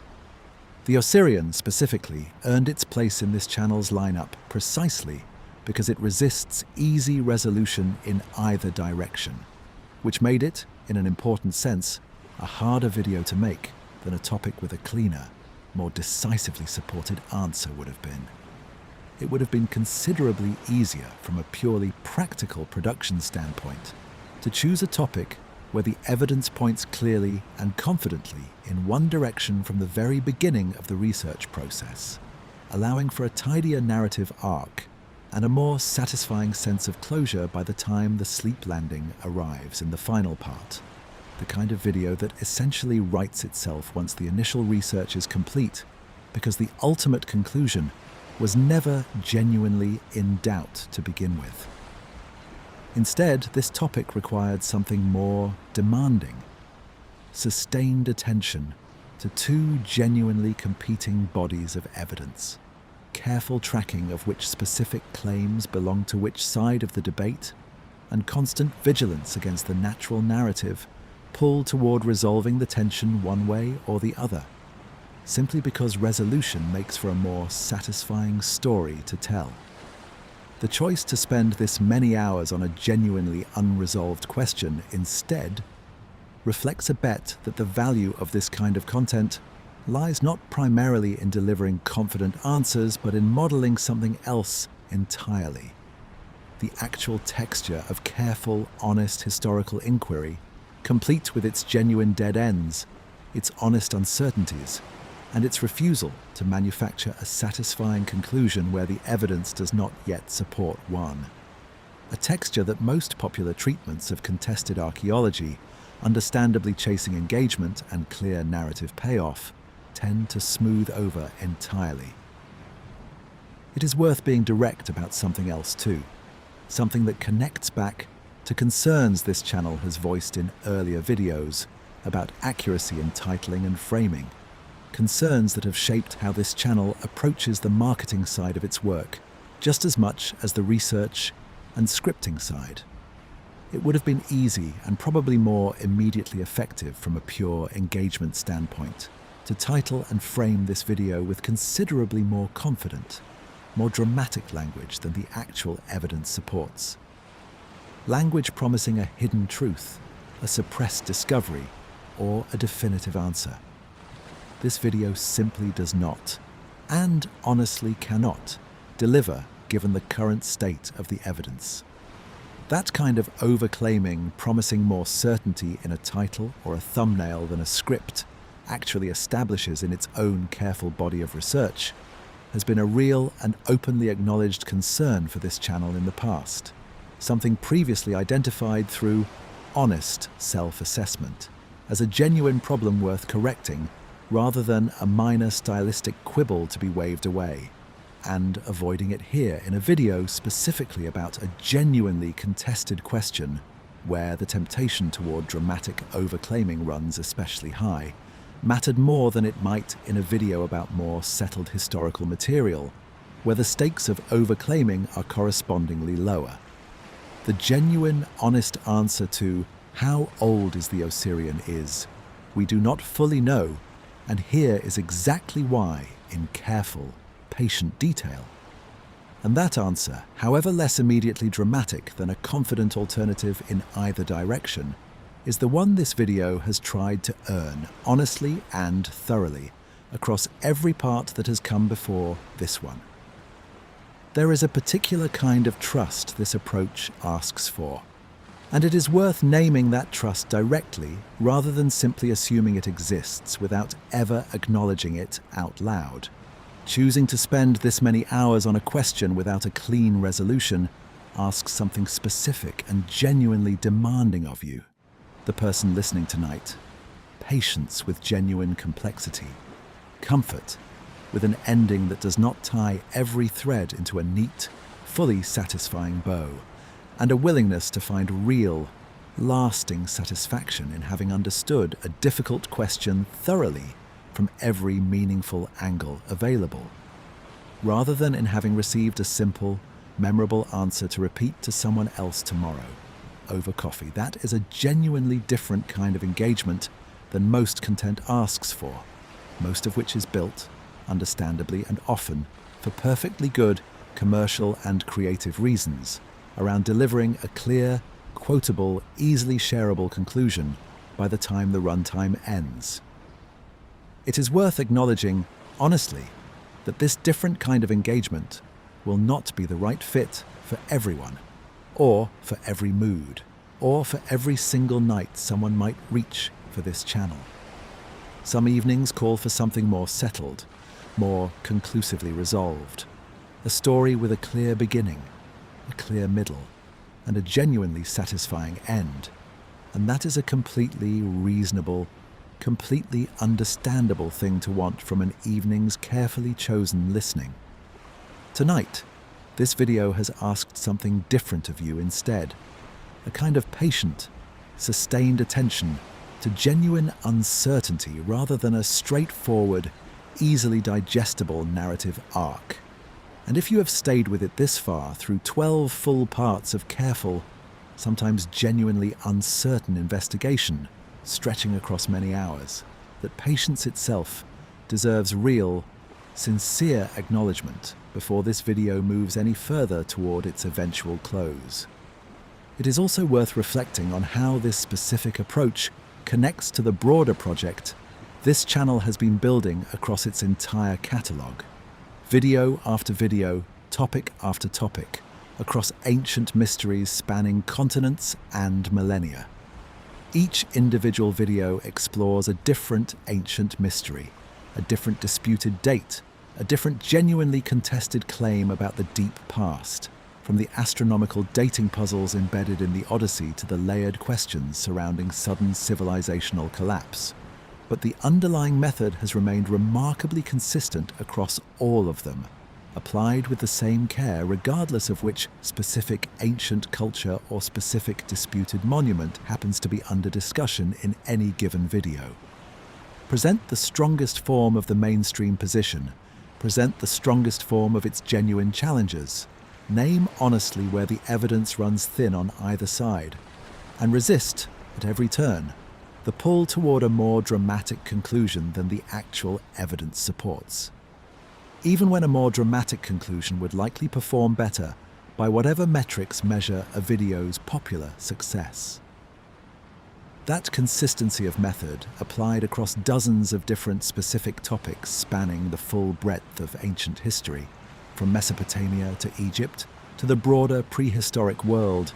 is itself a kind of quiet, ongoing argument about how historical curiosity should actually work. An argument made not through direct assertion or explicit lecturing, but through sustained, repeated demonstration, video after video,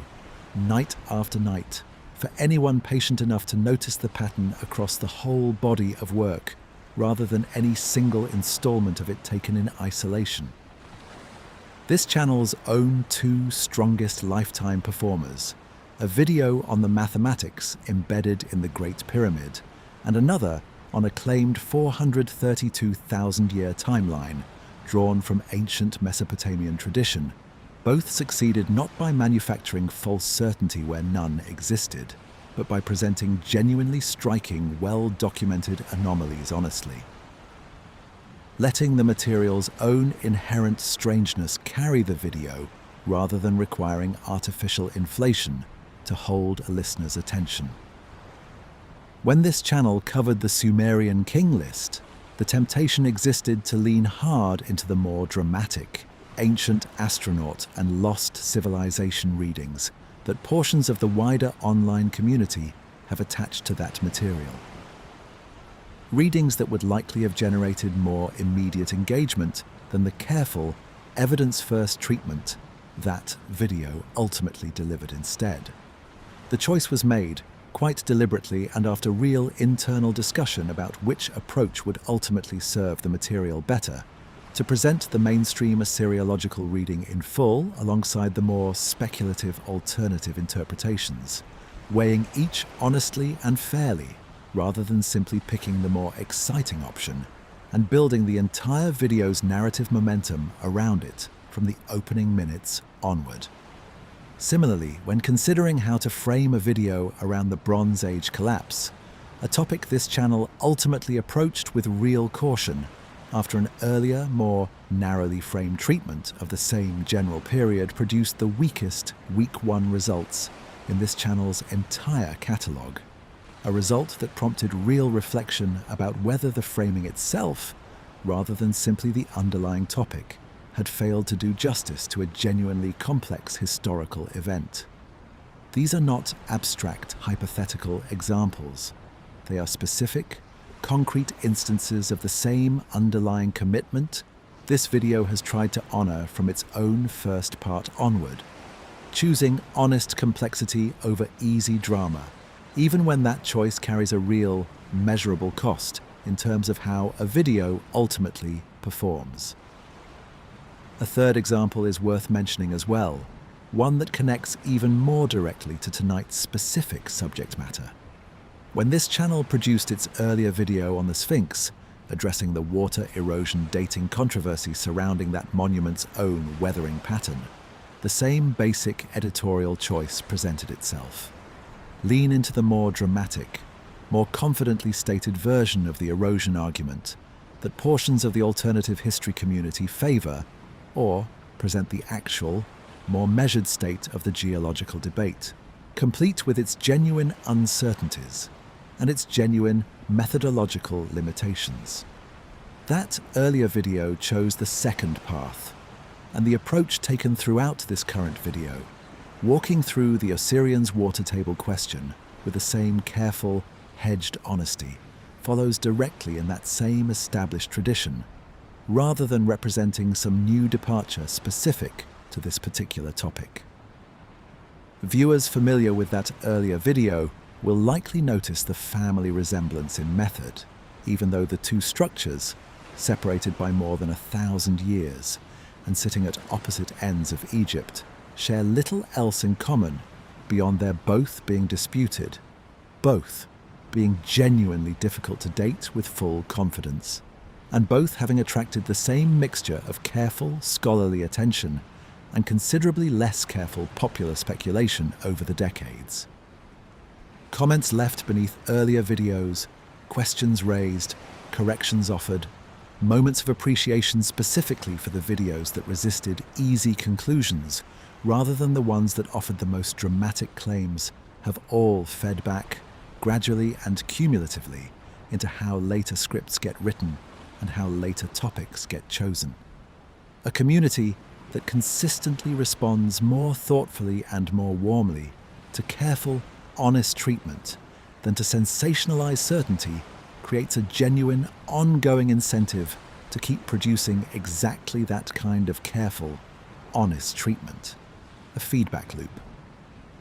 This channel has been genuinely fortunate to benefit from across its growing catalogue of videos over time. That is worth acknowledging directly, since it means the approach this video has taken is not simply one creator's personal preference imposed unilaterally on an audience, but something closer to a genuine, ongoing collaboration between the people making these videos and the people choosing, night after night, to spend their listening hours with them. It is worth acknowledging, finally, that this video's own conclusions may themselves need revision someday, and that this possibility is not a weakness in the approach, but rather a natural consequence of taking genuine uncertainty seriously in the first place. If the dedicated hydrological survey or weathering rind analysis discussed several parts ago were ever actually conducted, and if it produced a clear, decisive result in either direction, the honest position stated in part 11 of this video would need updating to reflect that new evidence, and this channel would owe its audience exactly that update, rather than quietly leaving an outdated conclusion, standing simply because a new video takes more effort to produce than letting an old one stand unchallenged. That willingness to be wrong and to say so plainly if new evidence eventually demands it is itself part of the same underlying commitment this entire video has tried to model from its very first part: honest engagement with evidence as it currently stands, held with appropriate humility about how that evidence might change. A more sensationalized version of tonight's video could plausibly have been produced in a fraction of the research time this one required, since building a one-sided argument in either direction is simply less demanding than building two genuinely strong, genuinely fair opposing cases, and then honestly weighing them against each other across multiple separate parts. It requires tracking which specific claims belong to which side of the debate, verifying that counter-arguments are being presented in their strongest actual form rather than a convenient weakened version easier to dismiss, and resisting the natural pull present in any long writing process toward whichever conclusion started to feel more compelling, partway through the research rather than the conclusion the full body of evidence, weighed completely and fairly, actually supports by the time all of it has been gathered and considered together. Every individual choice whether to phrase a specific claim more confidently than the evidence strictly supports, whether to lead with the most dramatic anomaly rather than the most representative one, whether to soften an honest acknowledgement of uncertainty because it might read as less satisfying to a listener seeking clear answers, represents a small test of that underlying commitment. No single one of those choices taken in isolation would likely do serious damage to the overall honesty of a given video. But small compromises of exactly this kind, repeated consistently enough across enough individual choices and enough individual videos, are precisely how careful, honest content quietly drifts over time into something considerably less careful and considerably less honest than it originally set out to be, without any single dramatic moment where that drift becomes obviously, unmistakably visible to either the creator or the audience. It is worth adding one final reflection here on the relationship between this kind of honest content and the specific late-night context in which most of it actually gets consumed. There is something fitting worth naming explicitly about pairing genuinely unresolved historical uncertainty with the particular headspace that arrives in the hour or two before sleep. A headspace often more receptive to nuance, more willing to sit with an open question rather than demanding it close, than the more alert, more goal-directed thinking that dominates most of a typical day. Whether that pairing was a fully deliberate design choice from this channel's earliest days, or something discovered gradually through experience and audience feedback, it has become, over time, a genuine part of what this channel is trying to offer. Not merely information delivered at a slower pace, but a specific kind of unhurried, patient engagement with real complexity that the quiet hours before sleep seem particularly well suited to hold. Having reflected honestly on why this particular topic and this particular approach to it found its way into tonight's investigation, we are ready to move, in the final stretch of parts remaining, toward the more purely reflective and ultimately restful territory this entire structure has been building toward from its very beginning, gathering the threads of everything discussed tonight into a close that honors both the genuine complexity we have walked through together and the quieter, more settled rest. This video ultimately exists to help you find whatever hour it happens to be right now, wherever in the world you happen to be listening from. Imagine one more time that pit at Abydos, the water settled and still now, the granite piers standing exactly as they have stood for however many centuries or millennia they have actually stood there, patient and entirely unbothered by any of the debate that has swirled around them for the past 120 years since Margaret Murray first pumped the standing water away from their base. Whatever conclusion any individual researcher or any individual listener tonight ultimately reaches about their true age, the stone itself has never once needed our certainty to simply continue existing exactly as it is. It has simply continued sitting there quietly in the desert through every excavation, every published theory, every documentary crew, every heated academic argument, waiting for nothing in particular, unconcerned with resolution in a way that offers, if you let it settle into you properly, a strange and genuinely comforting kind of company at this hour. There is something worth sitting with in that thought as we move into these final, quieter parts of tonight's journey together. So much of what troubles a mind at the end of a long day involves exactly the opposite feeling. An urgent, restless need for things to be resolved, questions to be answered, loose ends to be tied off neatly before rest can properly arrive and settle in. The unfinished conversation replayed one more time, searching for the version where it landed differently. The task left incomplete, sitting there at the edge of awareness, quietly insisting it still needs attention. The decision not yet made, turning over and over without quite resolving into a clear direction. Tonight's investigation has deliberately, consistently refused that same urgency, choosing instead to model something closer to the Osirion's own patient indifference to resolution, spending 14 parts now demonstrating that it is entirely possible to sit with a genuinely open question, examine it thoroughly and honestly from every meaningful angle, and still, at the end of all that careful examination, simply let it remain open, without that openness feeling like failure or incompleteness. The structure did not need us to figure it out tonight. It will still be there, exactly as uncertain and exactly as remarkable, tomorrow and next year, and in whatever century finally does settle the question, if that century ever comes at all. That kind of patience extended toward a 5,000-year-old granite hall, sitting quietly in the Egyptian desert, is not so different from the patience worth extending toward whatever unresolved questions might be occupying your own mind right now,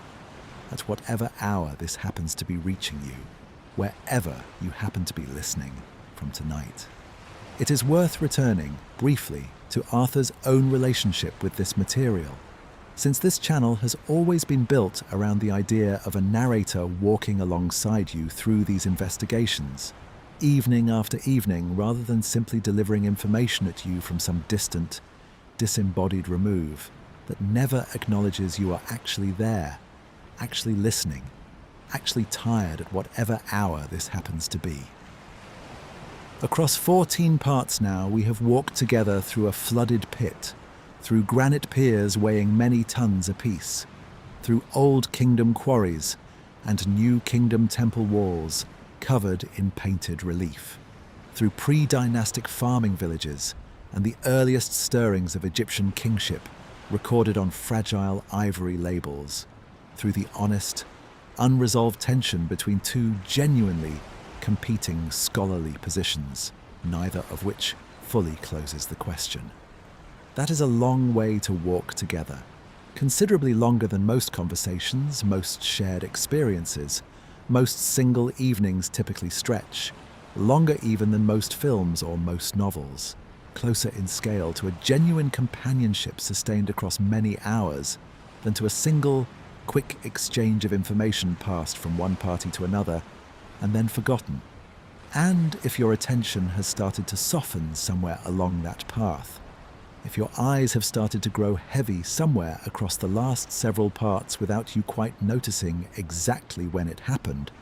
that is not a failure of this material or a failure of your own engagement with it. It is precisely what this entire structure has been built to allow, gently and without judgment,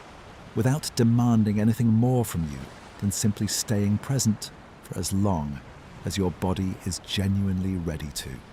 There is a particular kind of rest available specifically in having engaged with something this genuinely complex,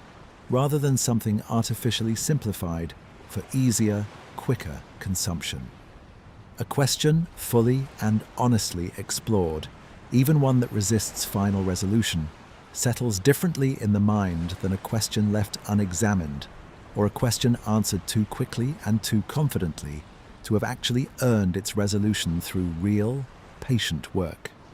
You now know, in real, careful detail, why the Osirion troubles Egyptologists and why that trouble has persisted for well over a century without simply resolving itself away. You know the strongest version of the case for a 19th dynasty date, built carefully from Seti's own restoration-minded reign, following the Amarna disruption, from the primeval mound cosmology explicitly invoked in the temple's own surviving inscriptions, from the well-documented Egyptian cenotaph tradition, with its concrete parallels both at Abydos itself and later at Karnak. And you know the strongest version of the case against it, built from a genuine, unexplained engineering gap spanning 12 full centuries of otherwise thoroughly documented Egyptian history, from an honest, unresolved water table question that current evidence simply cannot fully settle either way, from tool marks on ancient granite that resist easy, confident categorization, no matter how carefully specialists examine them under close scrutiny. You know why Abydos itself matters independent of that specific dispute, reaching back through Narmer and the earliest dynasties to villages of farmers along the Nile who could not possibly have imagined the vast civilization their small, scattered communities would eventually become, layer by layer, across more centuries than any single human life could ever hope to witness or fully comprehend from the inside. You know, too, something of why this specific mystery has held such enduring appeal across more than a century, why extended patient treatment suits it better than a rushed verdict,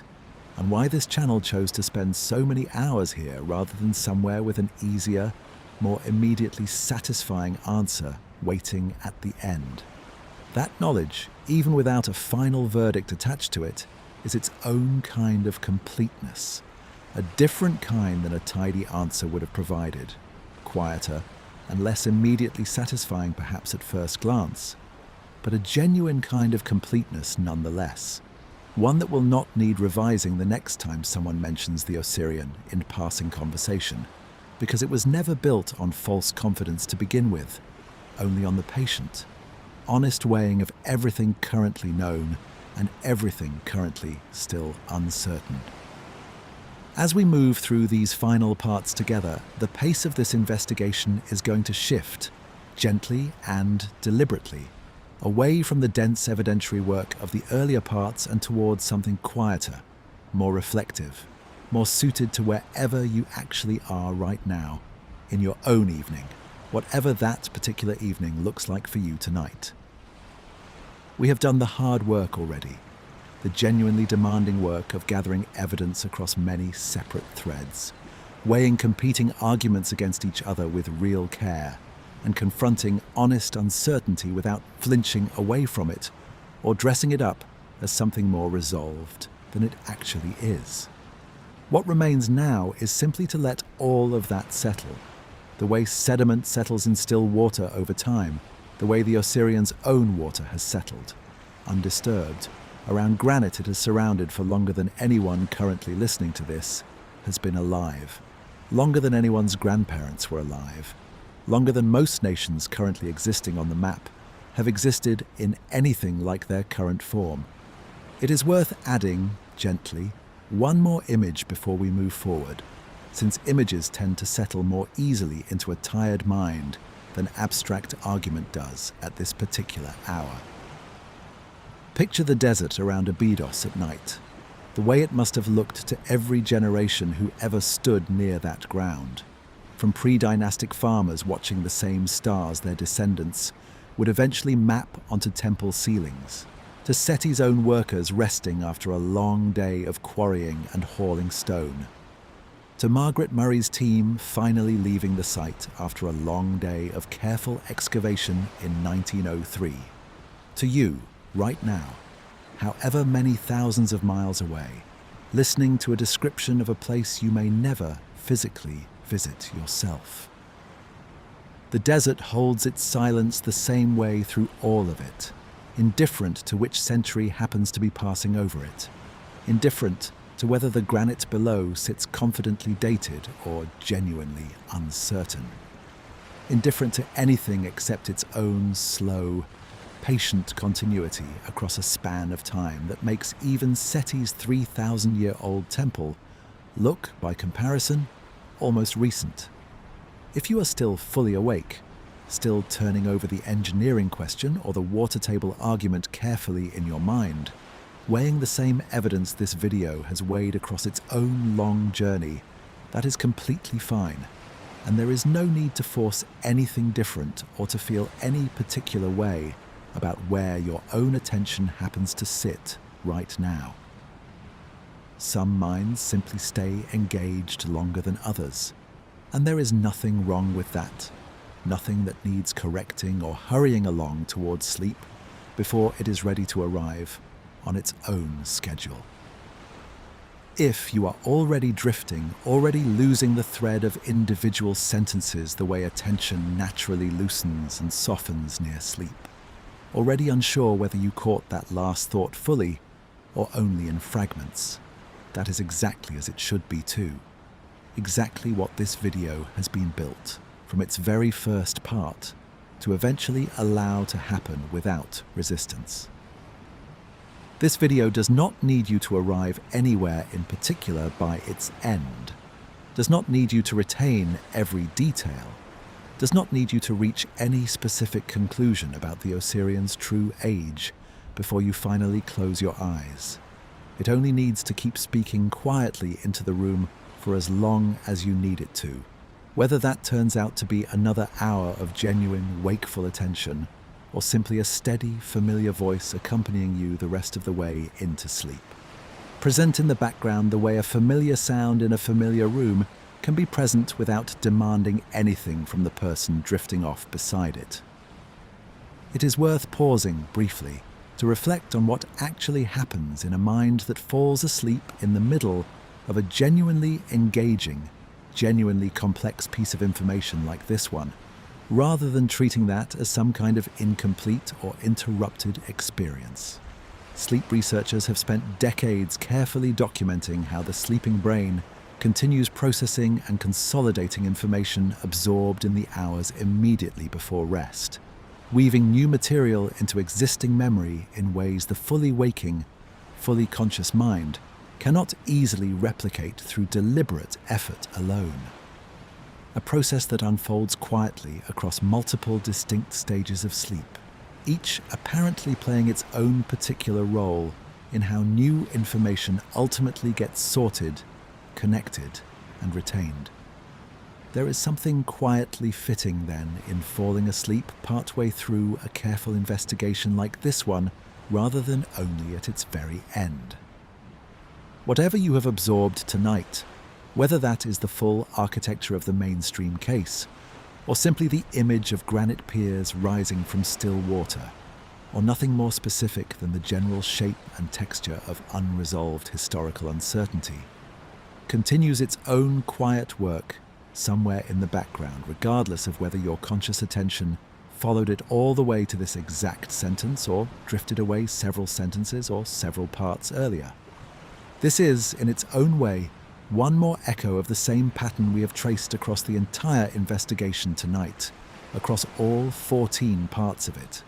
Something continuing to exist, to develop, to settle gradually into its final shape, entirely independent of whether anyone happens to be actively watching it happen in real time or paying it any conscious attention whatsoever. The Osirians sat quietly beneath the desert sand and standing water for centuries upon centuries before Margaret Murray's team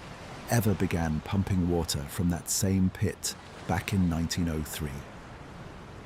Pre-dynastic farming communities scattered along the Nile built, gradually and without any grand unified design in mind, toward a unified kingdom none of them,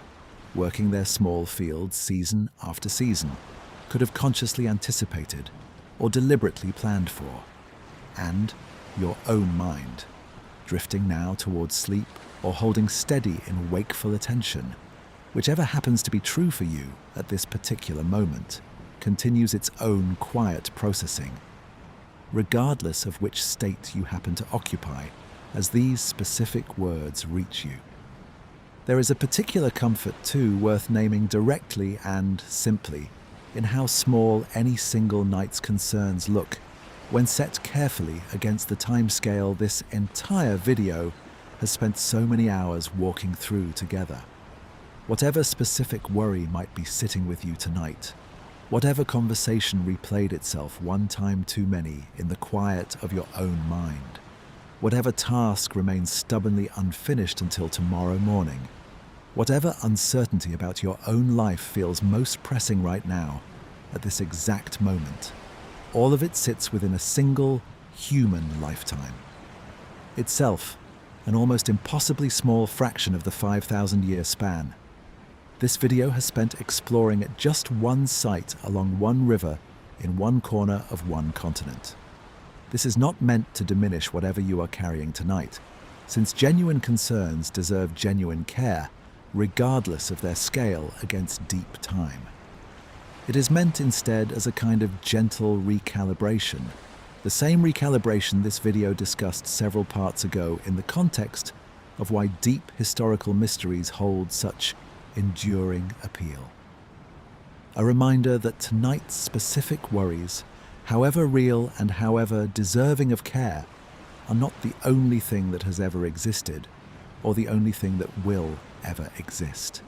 and that stepping outside them for a few hours into a 5,000-year story about temples and kings and granite and uncertainty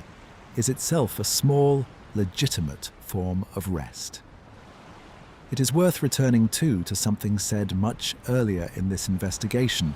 back when Arthur first properly introduced himself in Part 1, that this channel exists specifically to accompany you through the hours when sleep does not come easily on its own, when a mind needs somewhere gentle,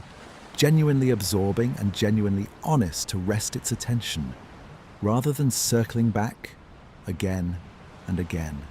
to whatever has been keeping it awake tonight. If that is why you are here tonight, whether you name that reason to yourself explicitly or simply found yourself reaching for this video without quite articulating why, that reason is welcome here, and this video has tried across every one of its parts to be worthy of exactly that purpose. It is worth naming too, in plain and simple terms, some of the small physical things that tend to help at exactly this point in an evening, whether or not you have consciously noticed needing them yet. If your shoulders are still holding some of the day's tension, This is a reasonable moment to let them drop, just slightly, away from your ears. If your jaw is still faintly clenched, an old habit most people carry without noticing, there is room here to let it soften too. If your breathing has stayed shallow and quick throughout the evening, matched more to the pace of a busy day than to the pace of genuine rest, there is no need to force it into anything sudden or dramatic. Simply a quiet invitation to let it slow, gradually, on its own timeline, the way a river slows and widens as it spreads out across a floodplain, rather than rushing forward between narrow banks, the way it does further upstream. None of this requires effort of any kind. It requires, if anything, the opposite of effort entirely, a kind of quiet permission to stop holding whatever has been held all day, all week, perhaps all month, now that the day's particular demands have, for tonight at least, come to their natural, unforced close, with nothing left requiring your immediate attention until whenever tomorrow happens to arrive. Having taken this moment to breathe, to let the density of the last several parts settle into something calmer and considerably more unhurried, we are ready to continue gently forward, in the next part, toward a closer look at what remains genuinely unknown, held now with the kind of patience this entire journey has been trying, from its very first imagine, to model for you across every part that has come before this one. Imagine gently now, holding the whole shape of this long investigation in your mind one more time, not to analyze it any further, not to weigh anything else against anything else, but simply to let it rest there whole and complete, the way a long day finally settles into a single, quiet impression, once it has fully and finally ended, and there is nothing left to do but let it simply be what it was. A flooded pit at Abydos, water still and dark around 10 enormous granite piers, standing exactly where careful hands once placed them. A pharaoh named Seti, restoring a kingdom's confidence after a generation of religious upheaval, building a temple, magnificent enough that its painted colors still hold their brightness after 3,000 years of continuous exposure to time. A century of careful excavators, from Margaret Murray pumping water out of that pit in 1903 to the German missions still working there carefully today, each adding their own small, patient piece to a picture that has never quite resolved into full clarity, despite all of that accumulated effort. That is the shape of what we have spent 15 full parts exploring together, layer by careful layer, argument by argument, and it is worth simply holding it now, all at once and together, without adding anything more to it. What remains genuinely unknown after all this careful looking is not a failure of the investigation, and it deserves to be named clearly as exactly that. Not a failure, not an incompleteness, not something this video simply ran out of time or resources to resolve. It is, if anything, the most honest possible outcome an investigation this careful could have arrived at. The outcome that respects the evidence exactly as much as the evidence has earned and no more. We know the Osirion resembles Old Kingdom megalithic construction far more than it resembles anything else built during Seti's own 19th dynasty, a resemblance so specific and so consistent that even scholars who firmly favor the conventional dating readily acknowledge it.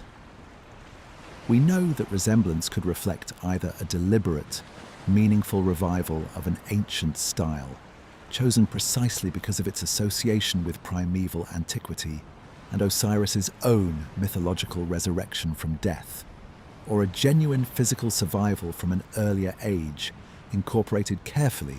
by Seti's builders into their own later temple complex, without leaving behind any trace of that incorporation in the surviving textual record.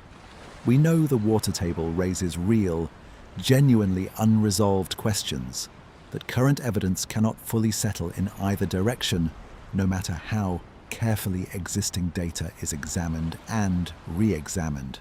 Questions that a dedicated hydrological survey could meaningfully advance,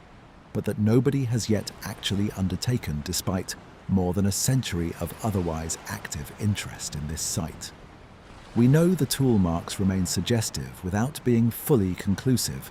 pointing toward Old Kingdom working methods without definitively proving them beyond all reasonable doubt. And we know, now, having spent considerable time and care establishing it properly across several earlier parts, that all of this sits within a much older, much deeper story about Abydos itself. A story reaching back through Narmer and the Narmer Palette, through the shadowy dynasty Zero rulers like Scorpion and Irihor, through generations of Naqada farmers tending fields along a Nile that once ran through a considerably wetter, considerably greener landscape than it does today, to the very beginning of settled agricultural life in this part of the world. There is something worth noticing and worth holding on to gently in how differently this final uncertainty feels now, at the close of this journey, compared to how it might have felt if presented cold, without the 15 parts of careful groundwork that came before it. Told up front, without context, without the patient walk through Seti's temple and the Valley Temple comparison, and the pre-dynastic pottery sequences, the Osirion's age is genuinely disputed, might land as a disappointment, an anticlimax, a story that promised a discovery and delivered only a shrug, the kind of ending that leaves a listener feeling their time was somehow not fully honored. Arrived at slowly, honestly, through direct engagement with the actual physical evidence, the actual historical context, and the actual limits of what current archaeological science can establish, that same uncertainty feels entirely different, closer to a kind of hard-won clarity than to disappointment. You are not left not knowing, in the way that phrase might suggest ignorance or incompleteness. You are left knowing, with real, specific precision, exactly what is and is not known, and exactly why each piece of evidence points where it points, which is its own considerably rarer and more valuable form of understanding than a simple, confident answer would have provided, however much more immediately satisfying that confident answer might have felt in the moment it was delivered. It is worth sitting too with what this particular kind of not knowing actually asks of a person, since it asks something meaningfully different than most unresolved questions in life tend to. It does not ask for anxious vigilance the way an unresolved question about your own safety or your own future might reasonably demand of your attention. It does not ask for continued active research or effort from you personally, the way a genuinely urgent practical problem sitting in your own life right now might. It does not require you to pick a side, defend a position, or resolve anything before you can properly let it go for the evening. It asks only for acceptance, quiet and complete, that this is simply how the evidence currently stands, and that the evidence standing this way is not itself a problem requiring your effort, or anyone's effort to solve tonight. The Osirion will remain exactly this uncertain whether you think about it again tomorrow morning over coffee, or never think about it again for the rest of your life. That is, in its own strange and quietly generous way,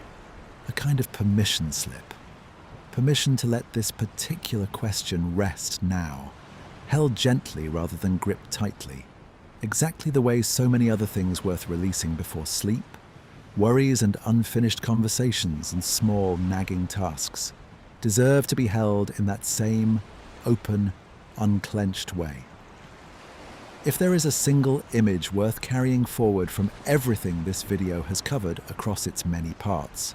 more than any specific fact about granite or water tables or Dynasty Zero kings, it might be this: a structure built by any honest account from any side of this debate, with extraordinary skill and extraordinary ambition, sitting in water for reasons nobody today can state with full certainty, watched over for thousands of years by a site that has meant something sacred to human beings, since long before writing existed, to record what that meaning actually was, in their own words.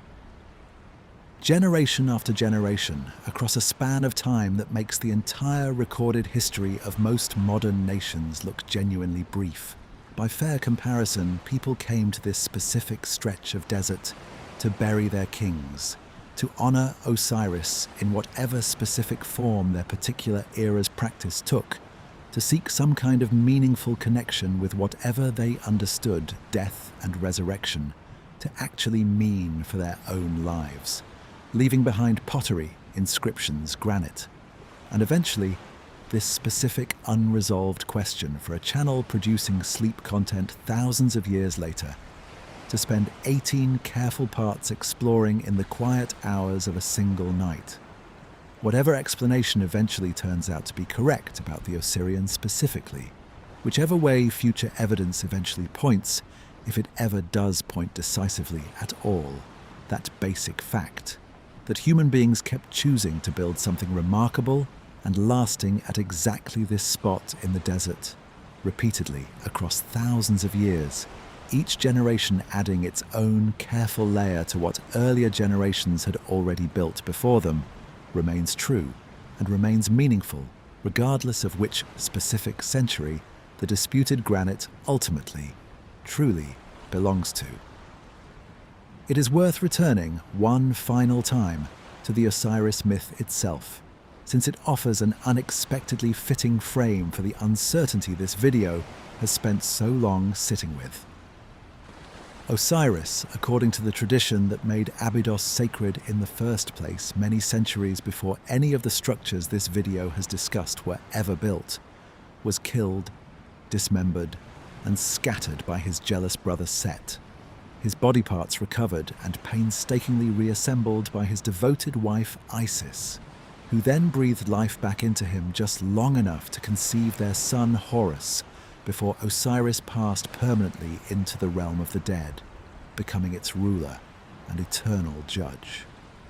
It is a myth fundamentally about incompleteness, made meaningful rather than resolved, about a body that was never made whole again in any ordinary sense, and yet became, through that very incompleteness, the foundation of an entire civilization's understanding of death, judgment, and the possibility of continuation beyond it. There is something worth noticing in how closely that ancient story mirrors the shape of tonight's own investigation. Not a mystery solved and tidied away, but a genuine incompleteness held with reverence rather than anxiety, transformed through careful attention rather than resolution into something meaningful in its own right, regardless of whether every piece was ever fully reassembled. This parallel is not meant to overstate itself, and it is worth naming that caution directly and clearly even here, so close to the very end of this long investigation. The Osirians' disputed age is a modern archaeological question, grounded in physical evidence and careful comparative analysis, not a mythological one, and treating it as though it carries the same symbolic weight as the myth of Osiris himself would be its own kind of overclaiming. Exactly the sort this video has tried, consistently and deliberately, to avoid throughout its full 18 parts from the very first imagine onward. There is something worth notice in the fact that this specific unresolved granite structure sits at the exact site the Egyptians themselves associated with a myth about honoring incompleteness rather than insisting on its immediate resolution, about finding lasting meaning in a story that never fully closes its own central wound, generation after generation, for thousands of years running. It is worth taking one more careful pass through exactly what we do and do not know, stated as plainly and as completely as this video can manage at this late stage, since precision matters even, or perhaps especially, in these closing, quieter parts. We know Seti I built his impressive, magnificent temple at Abydos around 1290 BCE, a date secured with real confidence by his own name appearing throughout the structure's surviving inscriptions and confirmed by multiple independent lines of textual and stylistic evidence drawn from elsewhere in the well-documented 19th dynasty archaeological record. We know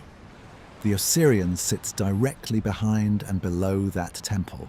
built from red granite and quartzite in a style that closely resembles Old Kingdom megalithic construction at Giza, a resemblance too specific, too consistent, and too structurally detailed to be dismissed as mere coincidence by anyone who has examined both sites closely with an open, careful eye. We know no securely dated intermediate example of this exact construction technique survives from the 12 centuries separating the two periods, despite that span being otherwise extraordinarily well documented. We know the mainstream explanation that Seti's builders deliberately revived this ancient style for symbolic reasons connected to Osiris and the primeval mound of creation described in Egyptian cosmology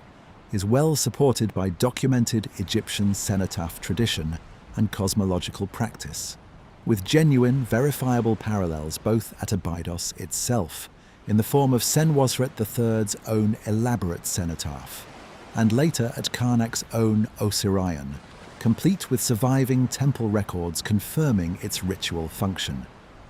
We know the counter-arguments, the engineering gap, spanning 12 otherwise well-documented centuries, the water table question that no dedicated hydrological survey has yet properly addressed,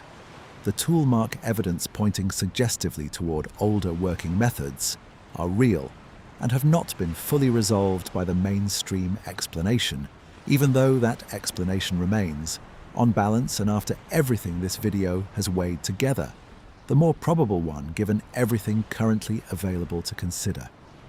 We know too, and this is worth holding alongside everything else, that Abydos was already a genuinely ancient and genuinely sacred site by the time Seti's builders ever arrived, its royal necropolis at el-Qa'ab reaching back through Narmer to the shadowy figures of Dynasty Zero, and further still into the Naqada culture's long, slow development from scattered farming villages into a unified kingdom. Every piece of that deeper history rests on a foundation of evidence considerably more secure than anything currently available for the Osirion specifically. Radiocarbon dates drawn from preserved organic material, ivory labels bearing genuine royal names inscribed in some of the earliest Egyptian writing known to exist, cross-referenced king lists spanning multiple independent surviving documents,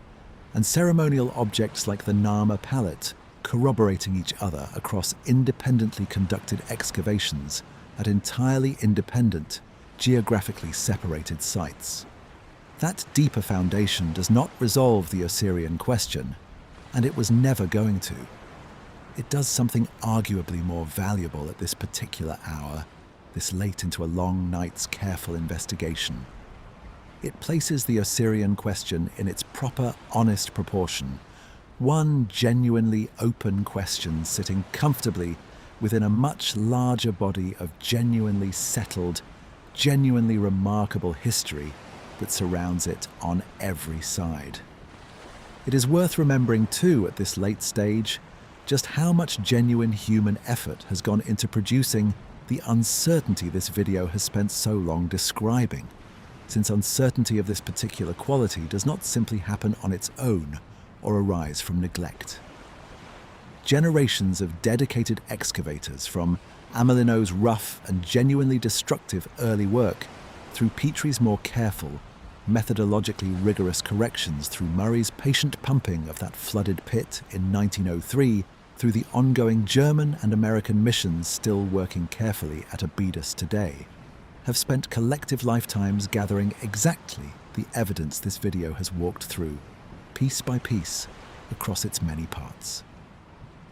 Geologists have studied the water table carefully across multiple field seasons.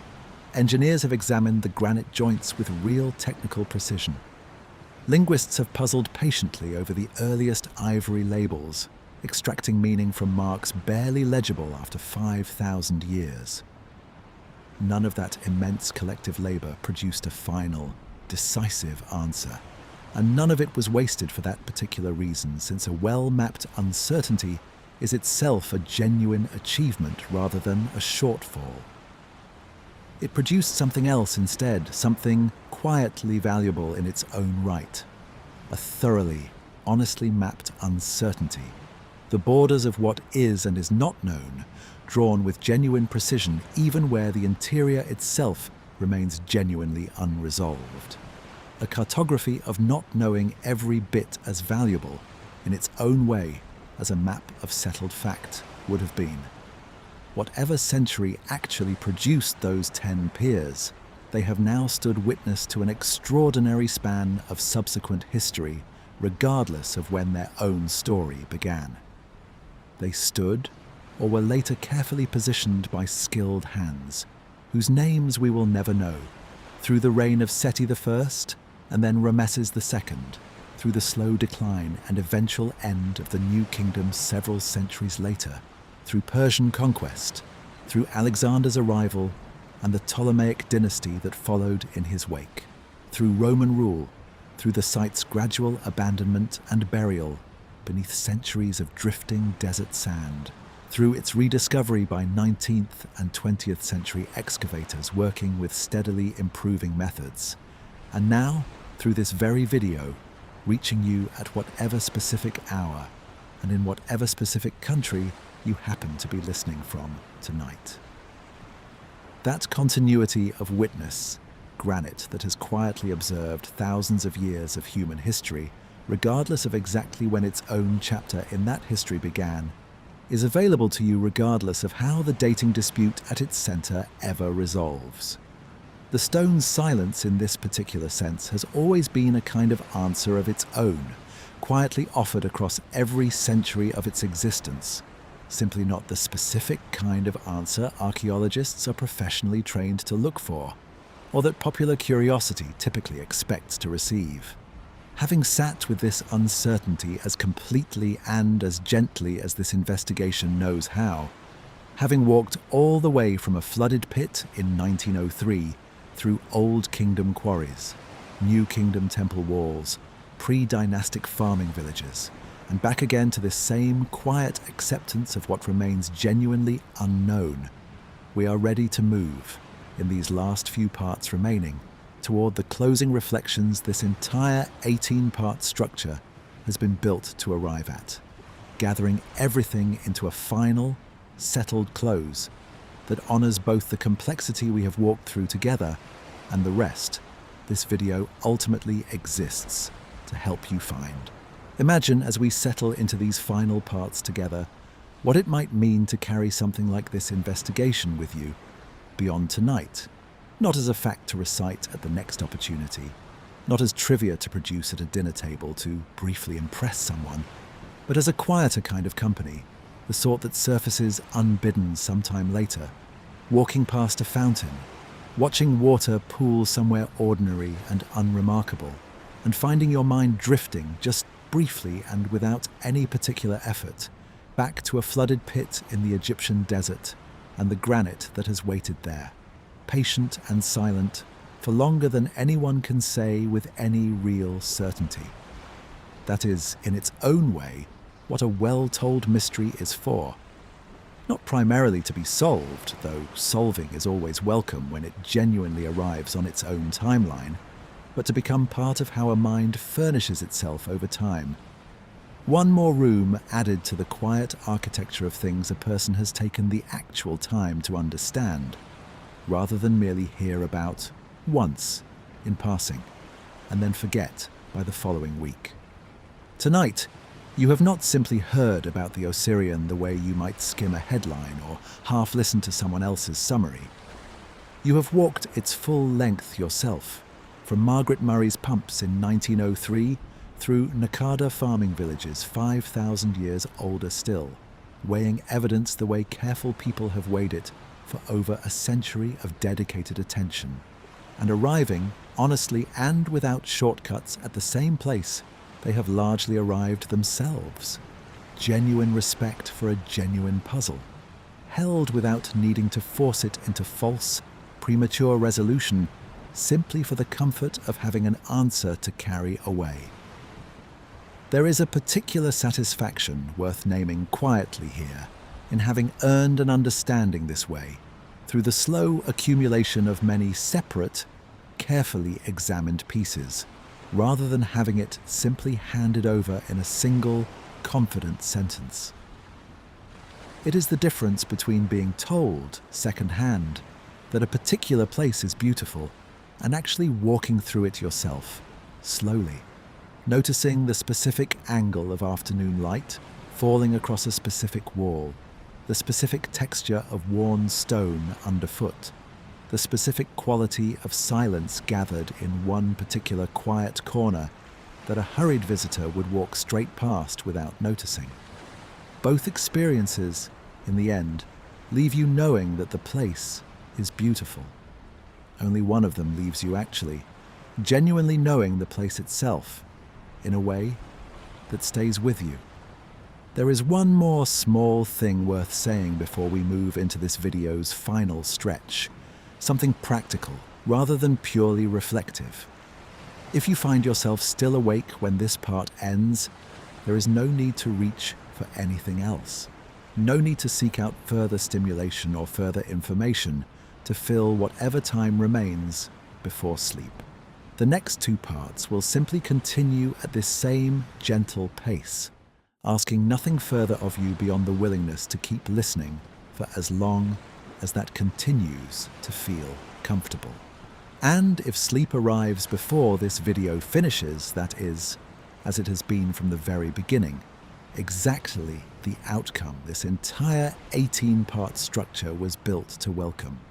Some evenings genuinely do call for something smaller, something that resolves cleanly within a single part, rather than stretching thoughtfully across 18 of them. Tonight simply happened to be a night for something larger, something that asked more of your attention across its full length. And if you gave that attention honestly, even in fragments, even while drifting in and out across the later parts, this video has already done what it set out to do, regardless of exactly how much of it your conscious mind retains in the morning. There is no wrong way at all to have listened tonight, no minimum threshold of attention required to have genuinely benefited from having listened at all. Gratitude toward the excavators who first carefully drained that pit in the winter of 1903, and toward everyone since, generation after generation of them, who kept returning to it patiently, refusing to let a difficult question simply fade, quietly away from serious attention the way so many genuinely difficult questions eventually do. Worn down not by resolution, but by simple neglect. Gratitude toward the builders themselves, whoever and whenever they actually were, who raised granite blocks weighing many tons apiece into a configuration precise enough that their work still resists full explanation after 3,000 years or more. Precise enough that it has occupied this many hours of a video produced on the other side of the world, in a language and a medium they could never have imagined. Gratitude, too, towards Seti I himself, whatever his exact role in this specific structure ultimately turns out to have been,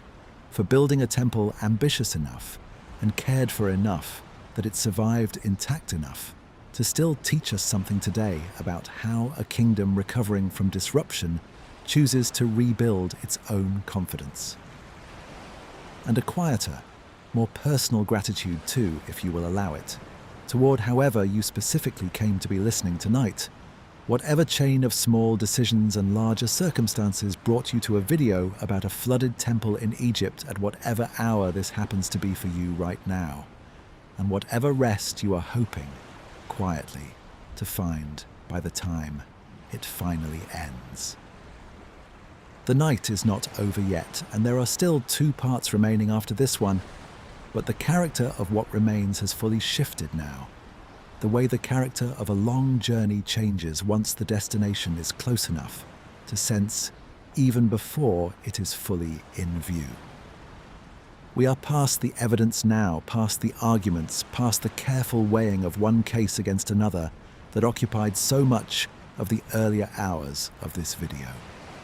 What is left is simply company, quiet and steady, for however much longer you happen to need it tonight, whether that turns out to be a few more minutes or a good while yet, and there is no need to guess in advance which one it will be. This video will simply continue at the same unhurried pace it has kept from its very first part, ready to accompany you for exactly as long as sleep takes to arrive, however long or short that particular stretch of time turns out to be tonight.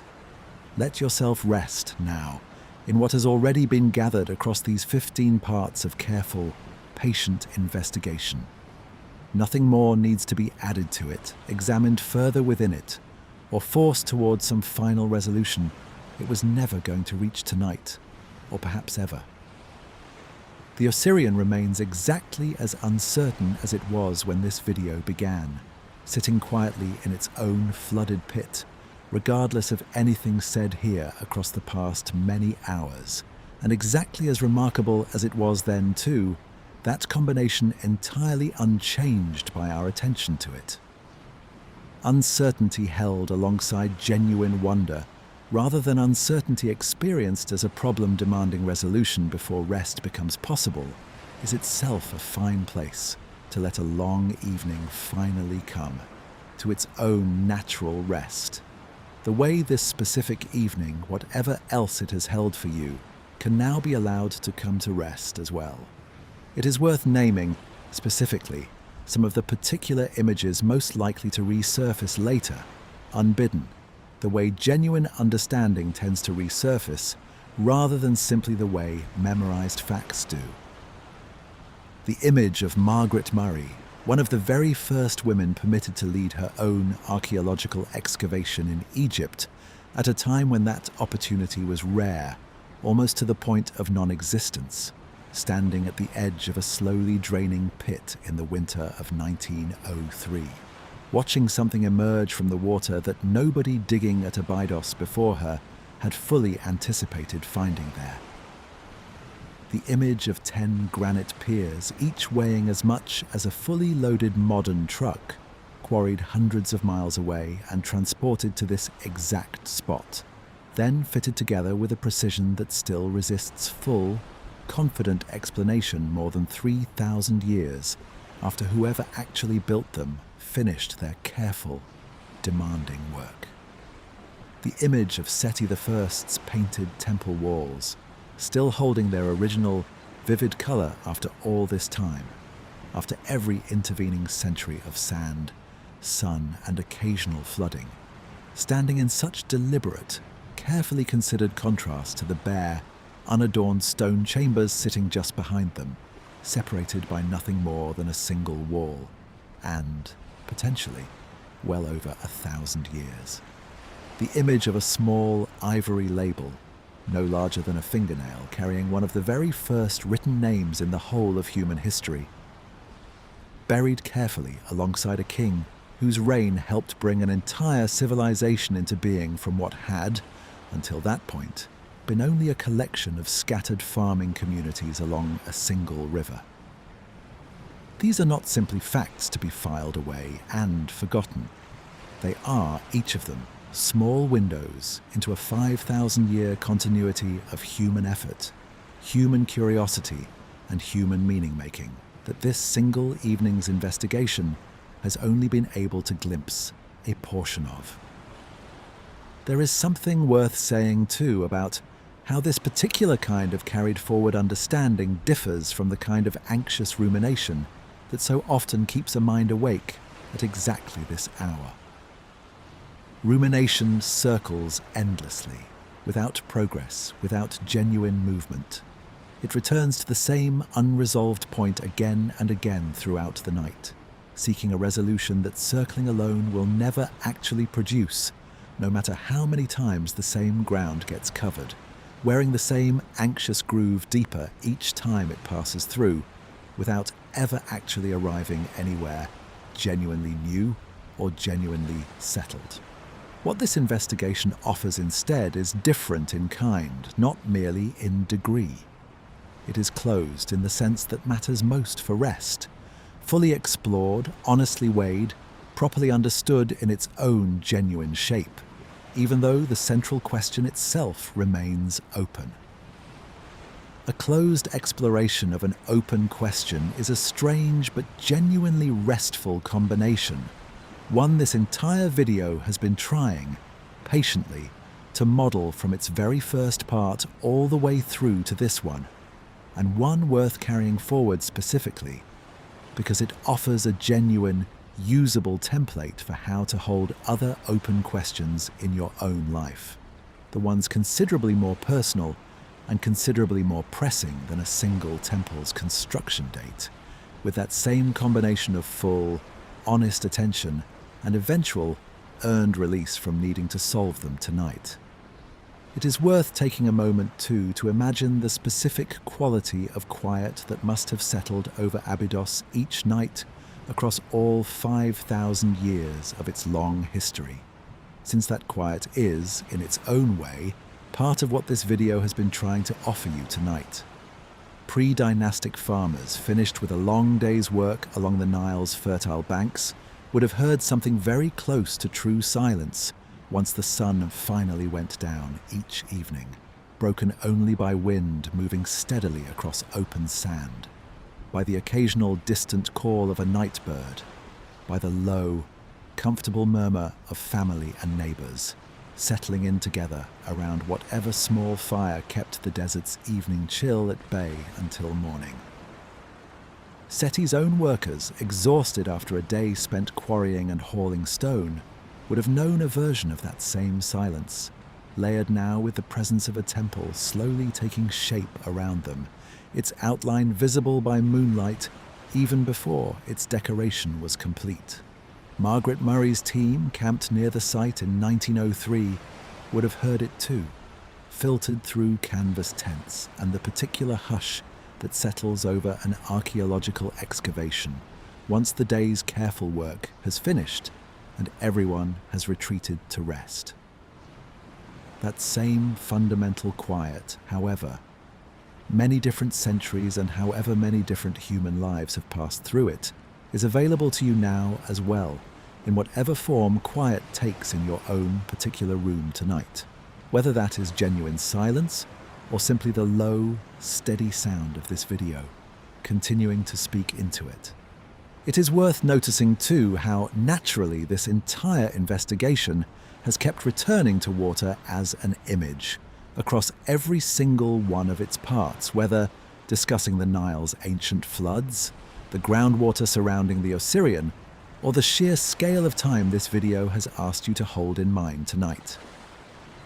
Water is patient in a way stone only appears to be at first glance,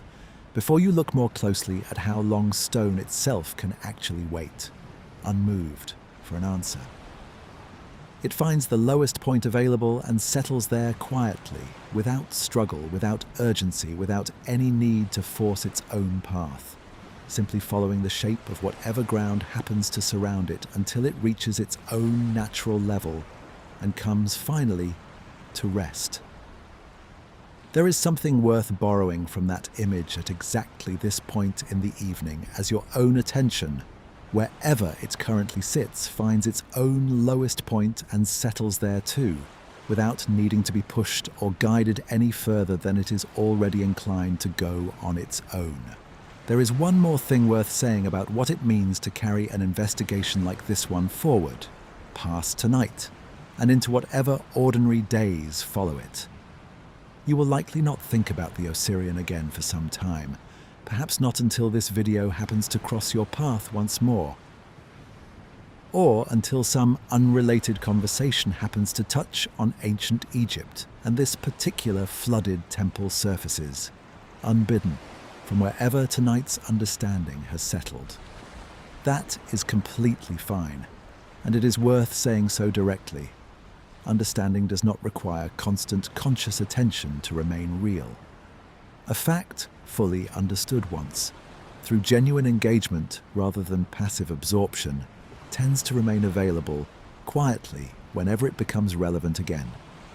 The way a language once genuinely learned remains available even after years without practice,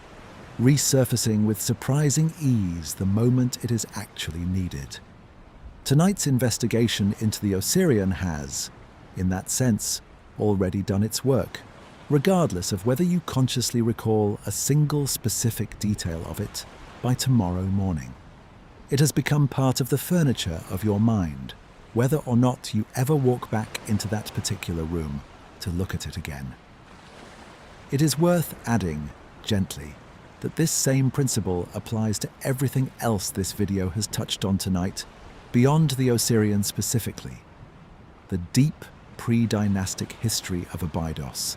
the mainstream case and its counter-arguments, the reflections on this channel's own approach to honest historical storytelling, the broader meditation on why unresolved mysteries hold such enduring appeal. None of it requires active maintenance to remain genuinely yours. It simply requires having been engaged with honestly once, which, if you have stayed with this video this far, across 16 parts now, you unmistakably have. If this is not the first video from this channel you have fallen asleep to, you already know something of what this closing stretch tends to feel like, the particular way these investigations wind down, rather than simply stop, gathering themselves gently rather than ending abruptly, the moment the last piece of evidence has been presented. If this is your first time here, welcome, and know that this same unhurried closing pattern, evidence first, honest weighing second, quiet reflection last, is one you will find again in whatever other videos from this channel you might reach for on other nights, when sleep needs this same kind of company. Each investigation is different in its specific subject matter, a different monument, a different disputed timeline, a different corner of the ancient world, but the underlying shape, careful attention followed by genuine rest, remains consistent across all of them, night after night, for as long as this channel continues producing them. It is worth saying too that whichever video eventually brought you here, and whichever video you might reach for tomorrow night or next week, none of them require you to have watched any of the others first. Tonight's investigation into the Osirion stands complete on its own terms, just as tonight's understanding of it stands complete, regardless of whether you retain every specific detail by morning. That completeness, self-contained and unhurried, is itself part of what this channel has tried, consistently, to offer across its entire growing catalogue. Having reached this point together, having walked the full distance from that first imagine through everything this investigation has offered, we are ready to move into the final gathering in the next part, before this video's very last words arrive to carry you the rest of the way towards sleep. Imagine one truly final time before we close, the whole shape of tonight gathered into a single, quiet breath. Everything we have walked through together compressed, gently and carefully, into one settled image rather than scattered loosely across 17 separate parts. Abydos, in the desert, holding 5,000 years of human presence within its sand, layer resting quietly and patiently upon layer. Each one added by people who could never have imagined the ones who would eventually, someday, come after them. A temple built by a king, determined to restore what a generation of religious upheaval had disrupted, its painted walls still holding their color after 3,000 years of patient endurance. A granite hall behind it, silent, still genuinely debated, still genuinely uncertain, and entirely at peace with that uncertainty regardless of what any of us, tonight or in any future century still to come, ever conclude about it. Farmers who came long centuries before any of it, tending fields along a river that has shaped everything downstream of their quiet, largely unrecorded lives, lives that nonetheless made everything that eventually followed them fully possible. All of it held together now in this single gathered breath, exactly the way this entire investigation has tried, patiently, to hold it from its very first imagine onward. We began at the edge of a flooded pit, watching water pumped carefully away in 1903 to reveal something nobody excavating at Abydos that winter had fully expected to find waiting beneath the sand and standing water. We built carefully and patiently the case for a 19th dynasty date, resting on cosmology, on documented cenotaph tradition, on a pharaoh's own recorded character, as a restorer of Egypt's deepest religious past following a generation of upheaval. We built just as carefully the case against it, resting on an engineering gap spanning 12 otherwise well-documented centuries, on a water table question no dedicated survey has yet actually resolved, on tool marks that whisper of an older age without fully confirming it beyond reasonable doubt. We widened our view deliberately to el-Qa'ab, to Narmer, and the palette that bears his name, to Naqada farmers whose small, scattered lives eventually became a civilization capable of building both the Great Pyramid and, many centuries later, this same disputed granite hall we have spent so long examining tonight. And we sat, honestly and without flinching, with everything that remains unknown, choosing, deliberately, not to force a resolution the evidence itself has not yet earned, regardless of how satisfying that forced resolution might have felt in the moment. That is a considerable distance to have travelled together, across 17 parts now, spanning a subject that began with a single flooded pit and eventually reached back to the very origins of Egyptian civilization itself. And if you are hearing this, whether wide awake, drowsy, or drifting somewhere at the very edge of sleep right now, you have made that entire journey, or as much of it as your particular evening genuinely allowed, and that is enough. It was always going to be enough from the very first moment this video began. This video never needed you to retain every date, every name, every specific argument or counter-argument in precise detail. It needed only your company along the way, your willingness to sit with genuine complexity rather than demand an easy answer. And it has had that, generously and without complaint, for however long you have chosen to give it tonight, whether that turned out to be the full length of all 17 parts or only a portion of them before your own attention naturally began to soften. There is nothing more to add now, and it is worth saying that plainly, without hedging at this late point in a long evening. The evidence has been weighed thoroughly and fairly and at real length, across many separate parts of careful investigation, each side of this genuine debate given its full, honest, uncompromised due, rather than a hurried summary, favouring one conclusion over the other. The uncertainty has been named honestly and held without anxiety throughout, examined closely enough to understand precisely why it persists after more than a century, rather than simply accepted passively as an unexplained and unexamined fact sitting at the edge of the historical record. The deeper history has been explored on its own considerable merits, not merely as background context for a single disputed structure, but as a genuinely remarkable story in its own right, reaching back through Narmer and Dynasty Zero to the earliest farming communities along the Nile. What remains now is simply the closing, the part of any long evening where nothing further needs saying,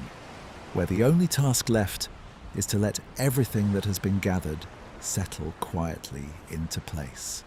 the way a room settles into stillness once the last conversation of the night has finished and everyone has gone to find their own rest. So let it settle gently, the way everything eventually settles when there is finally nothing more pulling at it. Let the granite remain exactly as uncertain as it has been for 120 years, of careful, dedicated attention, and exactly as remarkable as it was when Margaret Murray first looked down at it, emerging from that draining water. Let Abydos keep its 5,000 years, unbothered and unchanged by whatever any of us, tonight or in any century still to come, ultimately decide about one disputed hall within its much larger, much older story. Let Seti's painted temple keep its brilliant colour exactly as it has for 3,000 years. Let Narmer's tomb keep its own particular silence at el-Qa'ab. Let the Naqada farmers keep their small, unrecorded lives exactly as quietly significant as they always genuinely were, regardless of how much or how little attention any single evening's video, produced thousands of years after their own quiet passing, ever manages to pay them. And let your own evening, whatever it specifically held before this video, began playing. Whatever concerns or simple tiredness or genuine curiosity about ancient Egypt brought you here tonight, rest now alongside all of it. One more quiet thing settling gently into place before sleep finally arrives. No more and no less important in the grand sweep of things than granite that has waited patiently in the desert for longer than written history itself can fully account for or explain. It is worth taking a moment here near the very end to notice the particular shape this entire journey has traced, since shapes are often easier to hold on to at this hour than lists of individual facts. We moved from the specific to the general, and then, carefully, back to the specific again, the way a genuinely good, unhurried walk through unfamiliar country often does, wandering outward before finding its own way naturally back toward home. We began with one flooded pit, one specific dispute, one specific set of granite piers sitting quietly in dark water. We widened gradually and quite deliberately into the broader question of Old Kingdom engineering capability, into the deeper pre-dynastic history of an entire region stretching back to its earliest farming communities, into reflections on why unresolved mysteries hold such enduring appeal across every culture and every era of human history that has ever encountered one. And then, just as deliberately, and with considerably more care than we began with, we narrowed back down, returning to that same flooded pit, that same granite, that same specific and still unresolved question, but arriving at it now with considerably more context, considerably more care, and considerably more earned understanding than we carried with us at the very beginning. That shape, outward and then back inward, wide and then narrow again, is not accidental, and it was not chosen carelessly. It mirrors in its own small way the shape of genuine understanding itself, which rarely moves in a straight, direct line from ignorance to knowledge the way a simple summary might suggest, but instead spirals outward first to gather context, patiently, before spiraling back to apply that context to the original question with newly earned clarity. Clarity that could not have arrived any faster without sacrificing something genuinely important along the way. There is something worth saying too about everyone who made this particular investigation possible, most of whom will never know that their careful, patient work eventually became part of a video meant to help someone fall asleep on an ordinary night, thousands of miles and thousands of years removed from their own. Margaret Murray, pumping water carefully from a pit in the winter of 1903, working at a time when opportunities like hers were rare, almost to the point of non-existence for women in her chosen field of study. Flinders Petrie, developing sequence dating through years of patient, thoroughly unglamorous cataloguing work, examining pottery fragment after pottery fragment with a rigor that would eventually become genuinely foundational to archaeology as a discipline practiced across the entire world, in contexts he himself could never have anticipated. The German and American archaeological missions still working carefully at Abydos today, season after season, adding new evidence gradually to a picture that has taken more than a century to assemble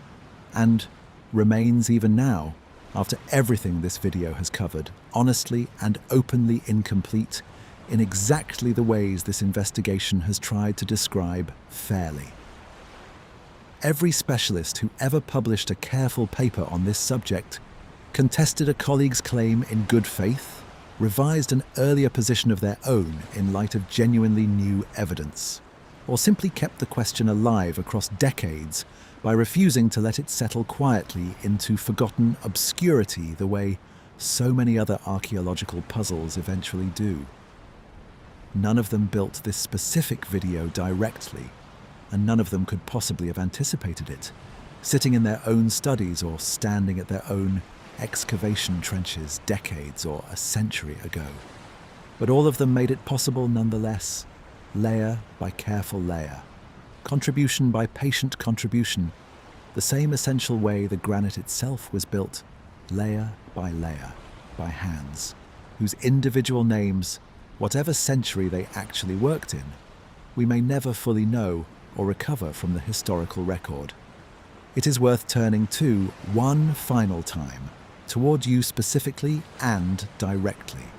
since this entire video has always been addressed to a single person listening in a single room,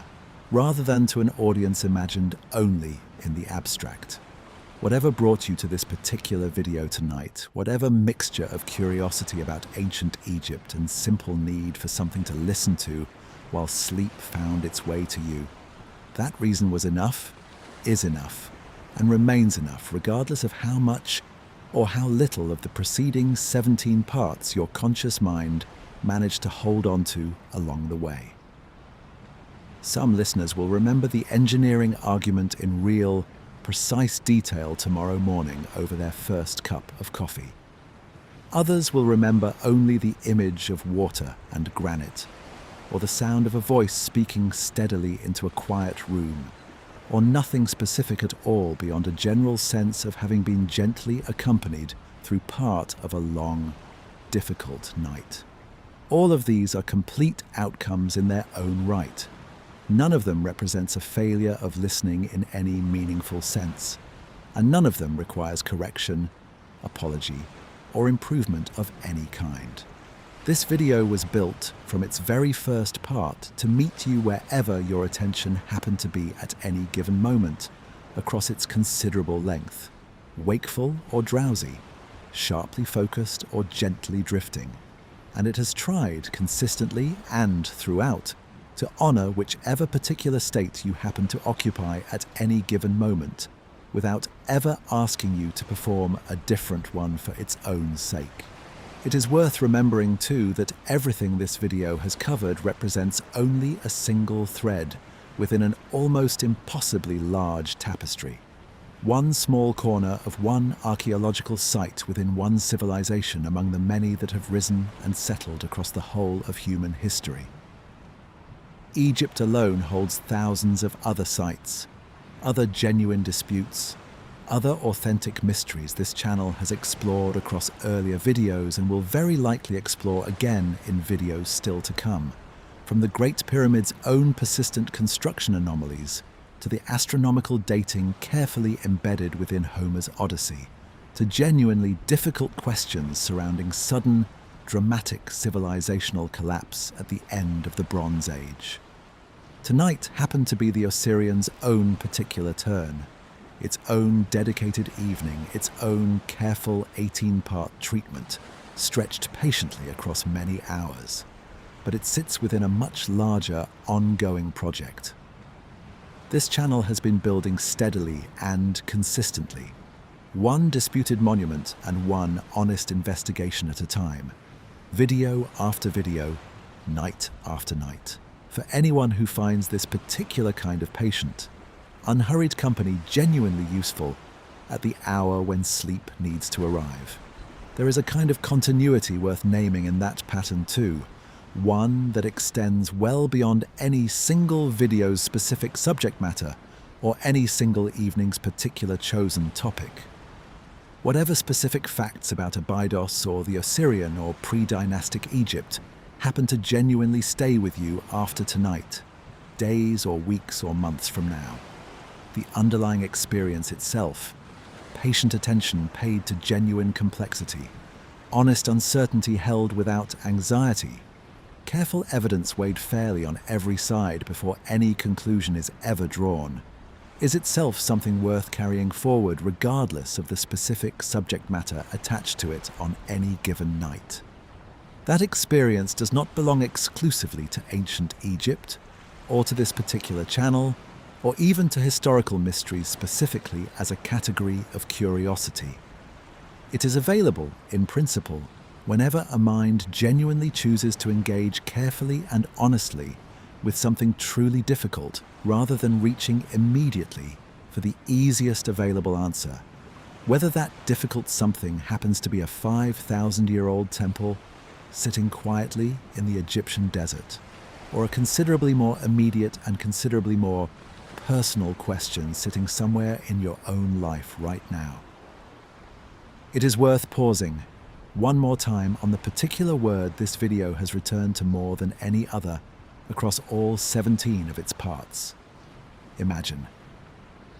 Every single part began with it, deliberately, a small ritual repeated so many times tonight that it may have started to feel less like an instruction and more like a familiar doorway, one you have walked through again and again without needing to think about the walking itself. That repetition was never accidental. Imagination is, in its own quiet way, the exact faculty this entire investigation has asked you to exercise throughout. Not fantasy, not invention, but the genuine, effortful work of picturing something real and complex, clearly enough to actually understand it. Granite and water, and painted temple walls and farmers along a river, all of it summoned carefully into your own mind, rather than simply reported at you as abstract fact. That same faculty, exercised gently one final time, is what will carry you the rest of the way now, into whatever this final closing part offers, and eventually, whenever your own body is ready, into sleep itself. Most of what fills an ordinary day resolves in one way or another, cleanly or messily. The task gets completed, the message finally gets sent, the decision gets made, however imperfectly, the argument reaches some kind of settled conclusion one way or the other. Tonight offered something genuinely different from all of that, a genuine finishing that does not depend on resolution at all, an ending that arrives not because the question has closed, but because the investigation itself has run its full, honest, unhurried course from beginning to end. That is a genuinely unusual kind of completeness to experience in an ordinary life, and it is worth sitting with the strangeness of it for just one more quiet moment before we finally let it go entirely and move toward whatever remains. You have finished something genuine tonight in the fullest sense that word can carry. The Osirion's age remains exactly as open and exactly as unresolved as it was 17 full parts ago at the very beginning of this long journey together. Both of those things are true simultaneously, without contradiction, and learning to hold both at once, finishing without resolving, completing without closing, may be one of the quieter, more durable gifts. This particular kind of long-form, unhurried investigation has to offer a mind that spends most of its waking days chasing resolution, as though resolution were the only acceptable form completeness could ever possibly take. Having gathered everything tonight has offered into this final, quiet breath, we are ready, in the last part remaining, to close completely, gently, the way this entire journey was always going to end. The desert is quiet now, truly quiet, the kind of quiet that settles in only after everything else has finally finished speaking. Somewhere beneath the sand at Abydos, Granite rests exactly where it has rested for longer than anyone alive can say for certain, and it will simply go on resting there tomorrow, and the day after that, and for however many more centuries it takes before an answer, if one ever truly arrives, finally settles the question this evening has spent so long, so carefully, sitting with. You do not need to carry that question any further tonight, not one step further. It has been held honestly and completely for as long as it needed to be held. It can rest now too, alongside everything else this evening is finally letting go of. If your eyes are already closed, simply let them stay closed. If they are still open right now, there is nowhere else you truly need to look tonight, nothing else you truly need to find. Just this quiet and whatever softness has gathered in the room around you. Let your shoulders soften completely now, however they have not already. Let your breathing find its own slow, unhurried rhythm without any need to guide it. Let your mind loosen its grip on anything it has been holding, gently, the way a hand slowly opens when there is finally nothing left it needs to carry. Somewhere far away, in a desert that has watched over more sunrises than any of us will ever count, more than any single mind could ever hope to hold at once, water still surrounds 10 granite piers, patient, unbothered, exactly as it has been for longer than history itself can fully explain. That patience is yours to borrow now, if you would like it. There is nothing left to solve tonight. There is nothing left to hold. Picture one more time, and then let the picture go.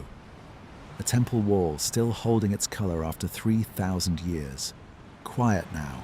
under desert stars. A flooded chamber behind it, water barely moving, granite settled into stillness the way your own body is settling now. A river, wide and slow, carrying its water past fields that farmers tended long before any king, any pyramid, any written word existed to record their names. All of it far away, all of it patient, all of it entirely unconcerned with anything except its own slow, quiet continuing. You do not have to hold on to any of it. Let the temple fade, let the water still, let the river carry itself onward without you needing to watch it go. There is nowhere you need to be right now except here, in this quiet, in this bed, in this body that has carried you through a long day and now, finally, gets to rest.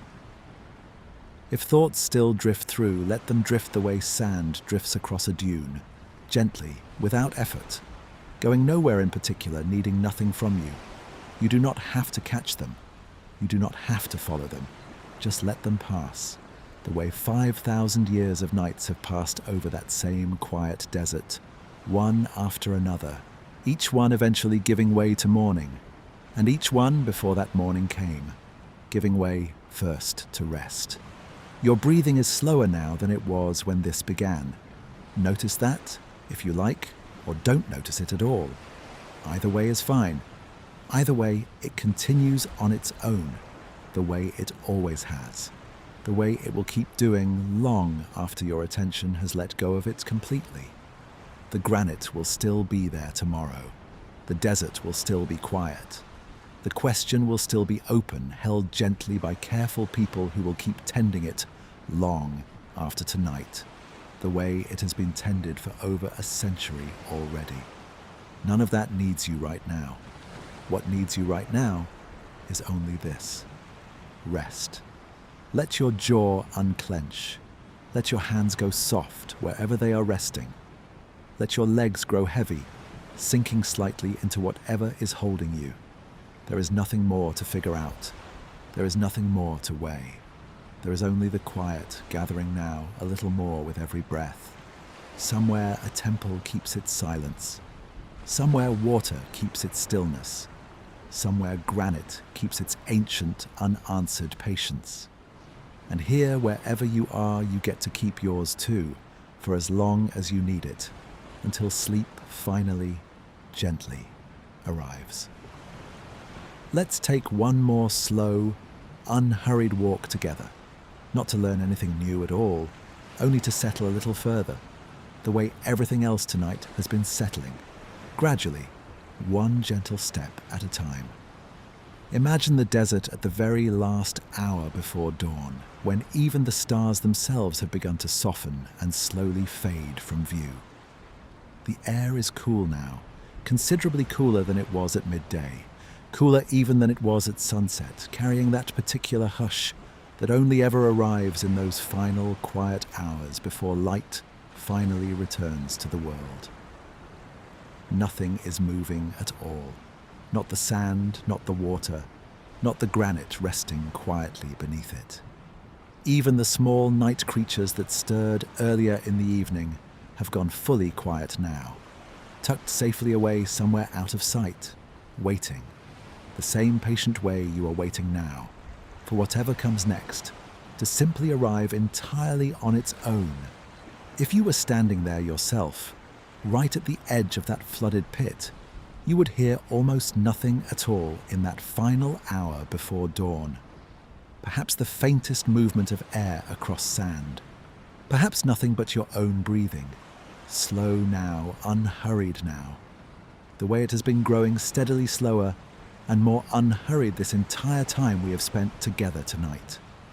The granite would not ask anything of you at all. The water would not ask anything of you either. The whole enormous weight of 5,000 years of gathered history would simply sit there, patient, entirely undemanding, perfectly content to remain exactly as uncertain and exactly as quiet as it has always been, night after night, century after century. You could stay there quietly in that image for as long as you like tonight. There is no rush to move on from it.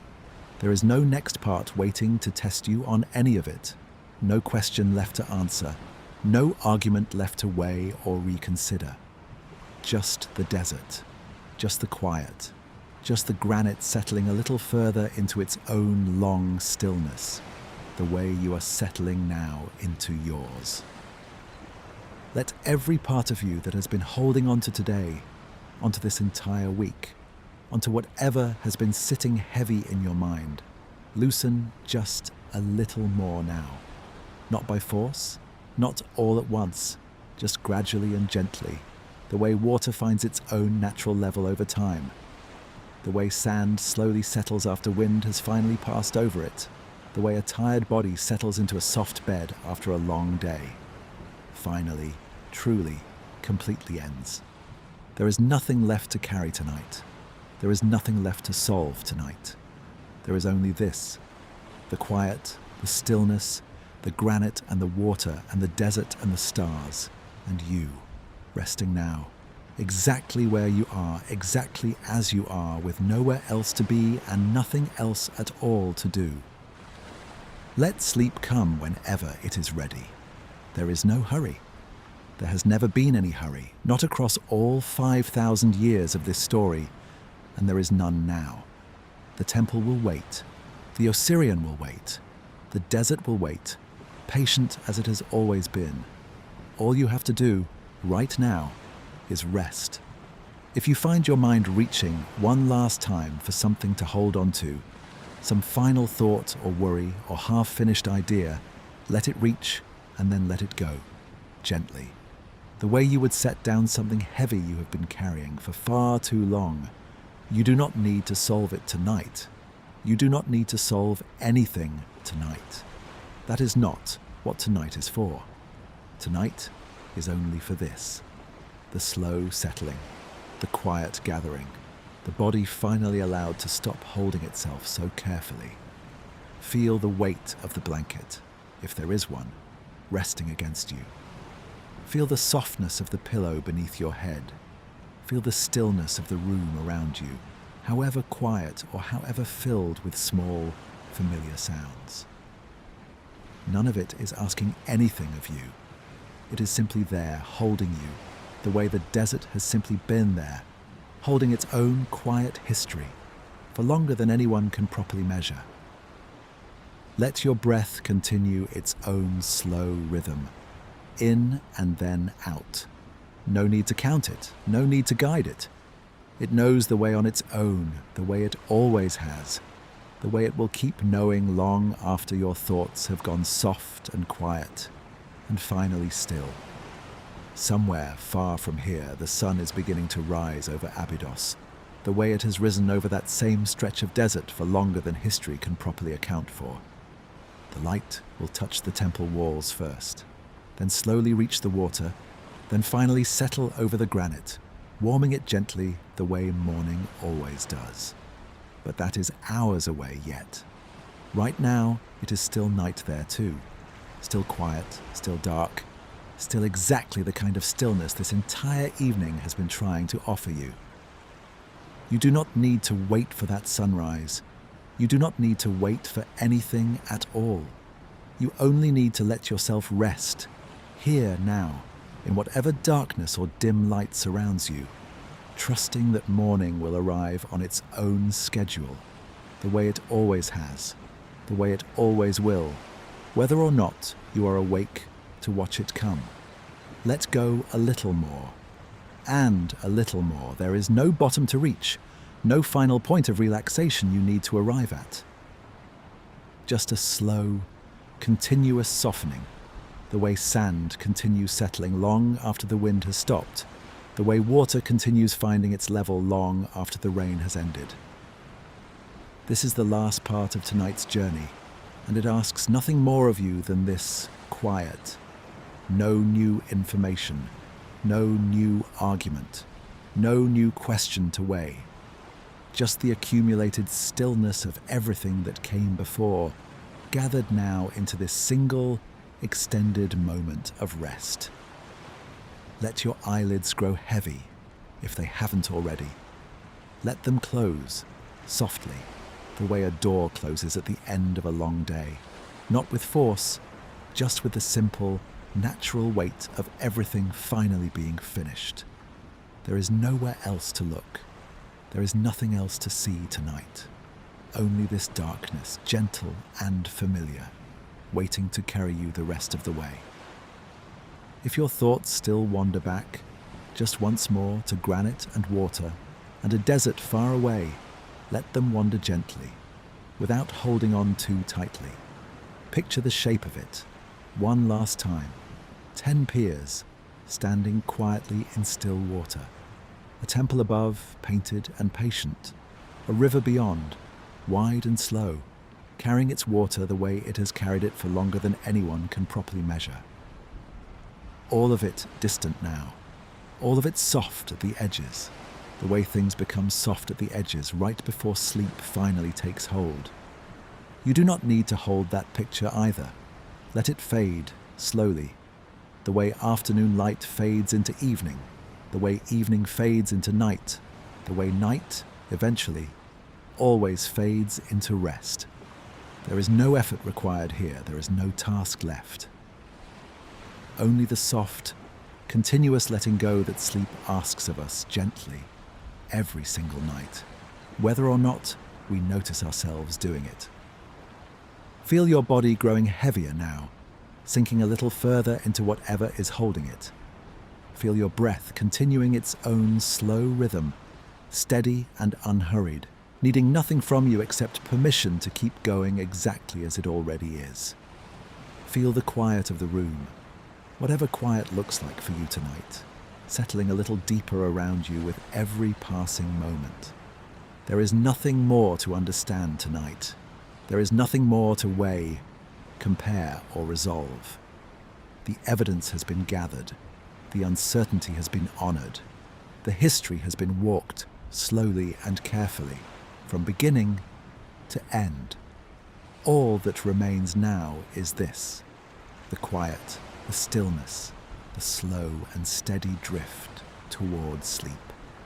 Let your mind grow quiet the way the desert grows quiet after sunset. Gradually, first the wind settling, then the last few sounds fading, until finally there is only silence, wide and patient, stretching out in every direction. That same silence is available to you now, whenever you are ready to let it in. There is no rush. There is never any rush, not in this desert, not in this story, not in this final quiet moment together. Whenever sleep is ready, it will come. Until then, there is only this: resting, breathing, settling, letting go.